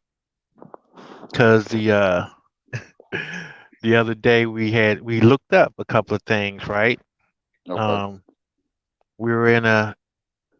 I was actually reading the 1828 dictionary, and I happened to look up race Right. in the 1828 dictionary. Right. Yep. I was on with you. Yep. You was on with us, right? Yep. Yep. So you know that at that particular time, race did not mean what they said it meant. Correct. Absolutely. So now we have to look at the census records or any other record that tries to portray race as something different. Right. You see what I'm Right. saying? And now we Right. have to be suspect that that has, that was probably counterfeit information. That is probably fake documentation because Exactly. their concept of race is not what they're claiming it is now. They didn't Exactly. have a same concept. So how can it be used at a certain point in time when that concept was not around? Exactly. You know what I'm saying? Yeah. So now we have to look at documentation and, where it says race. I mean, if it's before 1828, how could that be when the concept of race was different? So we have Mm-hmm. to explore that. You know what I'm saying? Right. Like, we have to look at it and say, you know what? This documentation may not be legit. Correct. You know what I'm Correct. saying? Correct. And just to add, or just to drop a little extra ingredient in this recipe, I had also came across something that was quite disturbing, and I don't know if everybody is familiar with this, but this post-traumatic stress syndrome, i.e., ex-military or vets of the military forces, right? So I was watching this documentary, and it was talking about these uh these returning vets and how they suffer from this war of post-traumatic stress syndrome, but they have isolated themselves, and pretty much they're going into the forest and to the forest areas or the highlands, and they're isolating themselves from general population. And it got me to thinking for a little bit, right? Like, okay, that's the story that they spun, right? But just commonly thinking, and I'm like, well, where's all these wildfires coming from? In sporadic places. California's burning down. Colorado. And it's like the vegetation can't be that dry. I mean, it's been the same vegetation or the same earth. You understand what I'm saying? And you know, I'm like, okay, so are these people actually being used as agents to conduct these actual fires? To drive out the wildlife, to drive out um, certain areas of residential or community areas.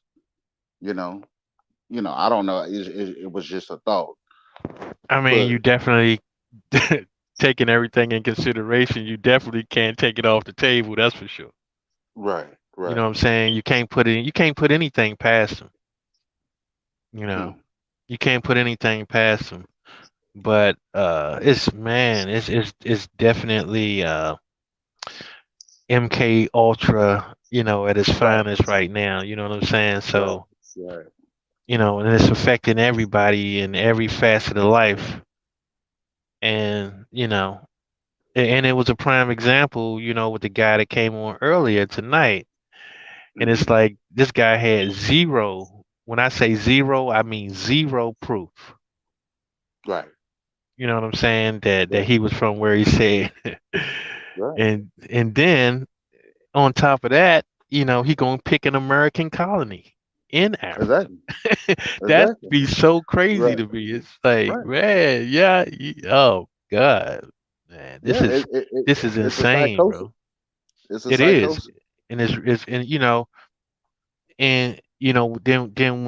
then when you ask them about certain things that involve common sense, then they can't apply that, but they can talk about science, but they forget about the common sense part of science. That's why everybody Right, can't be a right, scientist. You know what I'm right, saying? right, right. And also, people shouldn't talk about science that has no experience dealing with science. Right. That part. I mean, I'm just being real. Right. Recreate it then. Right. I mean, the thing is, because they got these general terminologies, right? And Hmm. and they, asking about methodology and all that kind of shit. And Hmm. to somebody that don't practice, then they could all follow that same doctrine. But Right. if you actually practice science, then the first question would be that it depends on what you're trying to prove. Right. You know what I'm saying?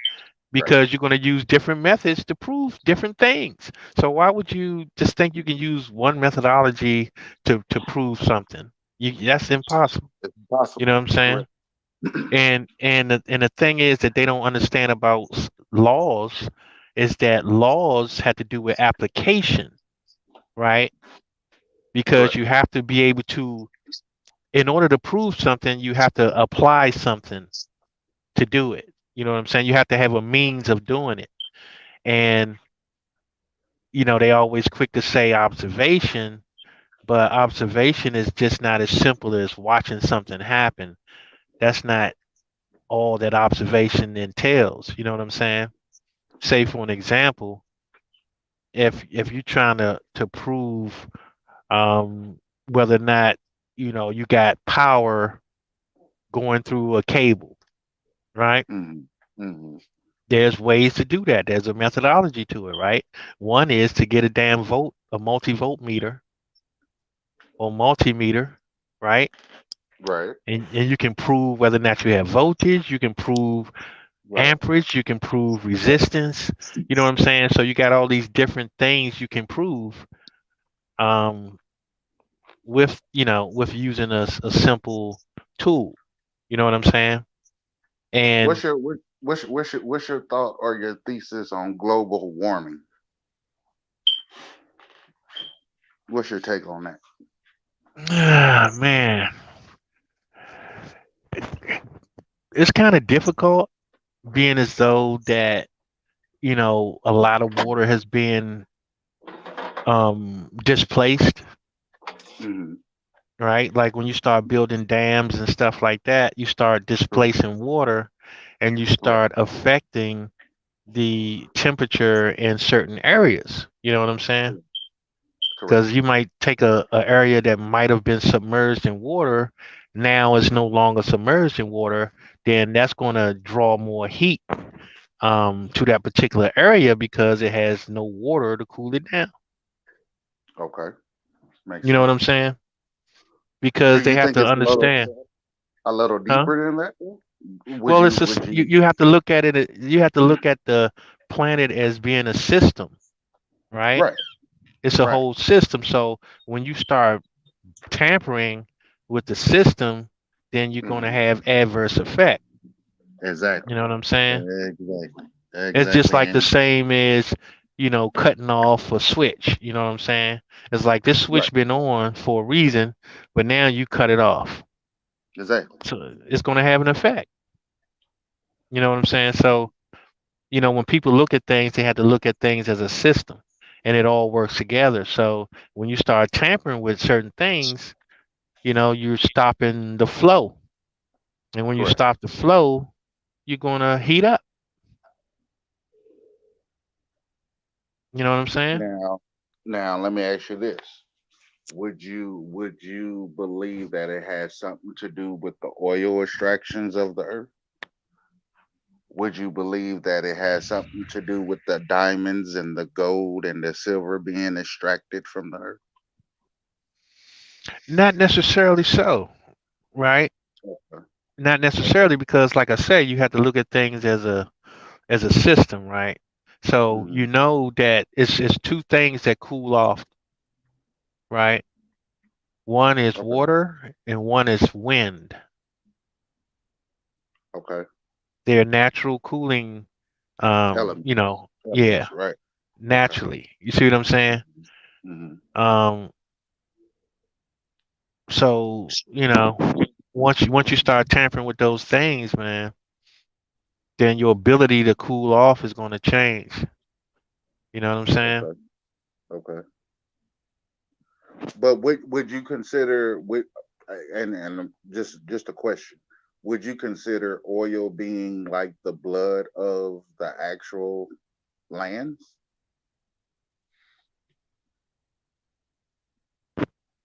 I can't be sure what it is exactly, but I would imagine that it has some adverse effect. Uh-huh. You know what I'm saying? Because if it Okay. was in the ground, there's got to be a Uh-huh. reason that it was in there. Okay. You know what I'm Now saying? gold. Now the gold and the silver, right? Hmm. Because like all of our electronics, right? All of our it has some specks of gold within the disk or the drive. I'm not quite sure which uh I'm not an IT tech or computer. Yeah, it's but yeah. I know but I know what you mean. okay, so if that sends off a electrical frequency, right? Um and then we do know that lasers were the applications of laser or laser lights come from crystals and i.e. diamonds, things of that nature. Hmm. And then, like you stated before, the water, displacement of water. Um, you know, Well, I think it all takes effect in some shape, fashion, yeah, form. I'm sure it does have some type of effect to it. Mhm. But if you look at like gold, gold is a conductor, right? Okay. So we Okay. know that gold is used to conduct electricity, Correct. okay? And it doesn't corrode. You know what I'm Correct. saying? And the Correct. thing is, whenever you're dealing with conductors, metals that conduct electricity, you have to worry about, how they, first of all, how well they conduct, right? Because they all have a rating in which what percentage they can conduct. You know, they have I guess you can say a fixed a fixed resistance, Okay. Yep. right? Resistors. Yep. See that in the Now chat. resistance, right? Okay. Resistance, it like if you take electricity, resistance will be resistance to the free flow of electrons. Okay. Okay. You know what I'm saying? I'm following. Yep. So it has a certain resistance level in them, and some metals they conduct better than other metals because of the properties they possess, where it has minimal resistance and also the ability not to corrode. You know what I'm saying? So all that makes a difference. Okay. It says gold is found. Comment section says the gold is found in the resistors slash motherboard and etc. Okay. Well, it's Absolutely. a conductor. Anywhere you have um, that path of electricity, you have to have wire. You have to have a conductor. But that's copper though, correct? Now that's any metal. Oh, Any okay. Okay. metal, any Okay. metal can be used as a conductor. Okay. Okay. But for certain things, um, certain items that you have in your electrical circuit, you might want it to conduct with, like I said, the least amount of resistance and the ability not to corrode or to hold up. You know what I'm saying? Right. Without breaking Right. down. To hold up Right. without breaking down. And So that. honestly, I've seen a couple of other videos as well, and I'm still diving off into the information, so don't quote this as fact. But I seen where you can take uh, ordinary metals, such as copper, such as aluminum. Um, I don't know the actual recipe for it. What's going on, brother? Good. Um, you could take these metals and you can actually create uh gold. You can actually recreate gold.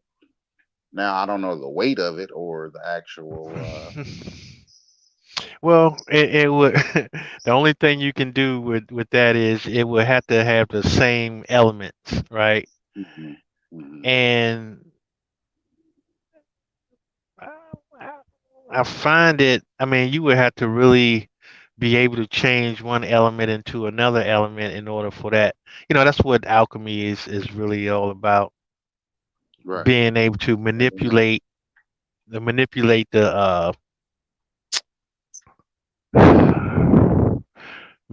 the different elements. That's all alchemy is. Being Okay. able to manipulate elements, right? Okay. Um, People have been trying to do that since the since for a good while now, trying to Okay. recreate it. But I mean, I wouldn't have that much information as far as Right. how to Right. do that. Right. Well, the reason why I bring that up is because like in my walk and in my belief, I believe that at one time or another, um, especially with our ancestors, I believe that they had capabilities that are not spoke upon. I believe that we were able to unite ourselves almost like, I don't know your age, but you probably remember a cartoon show called Captain Planet, where you use all five elements and Yeah, I vaguely remembered. I right. didn't watch it, but I Right. but I heard about it at Right. some time. I don't know. Right. What year was I it think out? Like, I think we had like weaponry that like super exceeds the weaponry that we have now that's accessible now. And I think that was because of our uh, our connection with Mother Earth, with you know a higher power. I don't think we were just just farmers and things of that nature. I believe that we had like a greater sense to be those gods, right? Right? Because the other yeah, nations to be those guys, you had to do something that made that a fact, right? And Yeah. so I think that's more so of what we've been robbed of, because even what we're speaking about now, you know, um, you know, building communities, putting up a resistance, protecting our families, our nation. Um, Mhm. I and also restoring order and high praise to the ancestors. I really believe that we really have to do some searching in our history, returning back to the ways of old, you know, returning back to the wisdom of our ancestors, right? Finding out those things that were once hidden away from us, you know, because I think that is the key to receiving our inheritance. I don't know.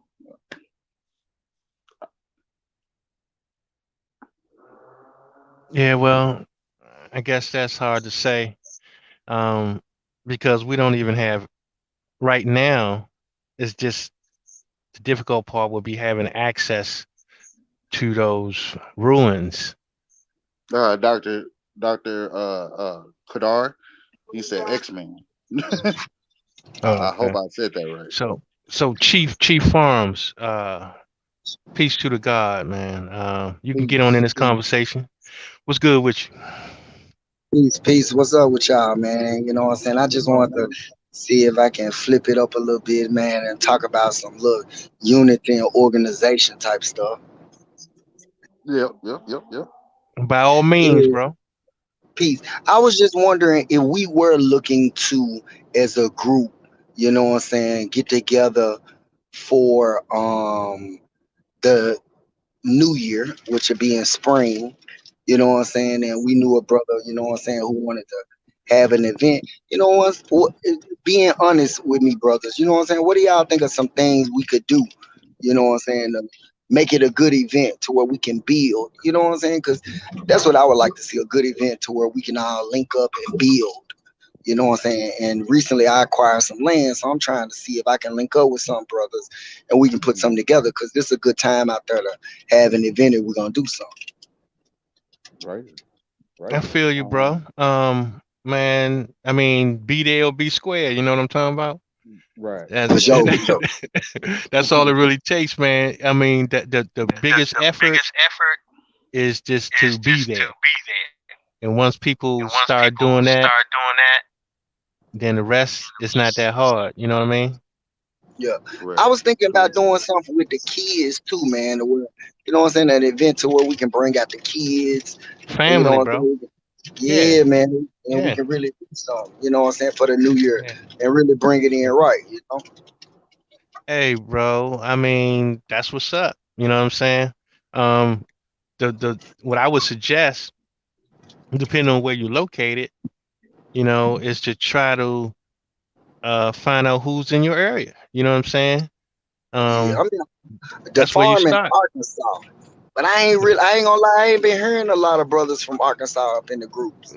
You know what I I'm mean, saying? you I'm from never know. You never know. You know what I'm saying? And I'm Absolutely. sure some nearby. We What's say what's the we wore nearby proper state? bracelets. Yeah, you got some Arkansas, nearby states too. Texas, Tennessee. There you go, bro. It's a lot of people from Tennessee and Texas. A Yeah. lot of people, bro. Yeah, man. You know what I'm Yeah. saying? You just gotta put that energy out there, man. Yeah. You know what I'm saying? Tell them stand up. You know what I Yeah. mean? Say, look, I'm doing this such and such a date here in Arkansas. You know what I'm saying? This is my email. Get with me. You know what I'm Yeah. saying? Yeah. Yes, sir. That's all. That's all you Yeah. do. And And where just to y'all add to brothers that, at? Right now, I'm say in again, Maryland. Okay, okay. That's what's up. Yeah, yeah. Vegas. So, This was up. yeah. This But was just to add to that,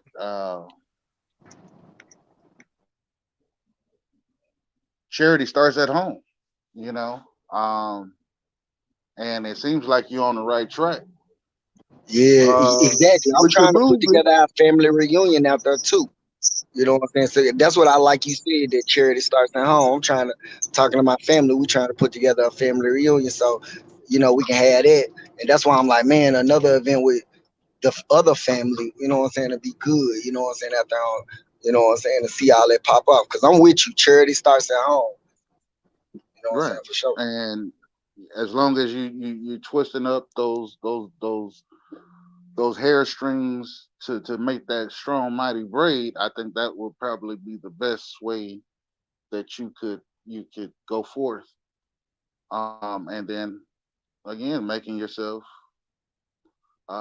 available for the brethren and the sisters to contact you, and it'll come, it'll come. Just got to be patient. Yeah, yeah. And then, cause you know what I'm saying, I got a lot of little cool stuff with the farming that I love to show everybody. You know what I'm saying, what I'm on, and of course, push my products. But you know what I'm saying, I do honeybee farming, and I'm looking into the chicken and pigs. We getting them this month, so you know what I'm saying. That we plan the event. Hopefully by then, you know what I'm saying, I can show everybody who, you know what I'm saying, interested in having these animals. Hey, here they go right here. You know what I'm saying, and we can talk of it, like I say, man, go over a lot of stuff for the kids. That's what I think we lacking most in this community. A real building way with kids. Cause I think if we focus on educating the next generation and a plan and at the same time building amongst each other, that'll be our keys to success. You know what I'm saying? Exactly. Well, just put it this way: it's a lot. It's a lot that need to be done. You know what I'm saying? Yeah, yeah. Um, so you know, it's all in and what you how you see yourself in the future. You know what I mean? Mm-hmm. So that's what it's about. Yeah. Um, So that's a good question. How do you brothers see? Thank you. I'm glad you said that, brother. How do you see if you don't mind me asking, how do you see yourself 2 years from now? Joe Biden been in office 2 years. What do you think? See us as a community 2 years from now? You want to go first, brother? you can take it first. Well, me myself personally, and I hate to be the dark cloud, but honestly, I don't even see myself here in the flesh form, if you will. Maybe extended on because I have a strong inner sense that uh, there's going to be some type of conflict in the near future. So, um, and you know, that's just my take. That's not for the family. That's not for the nation. It's That's just my perception. That's what I see. So I'm preparing for my ultimate exodus, and I'm trying to establish a lifeline and an education for my children and a trust for my children, so they never have to experience the type of life that I once did. But I yield back. Yeah, that's what's up, man. Um, yeah, I mean, time is infinite. You know what I mean? I got kids and I got grandkids. So Mm-hmm. Mm-hmm.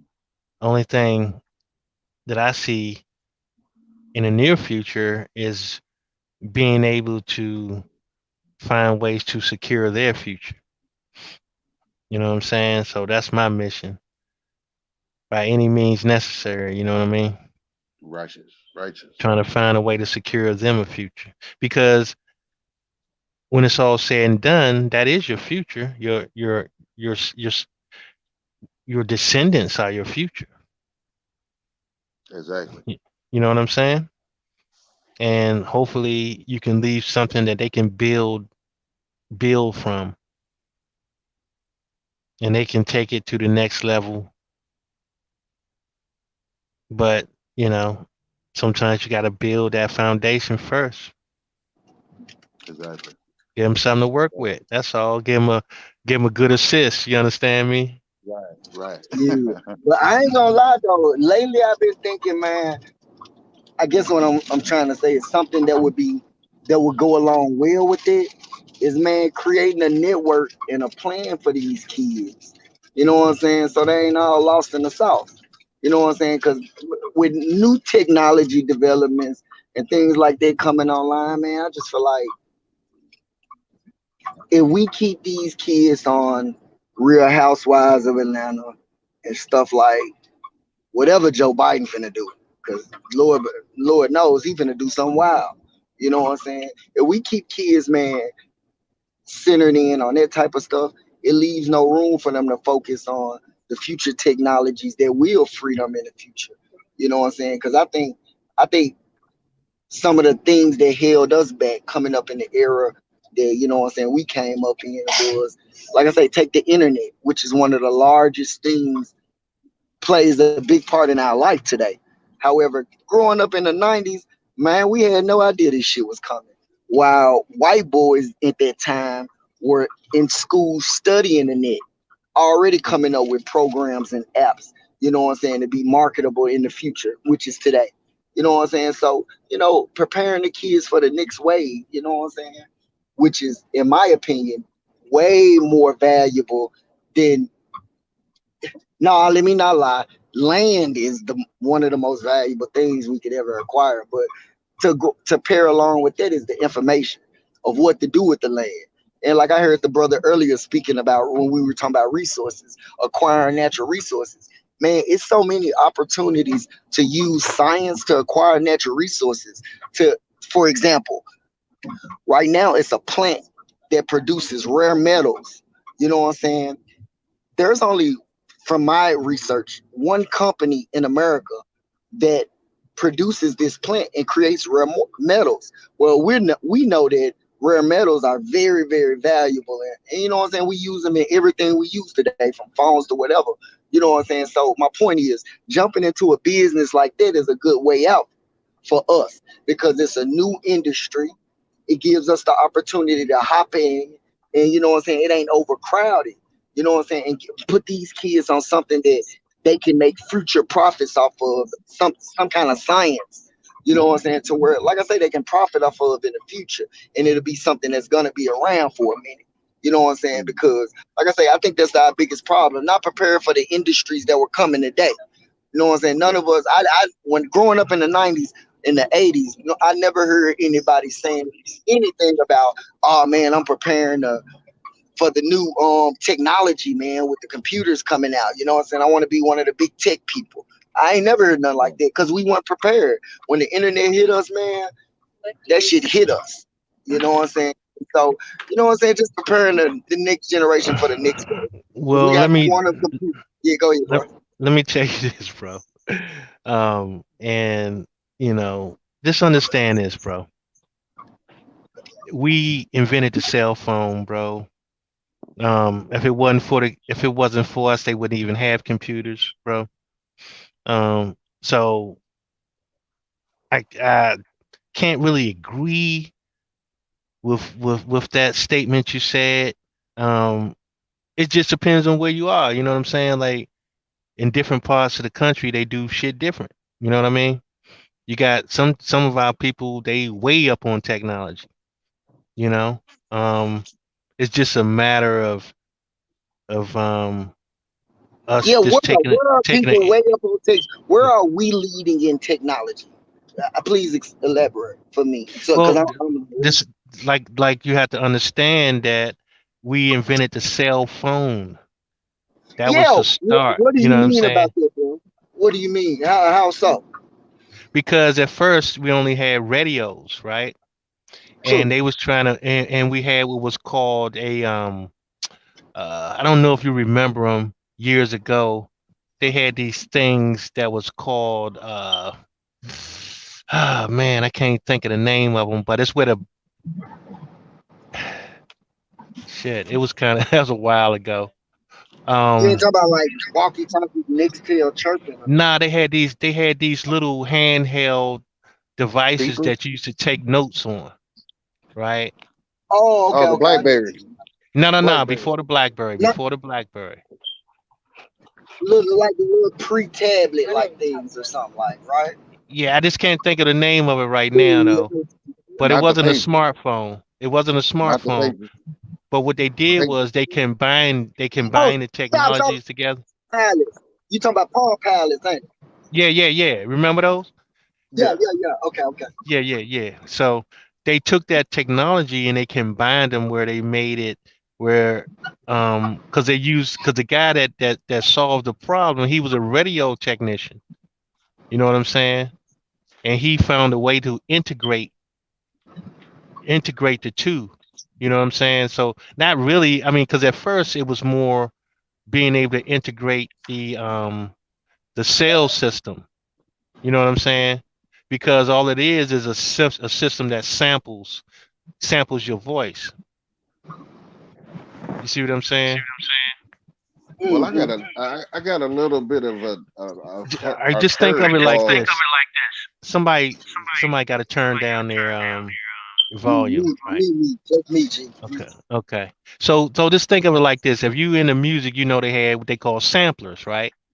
I used to sample songs and sample beats from What songs and he got? stuff like that.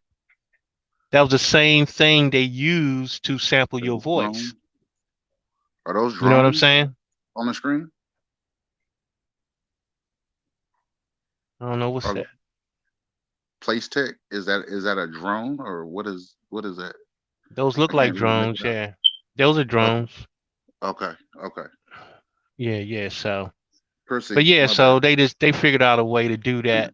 You know what I'm saying? Where they can sample your voice and just send it off. Into break it down into basically ones and zeros. So you had what you call a modulator and a demodulator. You know what I'm saying? So they found a way to do it wirelessly. Libra, what it do? What's good, Chief? Chilling, man. Hey, man, y'all about ready to shut it down? It's on you, bro. So, I'm at work. Shit. I got to keep going. So, so so, yeah, man, you go do It's your up to thing, you. man. Up to you, G. Nah, you good to go, bro. Yeah. Whatever, Yep. Yep. whatever. I You know, want to put in? I'm If a great host. I know how, I know, I know it's Uh, in bed, you know. yeah. man, y'all be getting new recruits every couple of weeks, don't you? What is it? Every It couple of months, a new seems recruit like come it, up man. that's vowed to debunk you. I don't I know what's did have a wrong with little something that I wanted to add to that though, and I think that Uh, this is probably going to be key to get it up off the ground, and especially in a very expedient type of way. And I think us as a community, right? And this is not trying, I'm not trying to like get over on nobody or scam nobody, but in order for us to have a mission, to obtain anything, right, it's going to take finances, right? And if everyone contributes a little something, right? I'm not saying nothing extreme, right? Um, and if we can get people aboard to make that contribution, not for the good of someone, but i.e. like a treasury, or i.e. like a trust, or something of that nature. I think that that would be a huge uh, door opener uh, for whatever way we decide to go with this thing, and I yield back. well, if everybody can get their money back from the church, that'll be a good start. Well, I mean, if we got our numbers up, uh, again, I'm just saying, you know, get the Hey, numbers up to about a thousand, a thousand people. right? $5, $10 a week. Hey, that's something to work with, you know. Um, I say again. I was just gonna say, yeah, I agree with that too. And we can work on making products together. You know, I think Chief can make products too, like shirts and stuff, and do fundraisers, man. That type of stuff still go hard. You know what I'm saying? Do little events together and coordinate.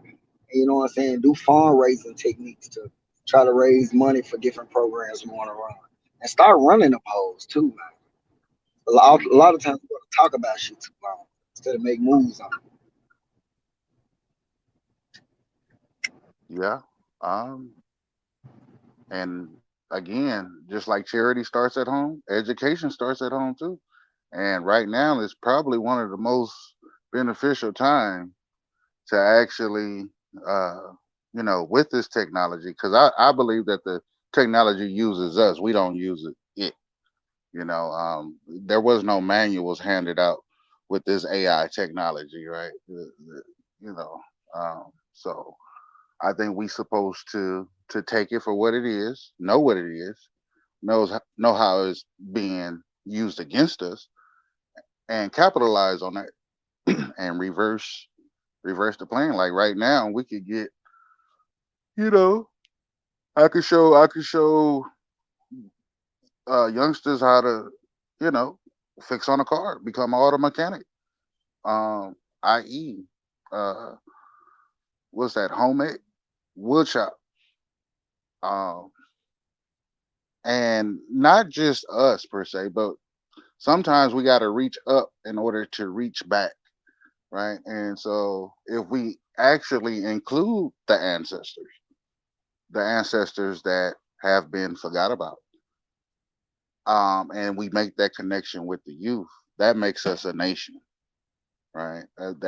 That's where it's at. It's not on one someone or one generation. It's going to take all of us, and when we figure out how to line that up, I think it'll all come into sequence. Yeah. Um, I mean, all that is good, man. You could, I mean, we have to be able to build institutions. You know what I'm saying? And because the thing is, man, it really boils down to commitment. You know, what will make a person be committed to the cause? You know what I'm saying? That's what it really takes. Well, I think we halfway there. I mean, tonight's Nah, was man. what Nah. 8 hours. Just like when you were in school and they used to make you uh put your hand over your heart and pledge allegiance. You know what I'm Oh, that saying? bullshit, right? But Yeah, you can call it that, but guess what? That shit is real. Um, because there's everybody has some level of commitment.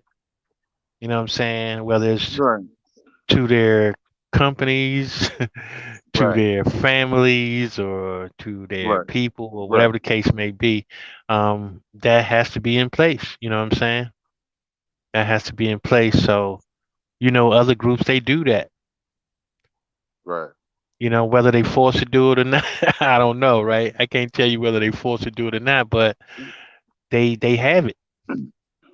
They have it Well, that's the in well. some Before we form. start pledging allegiance to the flag, we have to form that constitution first, right? Right. We got to take that oath, right? Right. We got to know what we signing up for, right? And we need to know the consequences, right? uh, you know, uh, don't And mess there, around and get court martial. right.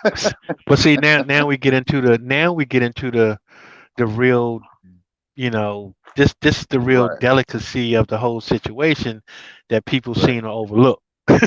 You know what I'm Hmm. saying? Hmm. Because at Hmm. some particular point, it does require all of these things, and that's the parts that people don't, they rather look away from, um, because it's one of those things where as long as you're not you don't you're not forced to do anything, then everything is good. You know what I'm saying? But when it comes to really being committed to something, you know, it's easy for What was somebody to it's easy for somebody to not be committed. right, So as long as right, long as exactly, you not exactly, long as that's not a requirement, everybody cool. right, You know what I'm right, saying? But when it comes to having to putting that commitment out, then now all of a sudden shit changes. You know what I'm saying? exactly. So, but I mean, only the dedicated will make it. You know what I'm saying? Right. In the long run. So it is what it is, and it's kind And of uncomfortable for some people to have that conversation, but that's the real deal. exactly, exactly. And we had spoke with an elder on on uh on a different channel. Elder, I believe his name was Billy. But yeah, Elder was saying that we needed to come up with some type of guideline or format in a book form or some type of form. He actually mentioned book form, but I think it needs to be a more authentic way, a more attractive way than i.e. a book. But I need to come up with a guideline, a guideline, uh, to paint a picture, right? To paint a picture for the fortitude of the commitment, for the responsibility and i.e. the respectability, right? Um,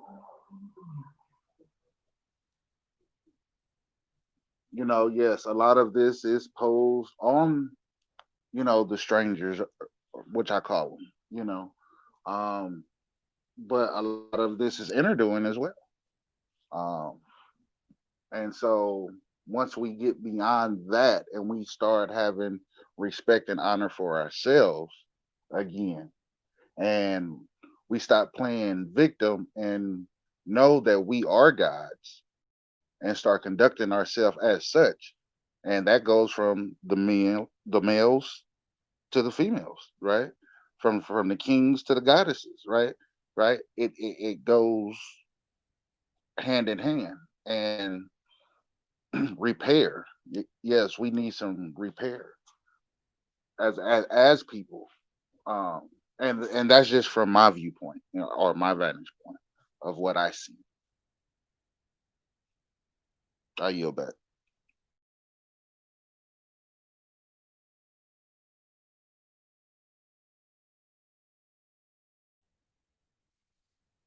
I feel you on that. You know, but I mean, in order to get that repair, you're gonna have some sort of you need some degrees of separation.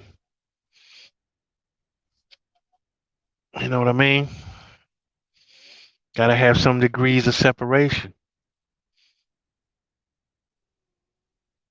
so we can so people can separate their minds from the folly of colonization. You know what I'm saying? Got to be able to have some separation to get your mind right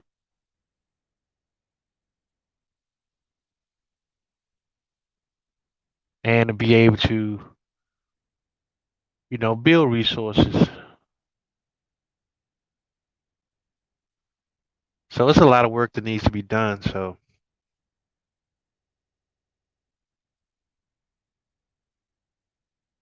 if everybody get in their lane and just do what they can do, then it'll all work out in the end.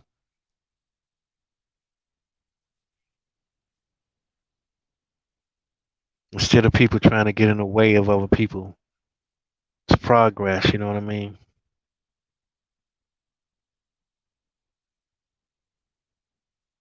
So that's what it's like for me. Like if you're capable of doing something, you have some skill set, get together with other people with skill sets and make some shit happen.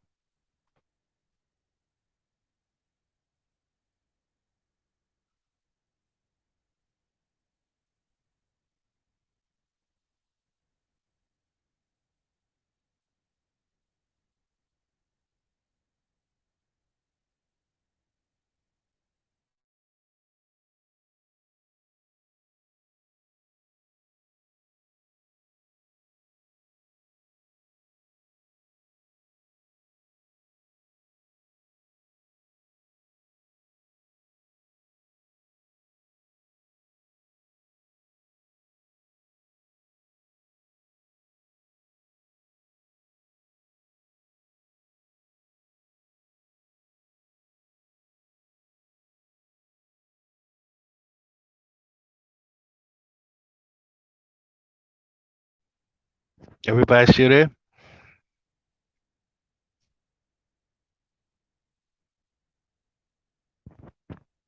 Check 1, 2.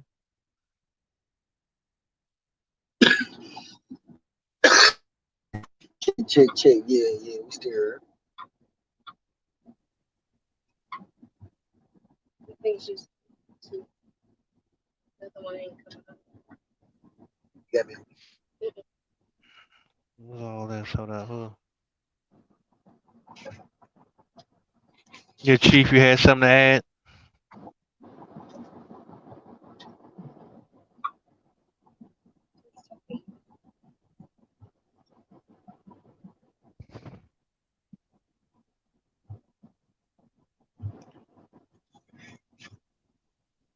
Chief. Yo. Hey, man. Yeah. Hey, well, it's been fun, y'all. It's been very fun. Yeah. This evening. That's for sure. And, oh, damn it. I just don't want me to be on here tonight. It does not. Yeah. Chief, do you do speaking engagements, Chief? Yep. Yeah, man. I need you would drop the your email in the link, man. I need to holler at you about speaking, man. I want you to come out and speak. What part of Arkansas are you in, brother? Man, the farm in Fordyce, Arkansas. I'm from Memphis, but my farm in Fordyce. What you call that? Fort what? Oh, Fordyce. It's by Pine Bluff. Right by Pine Bluff. All right. Shout out to Arkansas, man. Yeah, shout out, man. Great state of Arkansas. All the hot springs here too, man. All the good water, hot springs, man. Good land I heard you. Yeah, that's what's up, man. Can't wait to get out there again. Yeah, man. Definitely. We'll link up. I'm at chiefholiday@gmail.com, man. Anybody want to link up, man? For sure. But absolutely, bro. We can definitely get to that. Y'all got anything else, man, before we get up out of here? No, man. Peace and prosperity to the American gods and goddesses. That's about it. Catch you on the next one. All right. Yeah, that was the grand jury. You know, we got Sister Janice tomorrow and the Empresses, so stay tuned for that. That's what's up. Hey, yeah. Peace to everybody, man. And we're gonna get up out of here, man. Catch y'all in the morning. I'm sure AP gonna be going live a couple hours. Yeah. Love and peace, man. Y'all peace. All right, you too, man. Appreciate you coming through, sharing with us, brother. All right, Libra. Hey, you already know, man. AmericanAboriginalShoes.com. WeAre2am.com. Man, if there's anything, man, Aborigines, man, support, man, Chickahominy Roots, everybody, man, supporting everybody, man, that's putting in work, man.